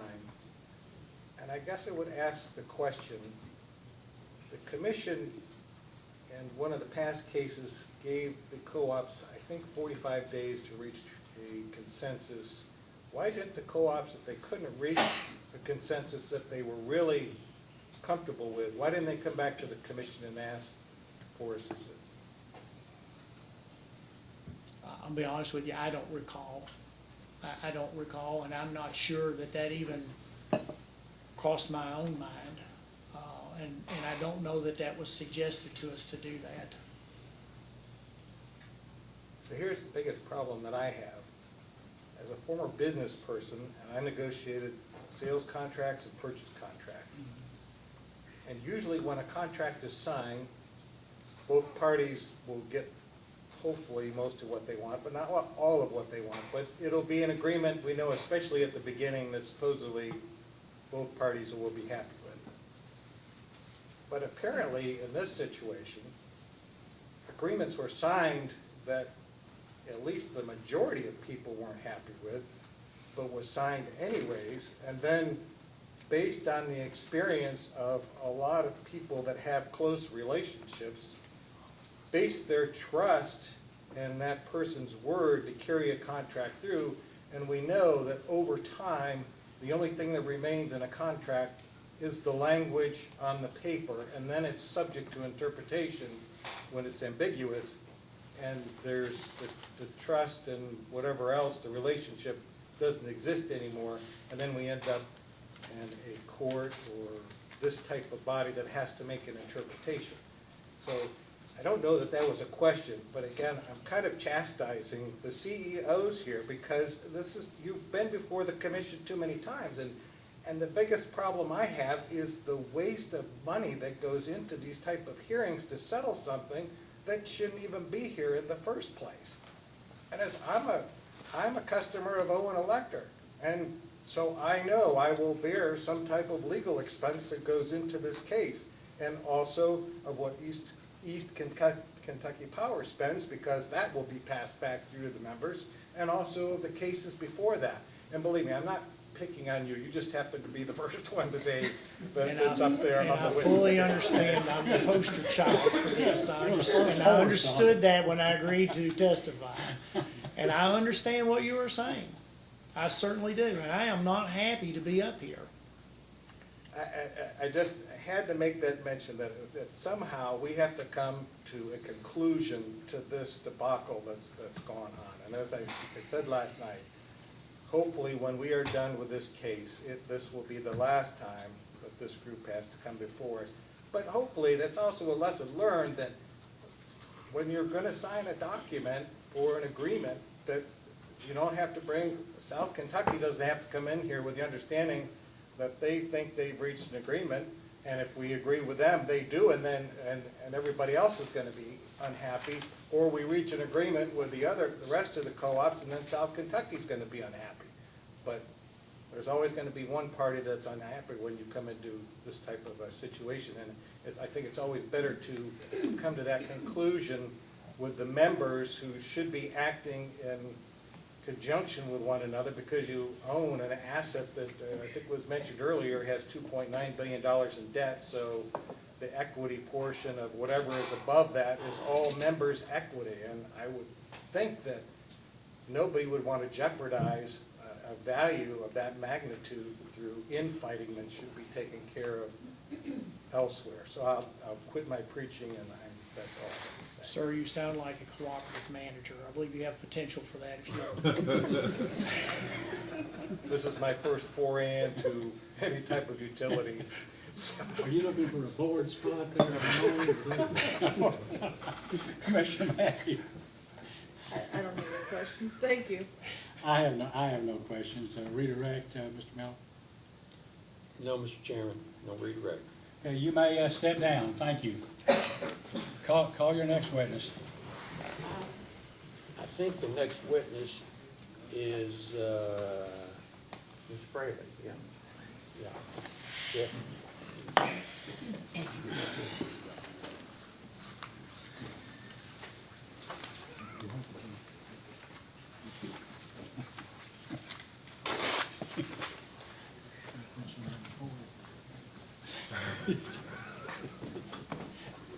Witness will do anything. I think you're waiting. Please raise your right hand. Do you solemnly swear or affirm under penalty of perjury that the testimony you're about to give will be the truth, the whole truth, and nothing but the truth? I do. Please sit down. You may ask. Thank you, Mr. Chairman. State your name for the record, please. My name is Carol Ann Hall Fraley. And Ms. Fraley, where do you live? I live in Greenup County, And by whom are you employed?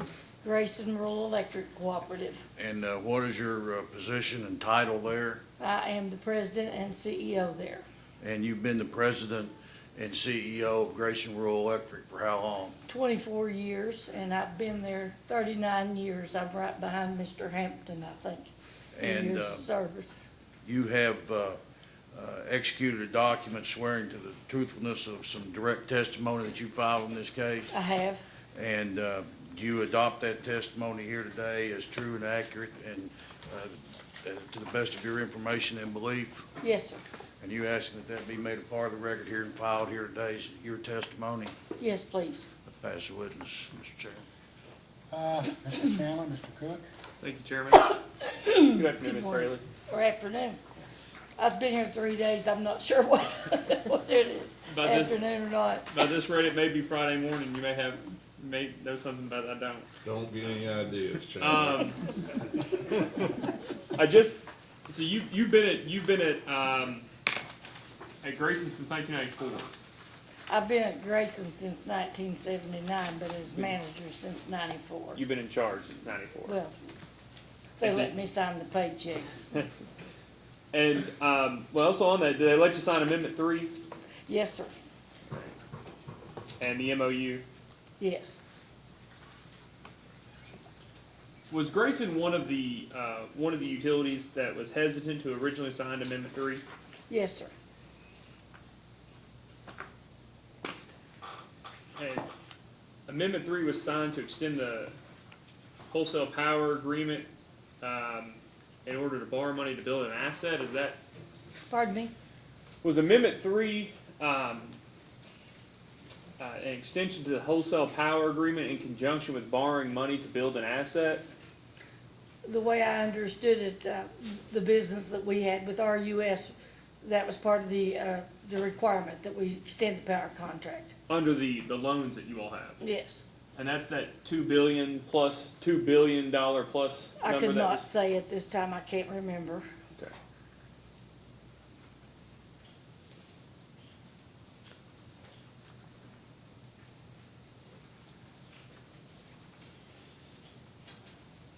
Is it your understanding that EKPC has roughly $2+ billion in debt? I would not say an amount because I'm not sure what it is. But I it's know they have debt. You would agree it's probably a significant amount. I would think so, yes. And that debt was incurred to build the system it currently has? Probably, yes. And those are, well, how long has Grayson been a member of EKPC? Since the beginning. Since the beginning, so the late 40s?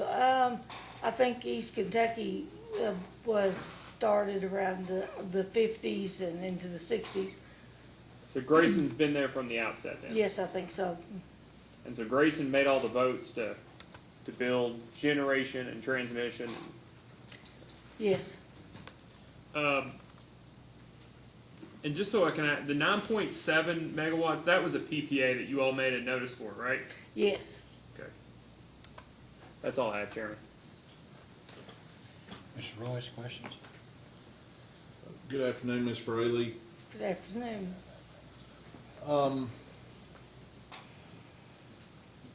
Let me ask you, is it true that any approval of the master power purchase sale agreement of South Kentucky here and the transactions with it that are requested may have a direct impact on the price that Grayson pays for wholesale power and the corresponding charge it must pass on to its owner members? That is something that I think remains to be seen. I've not, there are numbers, from either side, but I don't know how that will play out. Okay. Did your board authorize Grayson Rural Electric to intervene in this case, or was that just a decision made by the CEO? Our board, Okay. And did you file a motion to intervene? yes. And do you know if your counsel stated in your motion to intervene that any approval of the master power purchase sale agreement and transactions thereunder as requested by South Kentucky may have a direct impact on the price that Grayson pays for wholesale power and the corresponding charge it must pass on to its owner members? That's right. It may have. I don't know that. Do you know if your counsel made a statement to the commission that it also has a direct substantial impact on Grayson's ability to exercise any and all rights it has under Amendment 3 in the MOU? Yes, And is that in fact true? I would think it is. Is it true that the amount of megawatts requested for approval by South Kentucky has a direct impact on the amount of power that Grayson and its sister cooperatives would have the right to seek to attempt to purchase from a source other than East Kentucky under the MOU and Amendment 3? I believe that after South Kentucky, if they would receive their part, as small as we are, there would still be adequate, an adequate amount left for us to go either 15 or 5%, either one. Our selection is so small that we wouldn't be precluded unless a group got in front of us. Well, did you hear Mr. Cruz's testimony earlier today where he explained that under the MOU,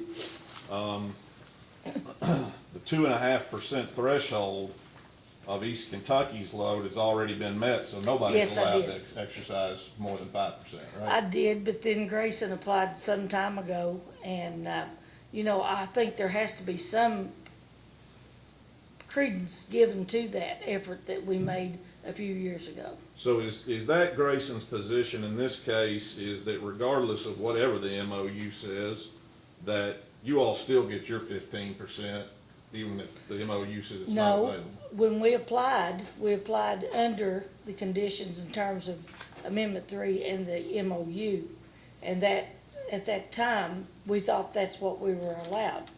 Now, there's a lot of circumstances surrounding all of that would probably take a long time to go through. But, right now, the way it stands, if we were to have made a selection before the others did, which some of them made it the day after we found out about South Kentucky, then we still maintain that under the current MOU and the Amendment 3, we would have been entitled to up to our 15%. Okay, and I think I followed you. So your position before the commission today is that your election in 2000, was it 12 or 13? I think it was 12 or 13. Good enough. That election still applies and you all can still take your 15% No. under that? No, circumstances change. If those others that got in ahead of us are granted their part 5 or 15, if we go beyond the 2.5, as Mr. Cruz explained this morning, then that wouldn't be there for us. And of all things, we intend to abide by the rules that everybody else has to abide by. So then you'll only take your 5%? Unless there's room for my 15%, But we know there can't be. we don't know they're gonna be approved yet. Well, are you in favor of them being approved?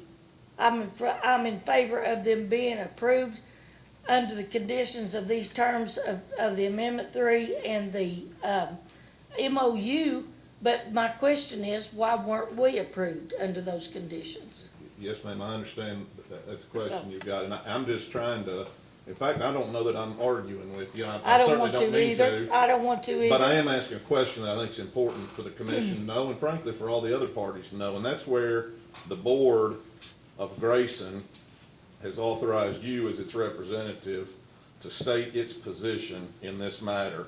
And I can't follow entirely whether your position is that you all now, if these others are approved, that you all will only be able to take 5%, or that you still believe you ought to be able to take 15%? Under the terms and conditions as they are right now, I think that we would probably only be entitled to the smaller amount unless the East Kentucky Board said, well, you all were in first and we're going to reinstate that. But that would be a decision that would have to be made.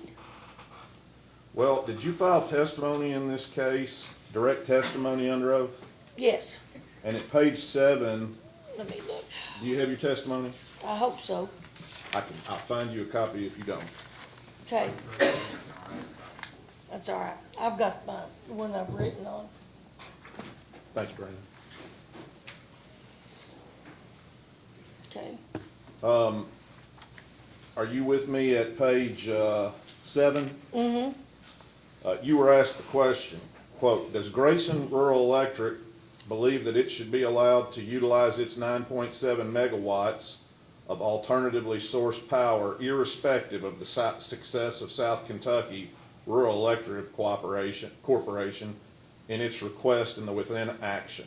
Would you read your answer? It says, yes, Grayson Rural Electric Cooperative Corporation believes it should in the future, so should it so desire to do so, be allowed to acquire 9.7 megawatts of alternatively sourced power. Should it become financially advantageous, as Grayson was the initial requester of this alternatively sourced power, and should not be made to suffer negative consequences as a result of any run on the bank or maximization of 5% of EKPC load without regard to the 9.7 megawatts of power being 15% of Grayson's load that it would otherwise have been entitled to utilize. Okay. And that's still your answer, I trust, today, correct? Yes. All right. What was, did Grayson agree when it came time to enter into Amendment 3 to extend the loans for the term of the loans with RUS, did Grayson sign off on that when it was circulated, or did you all say that you thought some changes were in order? We had to think about it. Did you ask for anything in return, or did you just agree to the extension? Well, after it was all said and done, we agreed to the extension. Well, what did it take to get it said and done? Was something added to it? Well, let's put it this way. East Kentucky is our power supplier and we're a member owner. All right? Yes, ma'am. In order for East Kentucky Power to get their financing, this had to be done. And after a great deal of discussion and going, exploring hopefully every nook and cranny, we decided that if East Kentucky was going to be able to receive their financing, that it was incumbent upon us to be a team player and to sign the extension. Okay. Okay? What was Grayson's position on whether a provision ought to be added in order to give that extension that allowed alternative source power for the co-ops? At that point in time, I don't think any of us ever thought Grayson would have an opportunity to utilize Yes, ma'am. an off-system purchase, because, we're in eastern Kentucky, there's not a whole lot of opportunity. But, we didn't want to preclude anybody else from doing that. And so, I think that we thought as a group that times were changing, situations were changing, and that there would someday be an opportunity for, if not us, then other systems to take advantage of this. And we wanted to see that included up to the amount that RUS, would agree to, so that when the time did come, that there would be an avenue for them to use. So that was something that, at least Grayson's position after much consideration, was that they did want that in there if they were going to agree to this extension. And we had nothing on the table at that time. Understood. Never expected to have. Let me ask you about that. Commissioner Matthews asked a question earlier, and I think your system's a great example of it. 15% for you all is how many megawatts? It's 9 point something, it's just, very small. 9.7. Mm-hmm. We keep hearing about some of these people when they talk about small projects and maybe 2 or 3 megawatts. 15% for South Kentucky is how many megawatts? 58 Yeah, evidently, or yeah. so, Mhm, right? mhm. Do you think that's a fair way of allocating, just on percentage basis, when the size, I mean, there's only so much you can do with 9.7 megawatts, right? I don't know, I can't remember how many people in this room were managers when this all happened. But I will assure you that there are people who heard me say over and over again, it doesn't add up. It doesn't add up. It never did. If everybody was ever gonna take their part, and maybe all of us at the same time, or half of us at the same time, it doesn't add up. It was never gonna work the way it's set up now. So would Grayson be totally fine if the answer here was, look, everybody can take up to 5% and that's it? Nobody takes more, and that way everybody gets the same amount? I That'd be fine think with Grayson? if everybody was treated alike, but then again, you gotta think there are opportunities for maybe Owen and some of the bigger co-ops and some of them, that are in, more, economically development advantaged areas. That's, maybe I'll never need more than 5%, but some of them may. But, I would think, or I may never need more than my 15%, but it would be nice if I could count on that if I wanted to.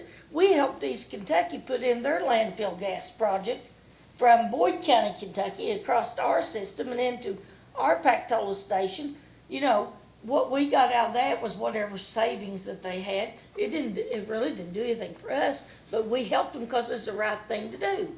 And I believe that, if the time should ever come that Grayson would want to do a landfill like Bill Prather's co-op, or we want to do something else, that we could exercise up to our 15% if it was reasonable.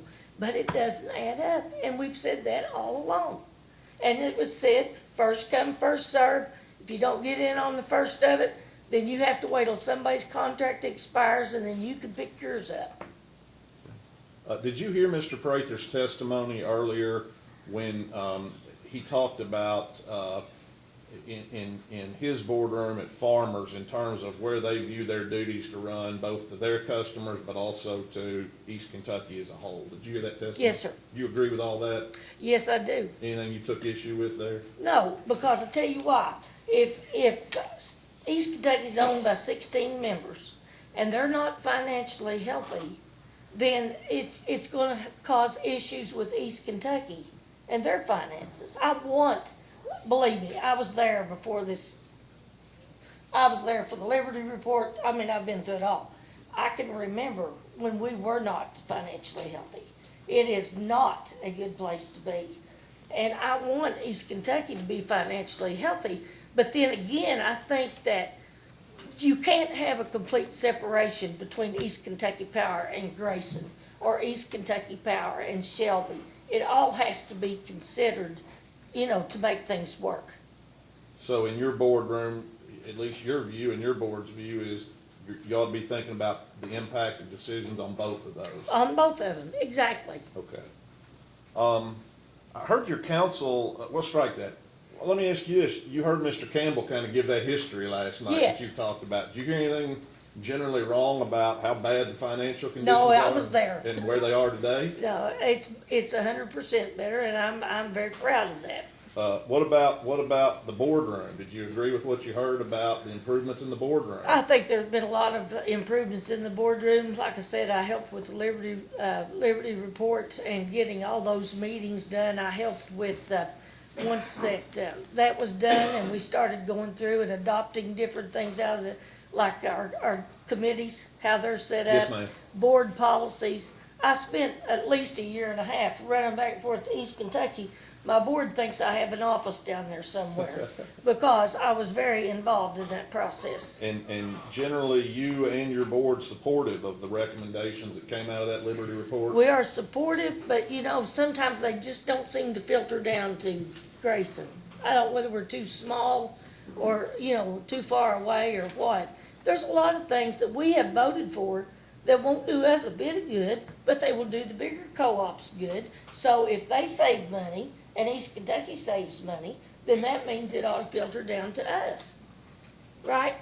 Yes, ma'am. Yes. What's your equity position? When I say I mean Grayson. What's Grayson's equity position in East Kentucky Power now, say versus 8 years ago? I don't know. Do you know what your I know equity what is? our equity is at home. What is that? It's about 37%. And have we heard that depending on how you calculate it, it's 16, 17, 18% at East Kentucky? I really don't know. Okay. I heard your counsel, I think it was in the form of a question, but it was a little bit of a speech about this $500 million cushion of credit. And at least the way I heard it, it sounded like a real criticism of that concept. Can you explain, now, your counsel does what he does. Can you explain Grayson's position on the $500 million cushion of credit? It's excellent to be able to have that cushion of credit and be able to have the financial ratings that we have, but I wish we could have a little bit of it at home.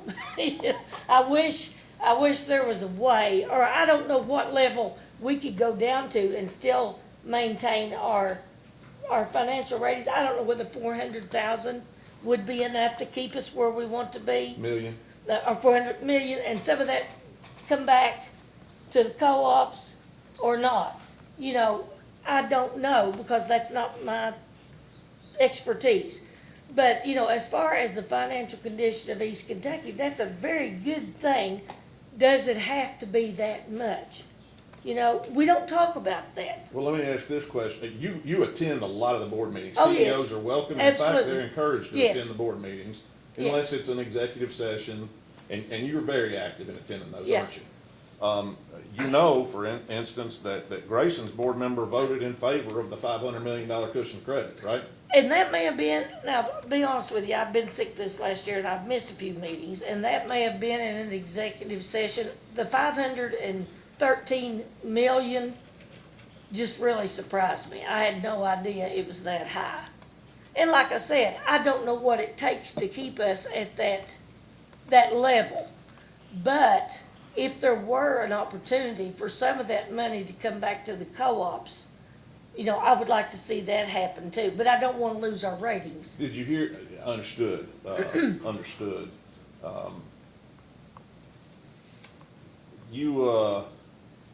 Did you hear Mr. Campbell talk about how he'd gone to the board and talked about maybe a distribution, it's, capital credits, I guess is what it's Yes.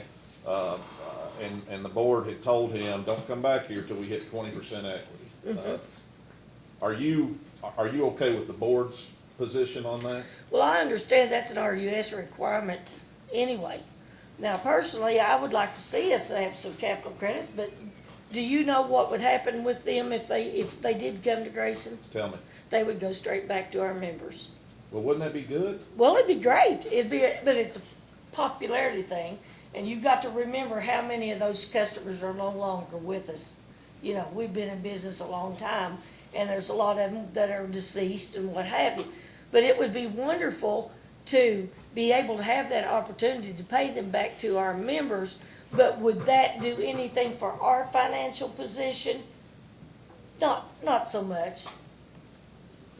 It's a paper transaction, except for our checks would go out. But I mean, as far as helping us, a whole lot, it would not. When you say us, I'm not sure. Grayson, I'm sorry. You know, because we would not keep that money. We'd pass it straight on through. To our members. Your owners. Yes. So we would not have that money to spend, let's say, for right-of-way or new trucks, or, you know what I'm saying, operations expenses, labor, that type of thing. Do you have a position on whether East Kentucky's likely to get to that 20% threshold sooner if people aren't taking PPAs and taking big chunks of load off the system, like 150 megawatts, for example, if all these PPAs go through? To be quite frank with you, like I said, I don't know for sure, because I've not seen this and I've not seen the numbers. Now, it seems to me that if South Kentucky takes 58 and they've got some new load coming on, and some of the rest of us have some new load coming on, you know, we have a new industry at home. It's not on our system, but I am convinced that we'll get some spin-off and things from it. I'm not so sure how long it would take to make that 58 back up. And that the position that they're taking is like lost economic development. I'm not sure I get that. You know, if South Kentucky takes that right up till June next year, and in the meantime, we've had that much more come on, I'm not sure I get that concept. You know what I'm Let saying? me ask you a question. Who's your biggest, commercial customer, or your biggest industrial, who's your biggest consumer of electricity? Smithfield Ham Plant and the prison in Elliott County. All right, let's take the prison in Elliott County. What's there roughly, how many megawatts? I don't know. I don't know. Can you ballpark it? They're large power contracts. I don't know. Jeffrey, do you know? You can't do that. No, I don't know. It's okay, it's not a memory I don't test, know. I'm just trying to put a number on it. Honestly, I don't know. I'd say probably 3. Okay, so like 3 megawatts. All right. Well, let's say that, next week, over in, a nearby state, it's not in your territory, somebody talked that prison into moving over there. And that 3 megawatts went out of your system. Right. And then the next week, the governor announced, we're gonna open a new prison down there to replace it. Would you feel like you lost anything? I don't think I would have gained any ground. Well, you had the potential of having 2 prisons Right. there, generating 6 megawatts. You lost one to somebody that outcompeted you somehow. When you got 2 large loads, you're just tickled to death to have what you've got. Now, if I lost one and drug one in behind it that filled that hole, I'd count myself lucky.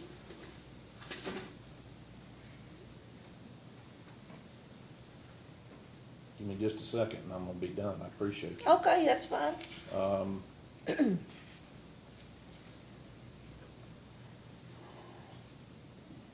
There was a statement in your testimony I just want to understand, and I thought I had it right here. Hold on. Okay. You've got that testimony. Will you go to page 6? And down at the bottom, there's a question at line 97, and I'm going to read it, and then I want you to read your answer. Okay. It says, is there any objection by Grayson Rural Electric to the approach taken by South Kentucky Rural Electric in the within matter? Would you read your answer, please? Grayson Rural Electric Cooperative Corporation does not object to South Kentucky Rural Electric being able to purchase 58 megawatts of power, but believes that if the purchase of same results in an inequitable and detrimental cost shifting burden upon the other co-ops, including Grayson, then the request would have a negative or adverse impact upon Grayson Rural Electric Cooperative's members and should be disallowed. Should East Kentucky be able to absorb without negative effect upon Grayson and the other distribution cooperatives these shifts in costs by utilization of its own existing margins and through PJM, then Grayson Rural Electric Cooperative Corporation would have no objection. Okay. What my question is when you say, should East Kentucky be able to absorb without negative effect these shifts in costs by utilization of its own existing margins and through PJM, how would East Kentucky absorb the cost shift through its own existing margins? Well, see, that's another issue, I think, of speculation. I don't know that East Kentucky couldn't make arrangements to sell that right as soon as South Kentucky goes off the system, that they couldn't sell that through PJM and make just as much or maybe more money. I don't know that. I'm waiting to see that. I see numbers from, everybody in the country, but I don't know that. At Okay. this point, it's speculation. And there's been a lot of testimony about it, and of course, it's gone back and forth, but at least Grayson's position is to let them go ahead and do it and wait and see. Is that fair? Well, I think that, surely to goodness, as much talent as there is in this room, that some way we can put together a plan and know what it's going to do, or if it doesn't play out the way we want it to, that we'd have an alternative plan. But how's that work for South Kentucky? Because you heard they're signing a 20-year contract That's with a right. big bank in New York City that's gonna hold them to it. If this isn't working out the way we hope, what happens? Well, then I think we better get on it and see if we can get something in place to make it work. And if it doesn't work, then we should be able to tell them in time for them to avoid this situation. And what's Grayson's best idea for how we put something together? I think that we all sit down together and see well, matter of fact, we just went through our load forecast, and I know that East Kentucky brings all those numbers in and puts them together. And then when we all sit down and take a look at that forecast, and which co-ops are gonna have growth, and which co-ops are gonna be like me and stay pretty well flat. I can't speculate on Brady Industries, cause I don't know what they're gonna do. I know they're there, they paid their money and the checks cleared the bank, so I think I'll get some residual from that.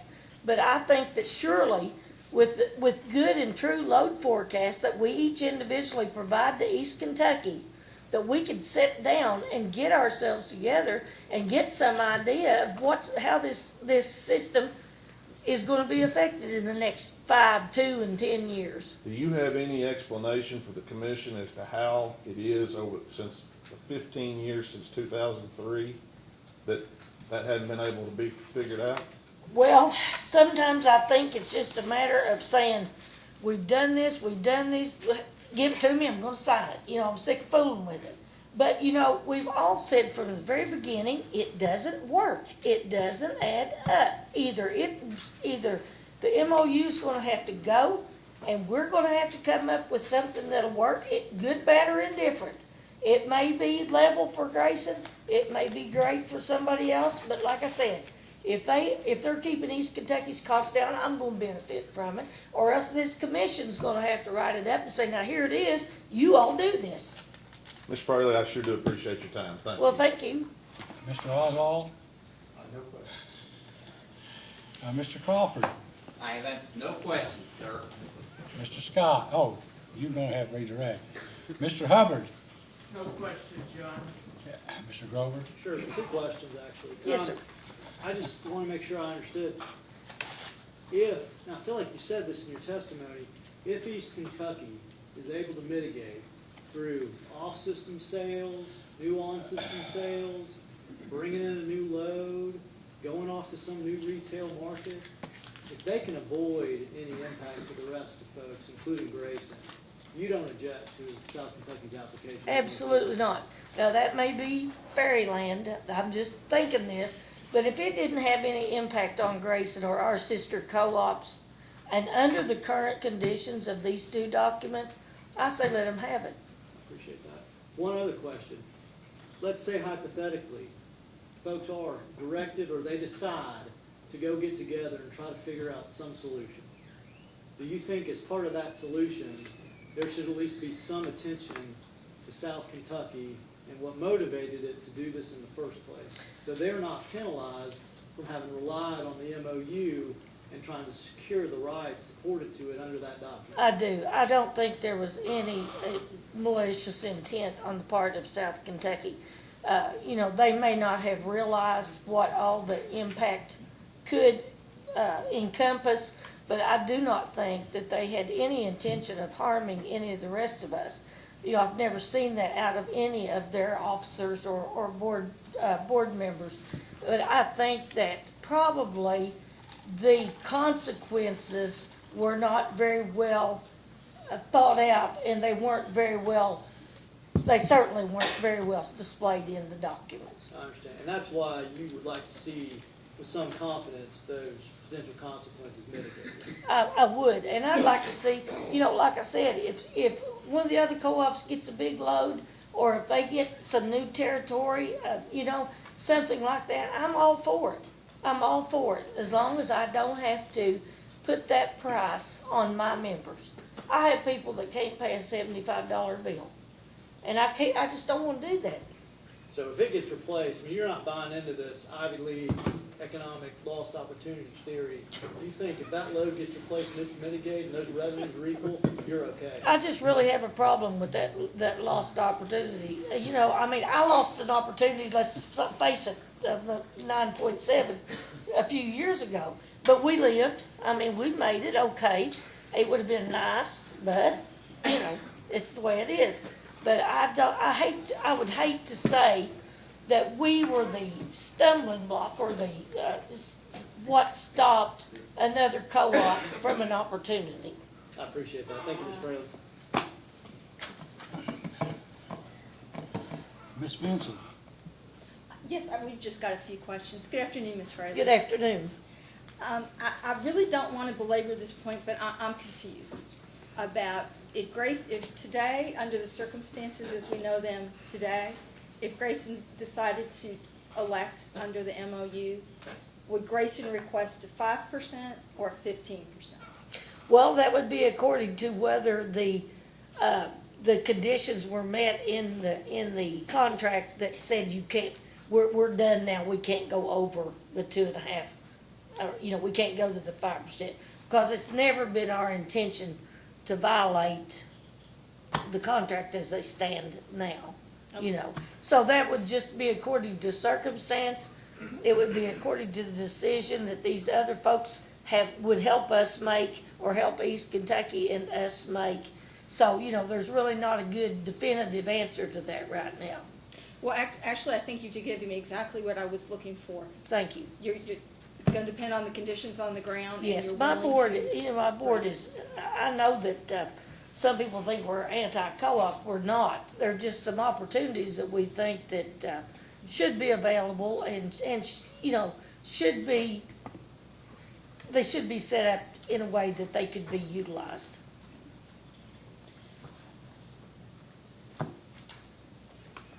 I'm going to build on just our past conversation. Okay? If the numbers didn't add up, why sign the MOU?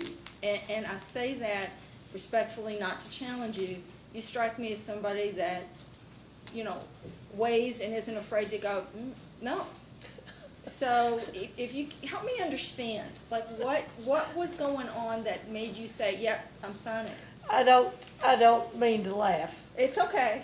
But, okay. Of course, my board, and we talked about this every board meeting and talked to our attorney and what have you. You have teenagers? Have you ever had teenagers? Oh, my golly, yes, I have. And I've got a daughter, and it's finally, I'm just like, do it, Caitlin, whatever it is, shut up, leave me alone. And I think that sometimes we just said this is the very best we can do. Who knows, it may not even ever happen. Mm-hmm. Let's just sign the thing and get it over with. Thinking that we would not end up back in here taking up your all's time for 3 days. Unfortunately. And my board said sign it, and I said, all right, we'll do it. You answered that in a way I understand completely. Well, that's about the mind frame. I'm sorry. Trust me, I understand completely, and that was very helpful. Thank you. No further questions. Commissioner Cicero, questions?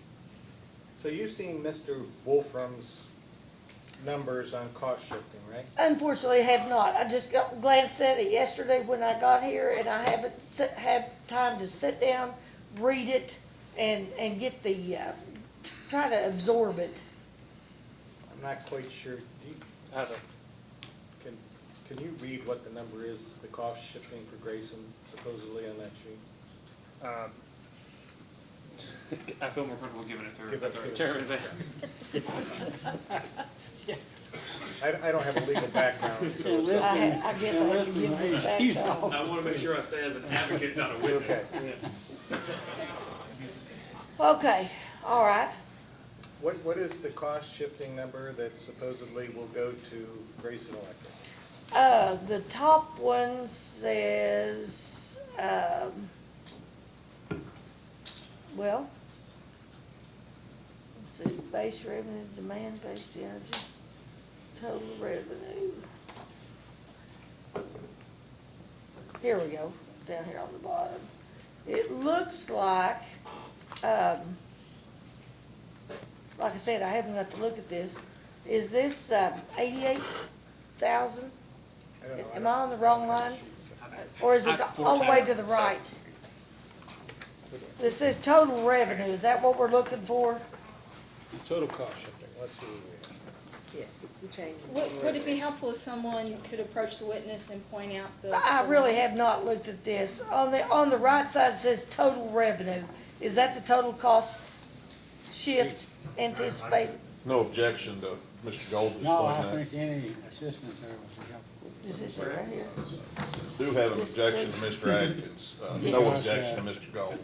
Okay, right here on this side. Okay, right here. Thanks. Looks like 332,000. 381,000? It looks like 300 and, wait a minute, I'm on the right line? Yes, $332,155. Close enough, yes. Okay, okay, So 332,000 is a known estimate number, okay? So whether it's accurate or not is subject to interpretation based on who you are and whether you believe the expert. But it is a number to at least start from, okay? start, right. And when you were asked the question, you indicated that you felt it would be good if some of the bigger co-ops were able to go outside of East Kentucky Power because it would be beneficial to them, which would be beneficial to East Kentucky, which would trickle down and be beneficial to Grayson. Is that accurate?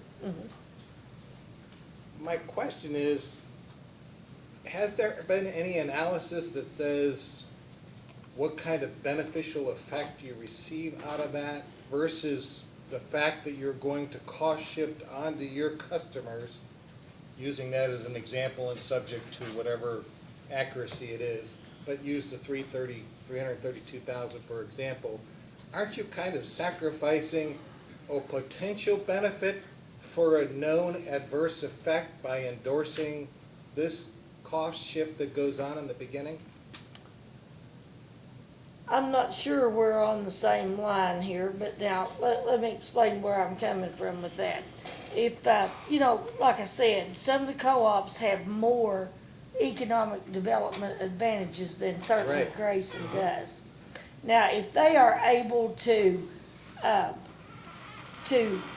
get into those economic development opportunities, and they can keep their costs down, or if they can, go off system and buy so much power and let East Kentucky sell that into the market. And I don't know this, like I said, it's all speculation. It appears to me that by them keeping their rates level and low and freeing East Kentucky up to sell the excess that they're not using, which would then in turn hopefully help their margins, then that would certainly benefit Grayson. Now, that may be a very simplistic view, but in my mind, that's how I picture this. You realize that this isn't economic development. This is just alternative sourcing of energy. So South Kentucky is going to go out of East Kentucky's generation and buy into the open market from Morgan Stanley Yes, 58 megawatts, Yes. which is going to open a hole in East Kentucky's generation that has to be filled through Yes. litigation or not, regardless of whether you talk about the economic lost opportunity or however anybody Right. wants to argue that point. This isn't economic development. This is just going off-grid, buying power, leaving a gap, and that fixed cost will be shifted onto the remaining co-ops. under That's certain the argument there. circumstances, So, right? pardon? Under certain circumstances. I don't think it's under certain circumstances. If Cost that- is gonna be shifted. If that 58 megawatt hole is filled up, will it still shift? Well, it will still shift if the hole isn't filled. Isn't, yes. Right, but it has to be filled fast enough to take it, at least on the You are environmental very right. side of it, that's gonna be almost an immediate shift because that's trued up Okay. every 2 months. There's, Let me tell you where I am on that. I would absolutely, probably, lay down in front of the dozers before I would let 332,000 be added to Grayson's folks, because like I said, we've got people that can't pay a $75 electric bill. So if I thought that were the case, or if it was proven to me that was the case, I would adamantly be against this. At this point in time, like I said, this is kind of a speculative situation. I don't know this. Are these Mr. Wolfram's numbers, or are these, Those are Mr. Wolford's. okay, numbers, I are believe. these East Kentucky's numbers? Do they match up? I only can say that they were You submitted. see what I'm saying? I don't know that this is a true And I situation. think I couched my answer by saying, subject to whosever interpretation they might be. Right. But it is some number out there that will be shifted Mhm. almost immediately environmentally, and then subject to whoever fast. I'm just trying to get your position and make sure you Well, understand. There again, I have not seen the numbers, and I'm not sure they're even completed, of this year's load forecast that East Kentucky is doing. I'm not sure I'm not convinced that might not be 58 megawatts out there. I don't know that. I have not been convinced of this. I need to know, and I need the powers that be to really, instead of just saying, well, let's see, we can do Grayson this much, this, I know these were done to the best of their ability based on what they know about the system. But has anybody really delved into this and got down to the brass tacks to say, well, they're taking 58 megawatts, but looks like right here, we're halfway through our forecast, and it looks like here's 30. I don't know that. But I would definitely be against anything that would impact my members, because they can't stand it. They can't take that, and you know that. So I'm going to ask one question, and this isn't meant to be derogatory or anything else. Has anybody at Grayson done any analysis of the numbers that have been presented to say this is a good position to be in or this is a bad position to be in? Because it sounds like there's still a lot of questions in your answers about whether it's good or bad. So has your staff gone through any of these numbers to make a determination? No, we have not, and we haven't because it happened so fast that we actually have not had time. But we will. You know that we will. But, under the terms and conditions, I don't think South Kentucky has done anything wrong or out of the ordinary. It's just not been, nobody's ever gone through with it. But, I would certainly be against it if that were the case. I just don't know if this is the case or not. I think that if this is a true measure, that South Kentucky would be against it. I don't think they would want to throw this off on their sister co-ops. I just don't believe that. I don't have any other questions. Maybe I'm naive. Maybe I look for the good, but I don't believe that there's a system on the East Kentucky system that would do this to the rest of us. And I wanted to finish, but I have to say, I think South Kentucky is in here because they have determined that going out of off the grid and shifting fixed costs is beneficial to them. East Kentucky has no dog in this fight because they will be made whole no matter what happens in this case. Yes. They are going to either generate coverage of that fixed cost from the other 15 members, Right. or the 16 members will cover it. It doesn't matter to them. Their whole argument is it's a shifting of cost, and as you said, not fair to the other members. So the real question before the commission is South Kentucky's application on whether the MOU is valid, number one, and Right. number two, whether this is a contract that should be entered into for the betterment of South Kentucky, and whether it's fair, just, and reasonable to the rest of the members. So, I mean, that's what we're going to make the I think decision on. that is certainly your all's decision, and I think certainly that we all will abide by it. But, until I see those facts and figures, at this point in time, I think that they applied as they know what they know right here, okay? Now, if that is the case, like I said, I would certainly be opposed to it. I would never want to let anything like this happen to our members. But I have to know that. I need to know that. So if you all can tell me that, I'm all for it. And then our decision will be Actually, we're here made. just to take testimony, so. Yeah. I've already gone way beyond where I Right, should be right, I'm anyway, sorry, so I'm sorry. I'm gonna just leave it go at that. I get kinda excited about my people back home. I'm sure they appreciate that. I hope so. Commissioner Matthews? I don't have any questions. I'd like to get out of here before I midnight. have questions. Mr. Scott, Carol Ann? What? What, damn it? I didn't say that, I was nice.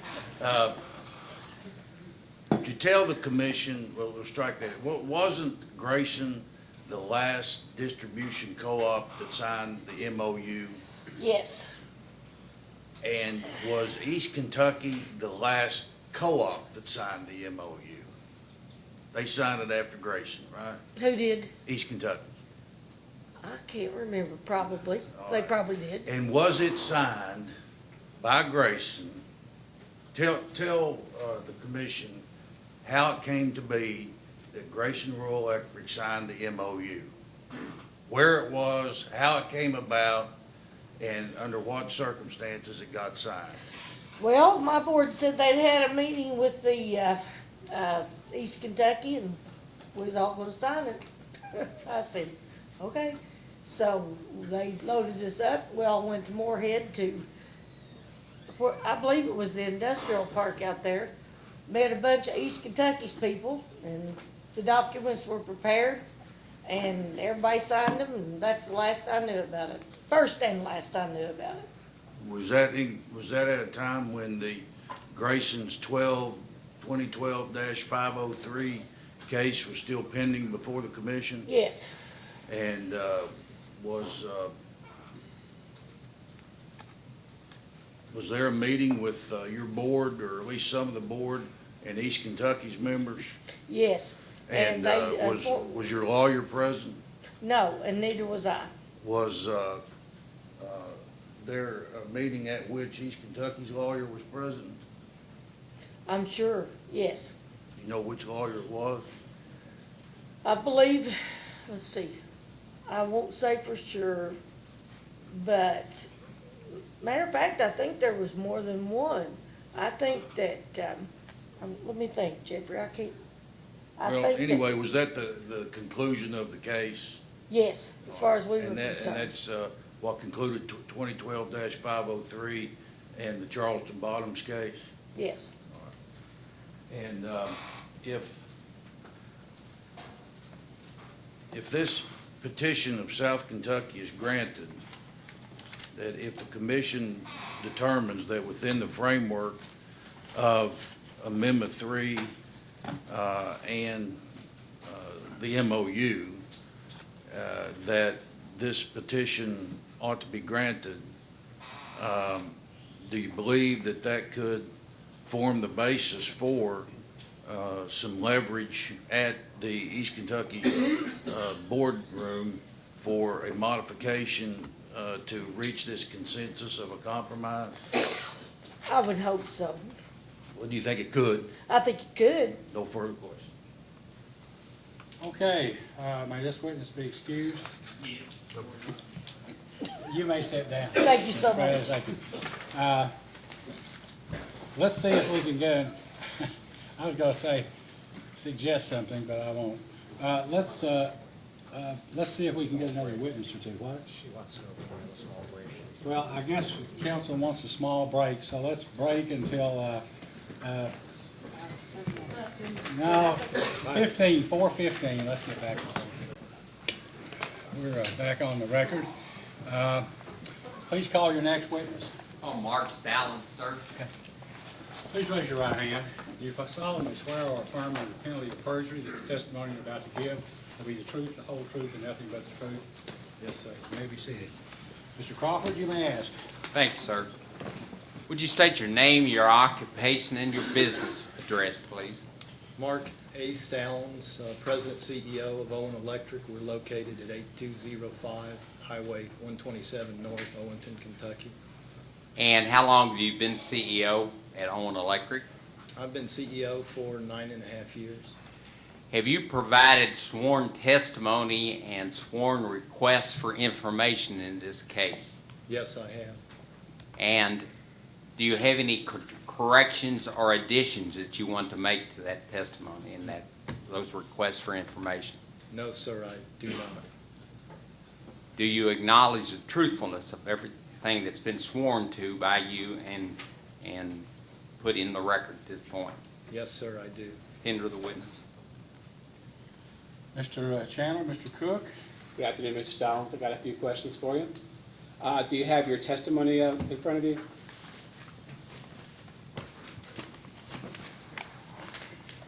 Yes, I do. Could you turn to page 5 and let me know when you're there?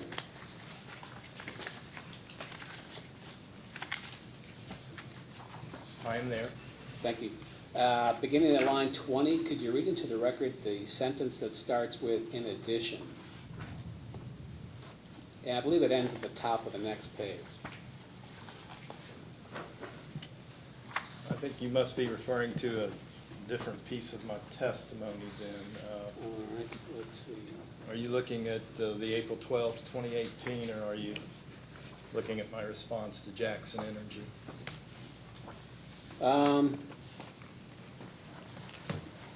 That's okay. I think I can get by without that. Would you agree that in your testimony that you opine that Amendment 3 is not fair to the EKPC system? Yes. Yes, sir, I did. Okay. And we could try this one more time at your testimony at page 6. And try it at line 7. That starts with the cooperatives also recognized? Yeah, could you read through the end of that paragraph? Yeah, yes, sir.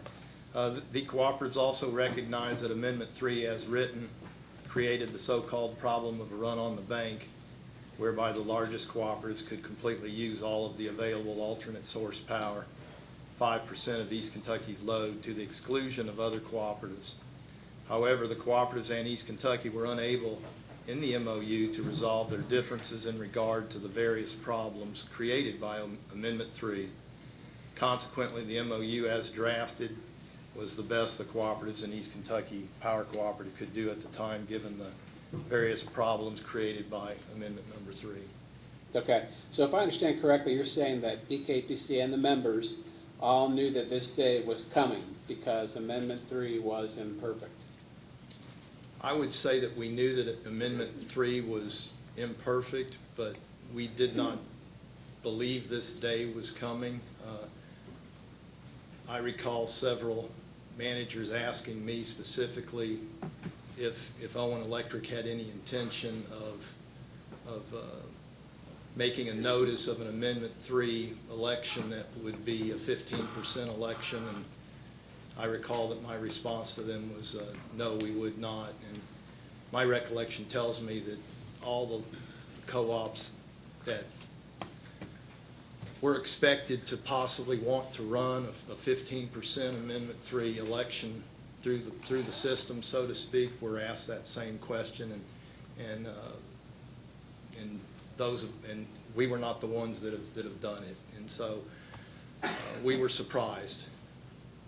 Would you agree that even though the members may not have seen this situation coming, that isn't this the same situation as Grayson just being played over again? Yes, sir. I mean, we knew the possibility was there. The process of going through the MOU was arduous, and it was long, and it was difficult, quite similar to the last 3 days. And anyone who sat through that process fully came away a little different, very similar to the last 3 days.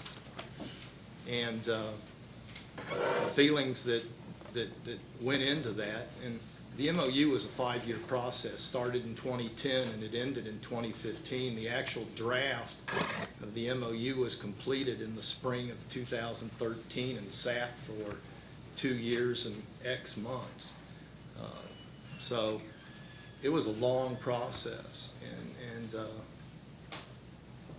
everyone So- understood that there was going to be angst, consternation if somebody went and pulled 15%. Everybody knew that equal access was a big issue. In fact, that was one of the major issues talked about in the MOU process. Okay. So if I understand you correctly, you said that the MOU basically sat sort of stale for 2 years. And what was it that started to bring it up to the forefront and to get people to take action? Well, the MOU was in response to Amendment 5 failing to gain 16 votes. I mean, the MOU was step 2 after Amendment 5 failed to succeed.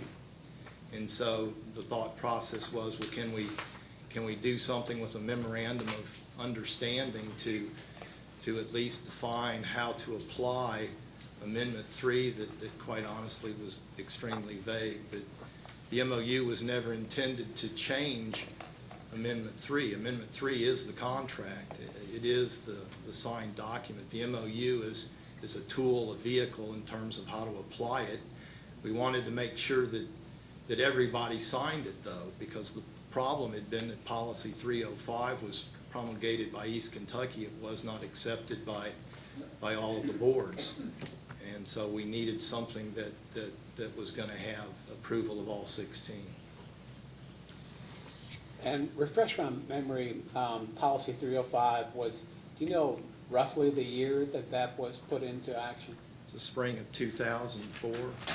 So that was prior to the Liberty audit? Yes, sir. Okay. If the commission, let me ask you first. So Owen itself has now filed what has become to be known as a defensive Amendment 3 election, correct? Yes, sir. All right. So if the commission should rule against South Kentucky's application, does that mean that Owen would not follow through on its election, or what?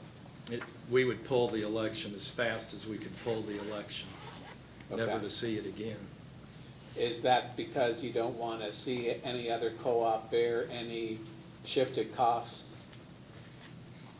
Yes. I mean, once you see a study done that basically shows $3 to $3.5 million shifted to your system, and you see the results of $1 million hit on your biggest load and your biggest customer that quite honestly has plans to expand, and $1 million certainly doesn't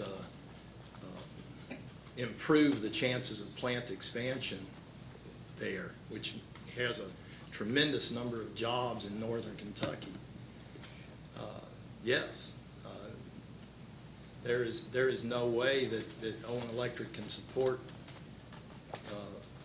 a 15% notice given by any co-op unless they pay stranded costs, period. So I'm looking at, Mr. Wolfram's table, which I know you've seen before as well, correct? Yes, sir. And it looks like his estimate is that Owen, if the commission should approve South Kentucky's application, Owen would receive over $3 million in shifted costs. Is that correct? I'm sorry, did you say that, can you say your question Certainly. again? I'm sorry. It looks like Owen would receive over $3 million in costs being shifted to Owen. Oh, to us. Yes, sir.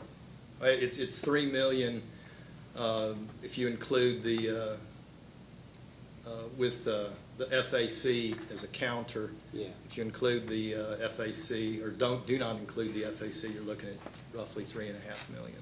And does that also include about $1 million for Nucor? That number includes the $1 million that would be moved to Nucor, and that's $750,000 in a base rate and $250,000 in an environmental surcharge, which would, everybody's discussed, would happen within 1 to 2 months. have you or anyone in Owen or on your board had any conversations with anybody from Nucor about this? Yes, sir. And I'm just wondering,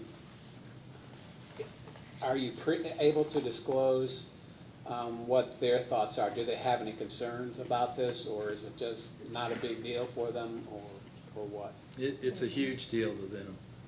They're in an extremely competitive business. It's cyclical, it goes up and downs, it's heavily influenced by what happens in China. It's extremely competitive.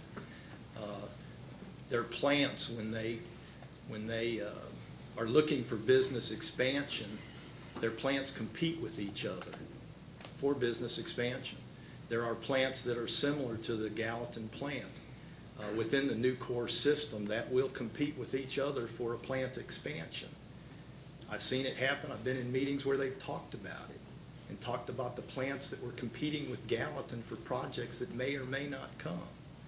And cost is a huge aspect to what they do. You don't run an arc furnace without using a whale of a lot of energy. So it is a big piece of their picture. And Nucor is a huge, huge player in the northern Kentucky market, specifically I would say the rural northern Kentucky market. When you're looking at Gallatin, Carroll, Henry, Owen counties, southern Boone County, there's a lot of people that work there that depend on Nucor. And when you move $1 million to them, they're very concerned. In fact, it's very, very concerned. In fact, the plant manager called Mike Kurtz, and Mike Kurtz called Jim Crawford and talked recently. I gave them a call within days just to let them know what was going, and said, let's talk and let's see what we can do to work together. I want you to know what's going on, and I want you involved so that you can help. Okay. And you mentioned about Nucor being a very competitive business, and are you aware generally in the news hearing about President Trump enacting pretty stringent tariffs against Chinese-made steel? That's a pretty unusual move, isn't it? Yes, yeah, we meet quarterly with Nucor. East Kentucky attends that meeting, and we talk about opportunities. We talk about what's going on at East Kentucky. We talk about what's going on at Owen Electric. We ask Nucor what's going on in their shop. We do that to build relationships for economic development purposes, because we want every expansion Nucor does to come to Gallatin.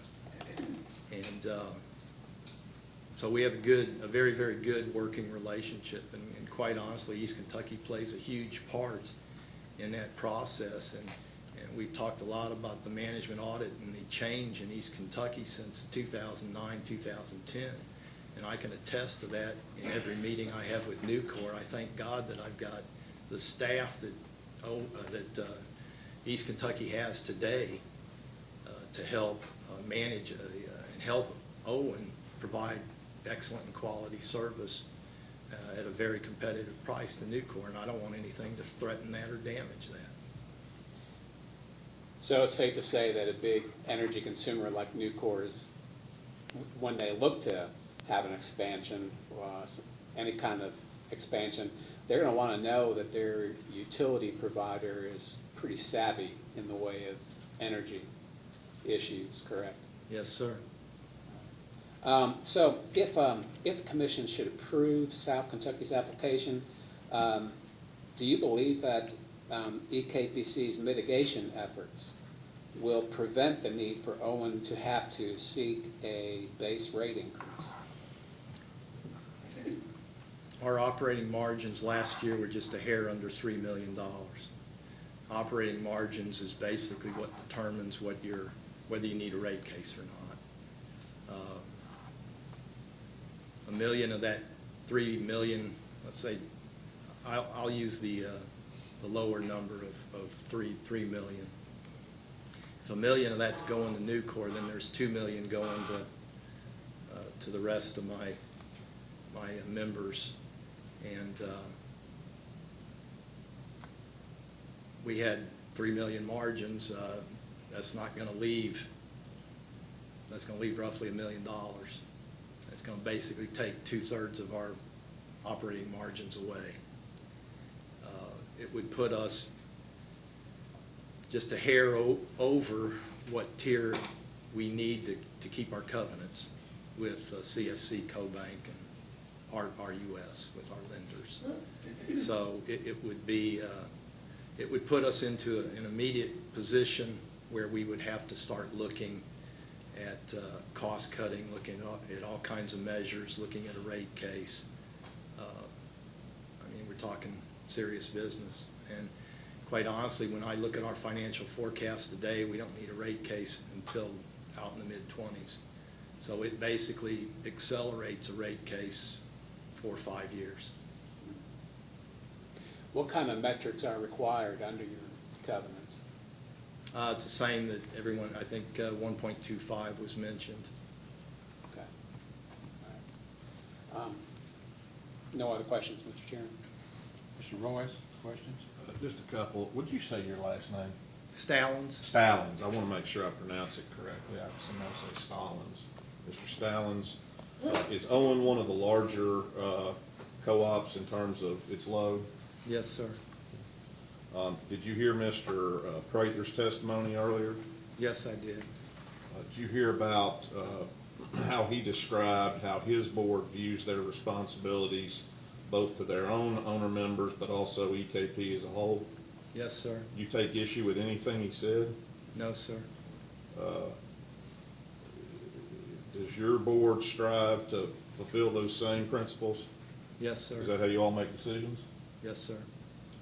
Do you believe that your board, that its position with respect to this whole MOU, Amendment 3 thing is that is so long as everybody gets the same amount and there's no advantage for anybody, that putting this MOU issue behind us for once and for all is a greater good than any individual advantage any system might get? Yes, sir. That's all the questions I have. Mr. Oswald, questions? I do have a few, Mr. Chairman.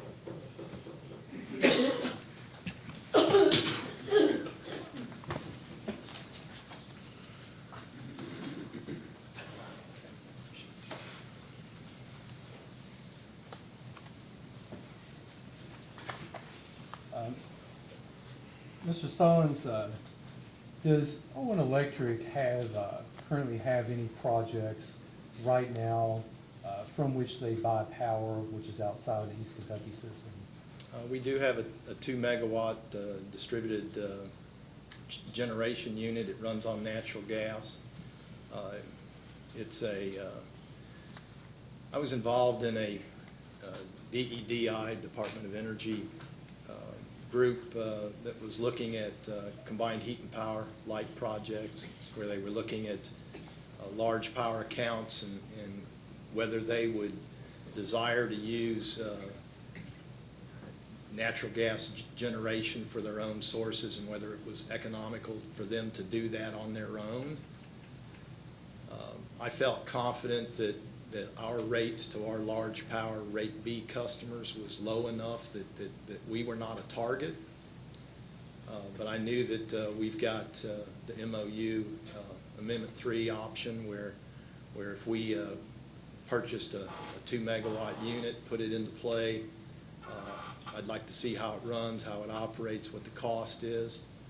And if any of my large power members ever wanted to go off grid, so to speak, I would be able to say, I'd love to talk to you about that because we can do that for you and we can provide you the service. If you want a distributed generation unit, you don't have to go to a third-party supplier. Owen Electric will be happy to provide it for you. You're not going to do that without preparation and understanding of the technology. So we looked at the project as an R&D project to innovate, look at technology and what our members may need in the future to make sure we're prepared to offer anything that they may want or need. Does Owen have any other distributed generation projects on within its system? We looked at 2 solar projects and have not pulled the plug on any of those. The one was from a third party and asking us to work with them. It was called New Frank. I don't remember if it was 2012 or 2013, and we made a notice at the time with East Kentucky. And Nucor basically disappeared. They were relying on the Ohio market to finance the project, and basically the Ohio market crashed, and they never proceeded with the project. We had done a survey also that showed that our members were interested in solar power. So we began looking at putting in our own solar project on site. We were looking at options from 30 kW to 500 kW if we used the full 3 acres. There were several other co-ops at the same time looking at something very, very similar. The number of East Kentucky co-ops wanting to do something like that picked up some momentum. We were probably 2, 3, 4 months away from pulling the trigger on the project, going forward with it, giving notice. East Kentucky told us that they were willing and wanted to do a project. Their price point was much better than ours because they were doing a 10 megawatt project compared to us doing a 500 kW project. So we stepped back, never made notice. But you know, that's where I see small project benefits. It's R&D benefits, it's renewable energy benefits, but there's all kinds of positives that for a small Amendment 3 notice that far outweighs any cost shift that would be associated with a 2 megawatt or 1 megawatt or 3 megawatt project. We've heard over the past couple of days that Jackson Energy also has some distributed generation projects, as does Licking Valley and Farmers. You heard that testimony, is that right? Yes, sir. And other than those three and what you just told us about at Owen, are you aware of any other distribution cooperatives in the East Kentucky system that also have distributed generation projects? Did you mention Salt Rivers Hydro? I did not mention that one. And I've heard about a landfill project also, I think on Fleming Mason. Are you aware of that one? I think that was just recently noticed. I see Joni nodding back there, Okay. helping me out. That's, I count 6 cooperatives right there who have what I would describe as small distributed generation projects. Would that be fair to say? I believe so. I mean, we could count it up and vet that, but you're close.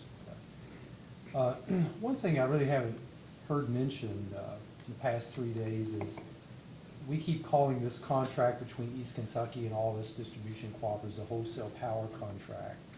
We used to call it an all requirements power contract, but of course after Amendment 3 we couldn't call it that anymore because it allowed for distribution cooperatives to purchase outside of East Kentucky, correct? Yes, sir. And I know you a little bit, and I know that you've worked at other places and probably have some experience outside the East Kentucky system. To the extent you may know this, is it unusual for a generation and transmission utility to allow partial requirements contracts as opposed to all requirements contracts? In other words, is it unusual for a GNT to say, well, we're going to allow 5% or 2.5% or 10% or whatever the number may be for our members to purchase off system? Is this an unusual thing? I wouldn't say that it's unusual. There's a fairly substantial number of GNTs that do have a variety of quote-unquote flexibility products. There's always a threshold at which stranded costs are required. And typically that threshold comes to where is there no harm done. And it varies from generation GNT families to GNT families, because quite honestly it ends up being a personal and a collective decision-making process that most times is difficult, arduous, and takes time to do because there's a large variety of views. I've been in 4 GNTs in my 27 career with co-ops and 4 different systems. And I've seen systems pull out of G&Ts when they couldn't get along. I've seen a battle at Wabash Valley back in '98. I saw the whole soiling system, which Tony saw as well, which is now Pure Power. Basically, 3 or 4 of the systems ended up going to Southern Illinois Power Co-op, which I was managed a co-op there for 6.5 years, and 3 of them left soiling, went to Southern Illinois Power Co-op. So there's all kinds of circumstances that are different from state to state. Oglethorpe's obviously a big one. North Carolina EMC is another big player where there's been a lot of activity. Texas, there's activity going right now on in Minnesota. And yes. If this commission were to deny South Kentucky's application,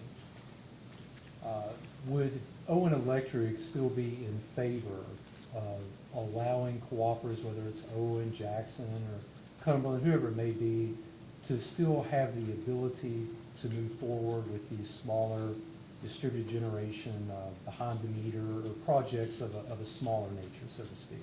Yeah, that decision is always up to my board of directors, and basically they would look to me for advice, and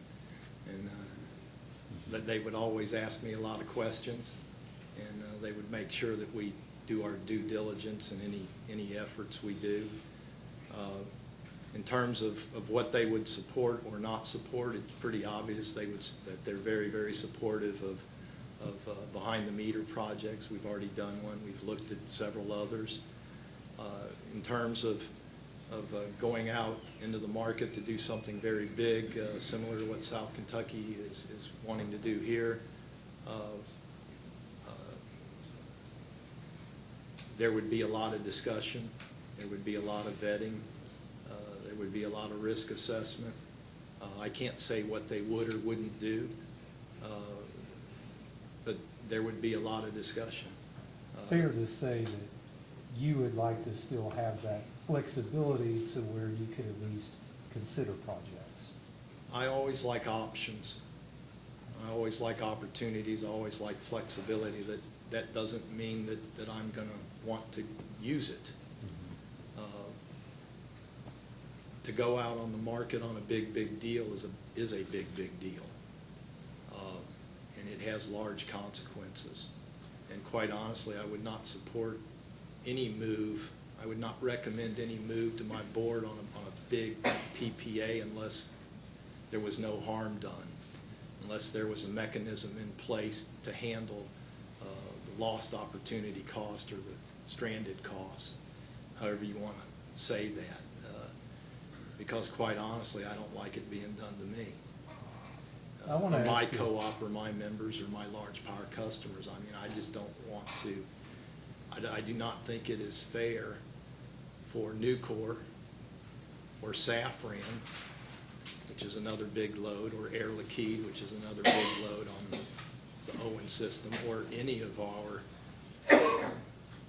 residential customers to see an increase in their bill. That's a lost opportunity cost, so that someone else can have a rate deferral. I'd rather they defer their rates with their own cost mitigation and their own economic growth. And the growth that happens collectively by all of us is used to the benefit of all of us, as opposed to being spent on someone deferring a rate case. I want to discuss with you for just a second what the differences may be between South Kentucky's proposal versus these smaller projects that I've asked several of you guys about. First of all, it seems to me that one main difference is the size as far as the megawatts. Is that fair to say? Second of all, a lot of the distributed generation products and the power supply isn't necessarily 100%. It's not necessarily 24/7, correct? For example, a solar panel is not going to generate electricity 24/7 the same way this block of power being purchased from Morgan Stanley would. Is that fair to say? Yes, yes, sir. Same way a hydro plant's capacity or output may vary depending upon the level of the river. Is that fair to say? Also, it seems like most of these distributed generation products have arisen, or opportunities have arisen slowly over time and have kind of arrived at East Kentucky piece by piece by piece versus a huge block at once. Is that fair to say? Yes, I think it is fair to say. Salt River's hydro, I don't know, 2005 timeframe, somewhere around there. When they come in small pieces and they come in over time, and especially when it's a small project, if we take John Wolfram's numbers for 58 megawatts and just take 1/58th of it, and then you look at it, I mean, Owen, we did an analysis where we basically said, what's it cost us? We did it, Shelby did the same thing. What would it cost if we took those numbers, applied them to our residential account? How much is it? And basically, it was in the range of $25 a year. If you take 2/25ths of $25, you know, you're down into the 88-cent range or 90-cent range or somewhere you're less than $1. So there's a huge difference in terms of lost opportunity. And so the next thing you would ask is, okay, now that I know what the lost opportunity is, what's the value in it? Is there value in it to everybody as a whole? So if you've got R&D value or innovation value or landfill gas value where you're helping your community and mitigating methane gas, that type of thing, then, you know, everybody pretty much says, hey, that's a good thing. We can all benefit from somebody putting a solar in and knowing how many panels did they sell, what did it cost them to do. So there's multiple benefits, and the benefits far exceed what any lost opportunity cost may be on a small project. May even be some good public relations in some of these projects as well. Is that fair to say? Yeah, it'll vary from project to project in terms of what the value is. I want to switch gears and talk to you now for just a second. Assuming that this application were to be denied, where could this family of cooperatives, including East Kentucky Cooperative, go from here? Would you like at Owen Electric to have at least some opportunity, even if it's just a window of time, to try once more to reach an amicable resolution of this problem that's been hanging over us for all these years? Just some opportunity to work together as opposed to just having the commission make a decision for us. I would like to think that we can actually put the cooperative principle number 6 into action and somewhat redeem the fact that we're still here after 3 days. I think Bill said it very, very well. I mean, this isn't a proud moment for the Kentucky co-ops to be here having to discuss this and to be caught in this conundrum, so to speak. And it would be good to have the opportunity to make it right. I'm not saying it's easy. I'm not saying that it can happen, but I think the better thing to talk about is in terms of what's the framework look like. I want to ask you about that. I want to stop you right. Can we move on with this? We've had it several times and wins. I can tell you where I stand. As far as I'm concerned, I haven't made up my mind. The decision will either be for South Kentucky or it'll be something else. But I don't intend, at least my opinion could be overruled, for these co-ops to ever have another 5 days or 10 days to make a decision, because you'll never make a decision. The decision will be made here one way or the other. Now, you may go ahead if you want to. Well, I'm just going to ask you one last question, if the commission will. No, go right ahead. I promise it's the last one. Given that this issue is on the commission's mind about how they could address it, I think I asked of you in a data request if you had an idea about that. Would you mind if the commission would be open to hearing it, what your idea might be about an equitable resolution? In light of what I've just heard, I think I would let my testimony speak for itself. And that's in your response to data requests. Okay. That's all the questions I have. Thank you.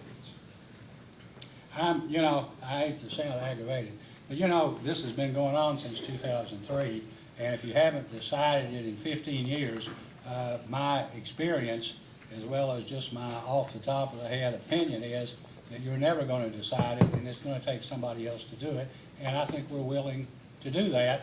And if people say, well, I didn't like that, you had your opportunity, and you passed on it several times.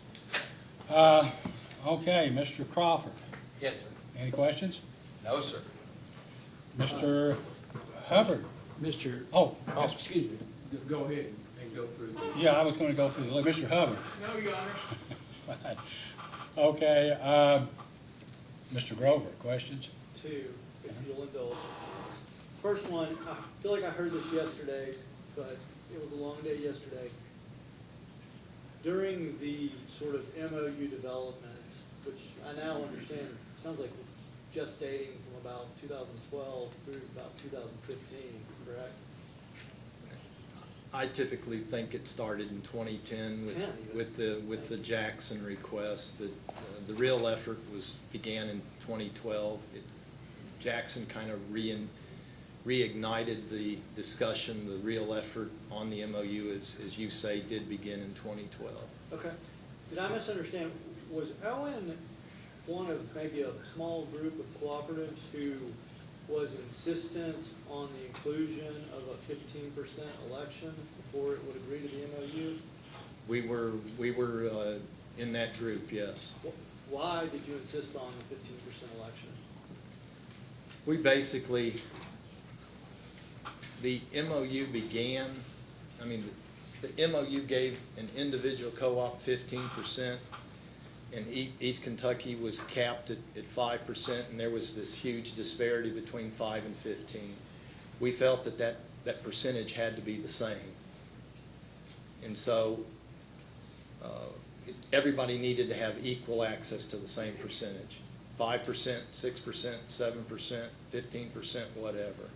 Our starting point was 15, because that's where we were today, was at 15. One co-op could go get 15. The total group was at 5%. We were looking for something in the middle. There was no way we could get to anything in the middle. There was no pathway possible to get to any of that middle ground. To be honest, if I had to do it over again, I would settle it out back in 2012. But at the time, and I'm done. In the time we didn't. Right, I was going to say, that's what Yeah. your board recommended, was to sign it. Was that your board's decision? I mean, in our boardroom, we have open discussions, and yes, we had a motion in our boardroom to sign the MOU, and our board ultimately did sign it, yes. Okay, thank you.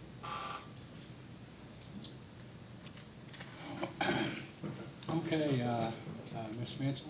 I just have one question. Good afternoon. This will be the last time today I ask this question. Why sign the MOU? In your testimony, you said you thought this was the best you were going to get. Everyone knew it was unfair, but was it a question of just we needed to stop fooling with it and let's move on?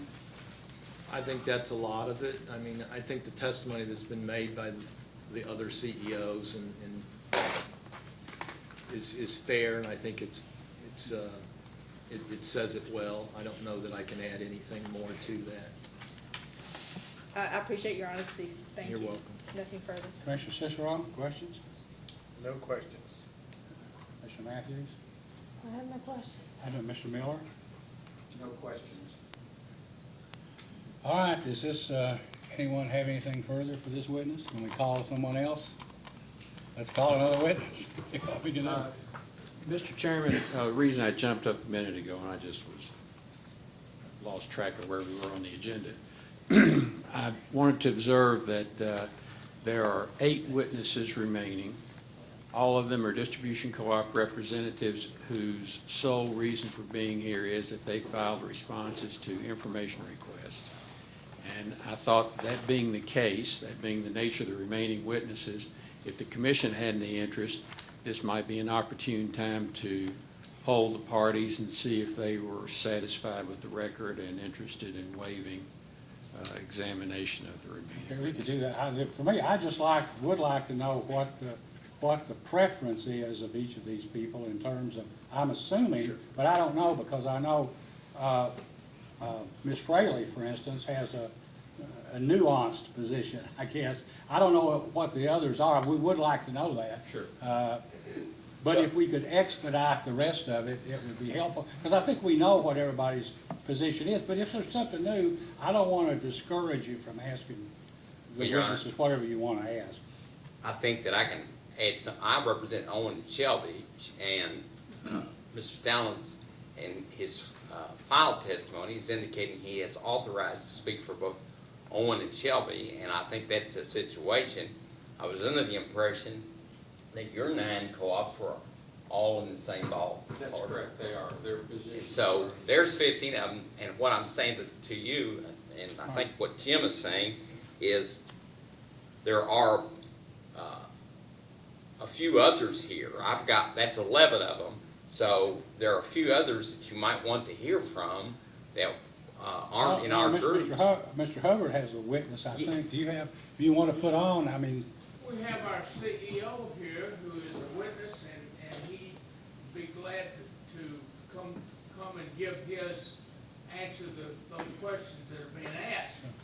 I was not going to call him as a witness, but he is here, and we thought if y'all wanted to ask that question of it. Why don't the lawyers make it, we'll take 10 minutes, talk to your clients, see what you want to do, and then maybe you, in speaking for them, you can tell us what your position is. I'm for, I'm against, I could be for, there's some other issue insofar as South Kentucky, and if you'd be willing to do that, I think it would help everybody and maybe help move it along. But having said that, anybody who wants to put on a witness ought to go ahead and do it. I'm not going to deprive anybody of asking all the questions, but some of them have been over and over, and Yes. if everybody's the same and willing to say that, that ought to do it, okay? Let's be in recess until 10 after 5. Okay, we're now back on the record. Mr. Miller, what have you decided? I think we're in a position that everyone can speak on behalf of their clients. I've been authorized by my clients, remaining 5 clients, Chris Brewer, Clark Energy, Jerry Carter, Enter County, Joni Hazelrig, Fleming Mason, Greg Lee, Nolan, and Mike Williams of Bluegrass to say that they concur with the comments and testimony of Bill Prather. Mr. Hubbard. Mr. Honor, on behalf of Salt River, our CEO, Tim Sharp, wishes to say that we came absolutely neutral in the process. We do believe that certainly South Kentucky had every right to file what it filed, what the contract it had, and whatever decisions that certainly that decision to upset people may well not fit in with what they call a cooperative way. But they had a right to do so, and they're pursuing it. But Okay, thank you. Thank you. And Mr. Crawford. Yes, Shelby Energy's position through Ms. Martin is the position of Mr. Stallings that you just heard. Okay, thank you. That takes care of all of the co-ops. Now, Mr. Grover, do you want to cross any of these particular witnesses you'd like to take? Because you're entitled to, I think, if you'd like to cross these people. Thank you, Your Honor. South Kentucky will waive that right. Thank you. All right, with that, I have prepared and signed the post-hearing scheduling order already. It'll be entered tomorrow with the dates. Chairman? Is it, yes, sir. You mind if we just Check take one. 1 minute to check something? Yes, go While right we're doing ahead. that, I think I forgot to move exhibits 10 and 11, South Kentucky. Angela, exhibits 10 and 11 for South Kentucky.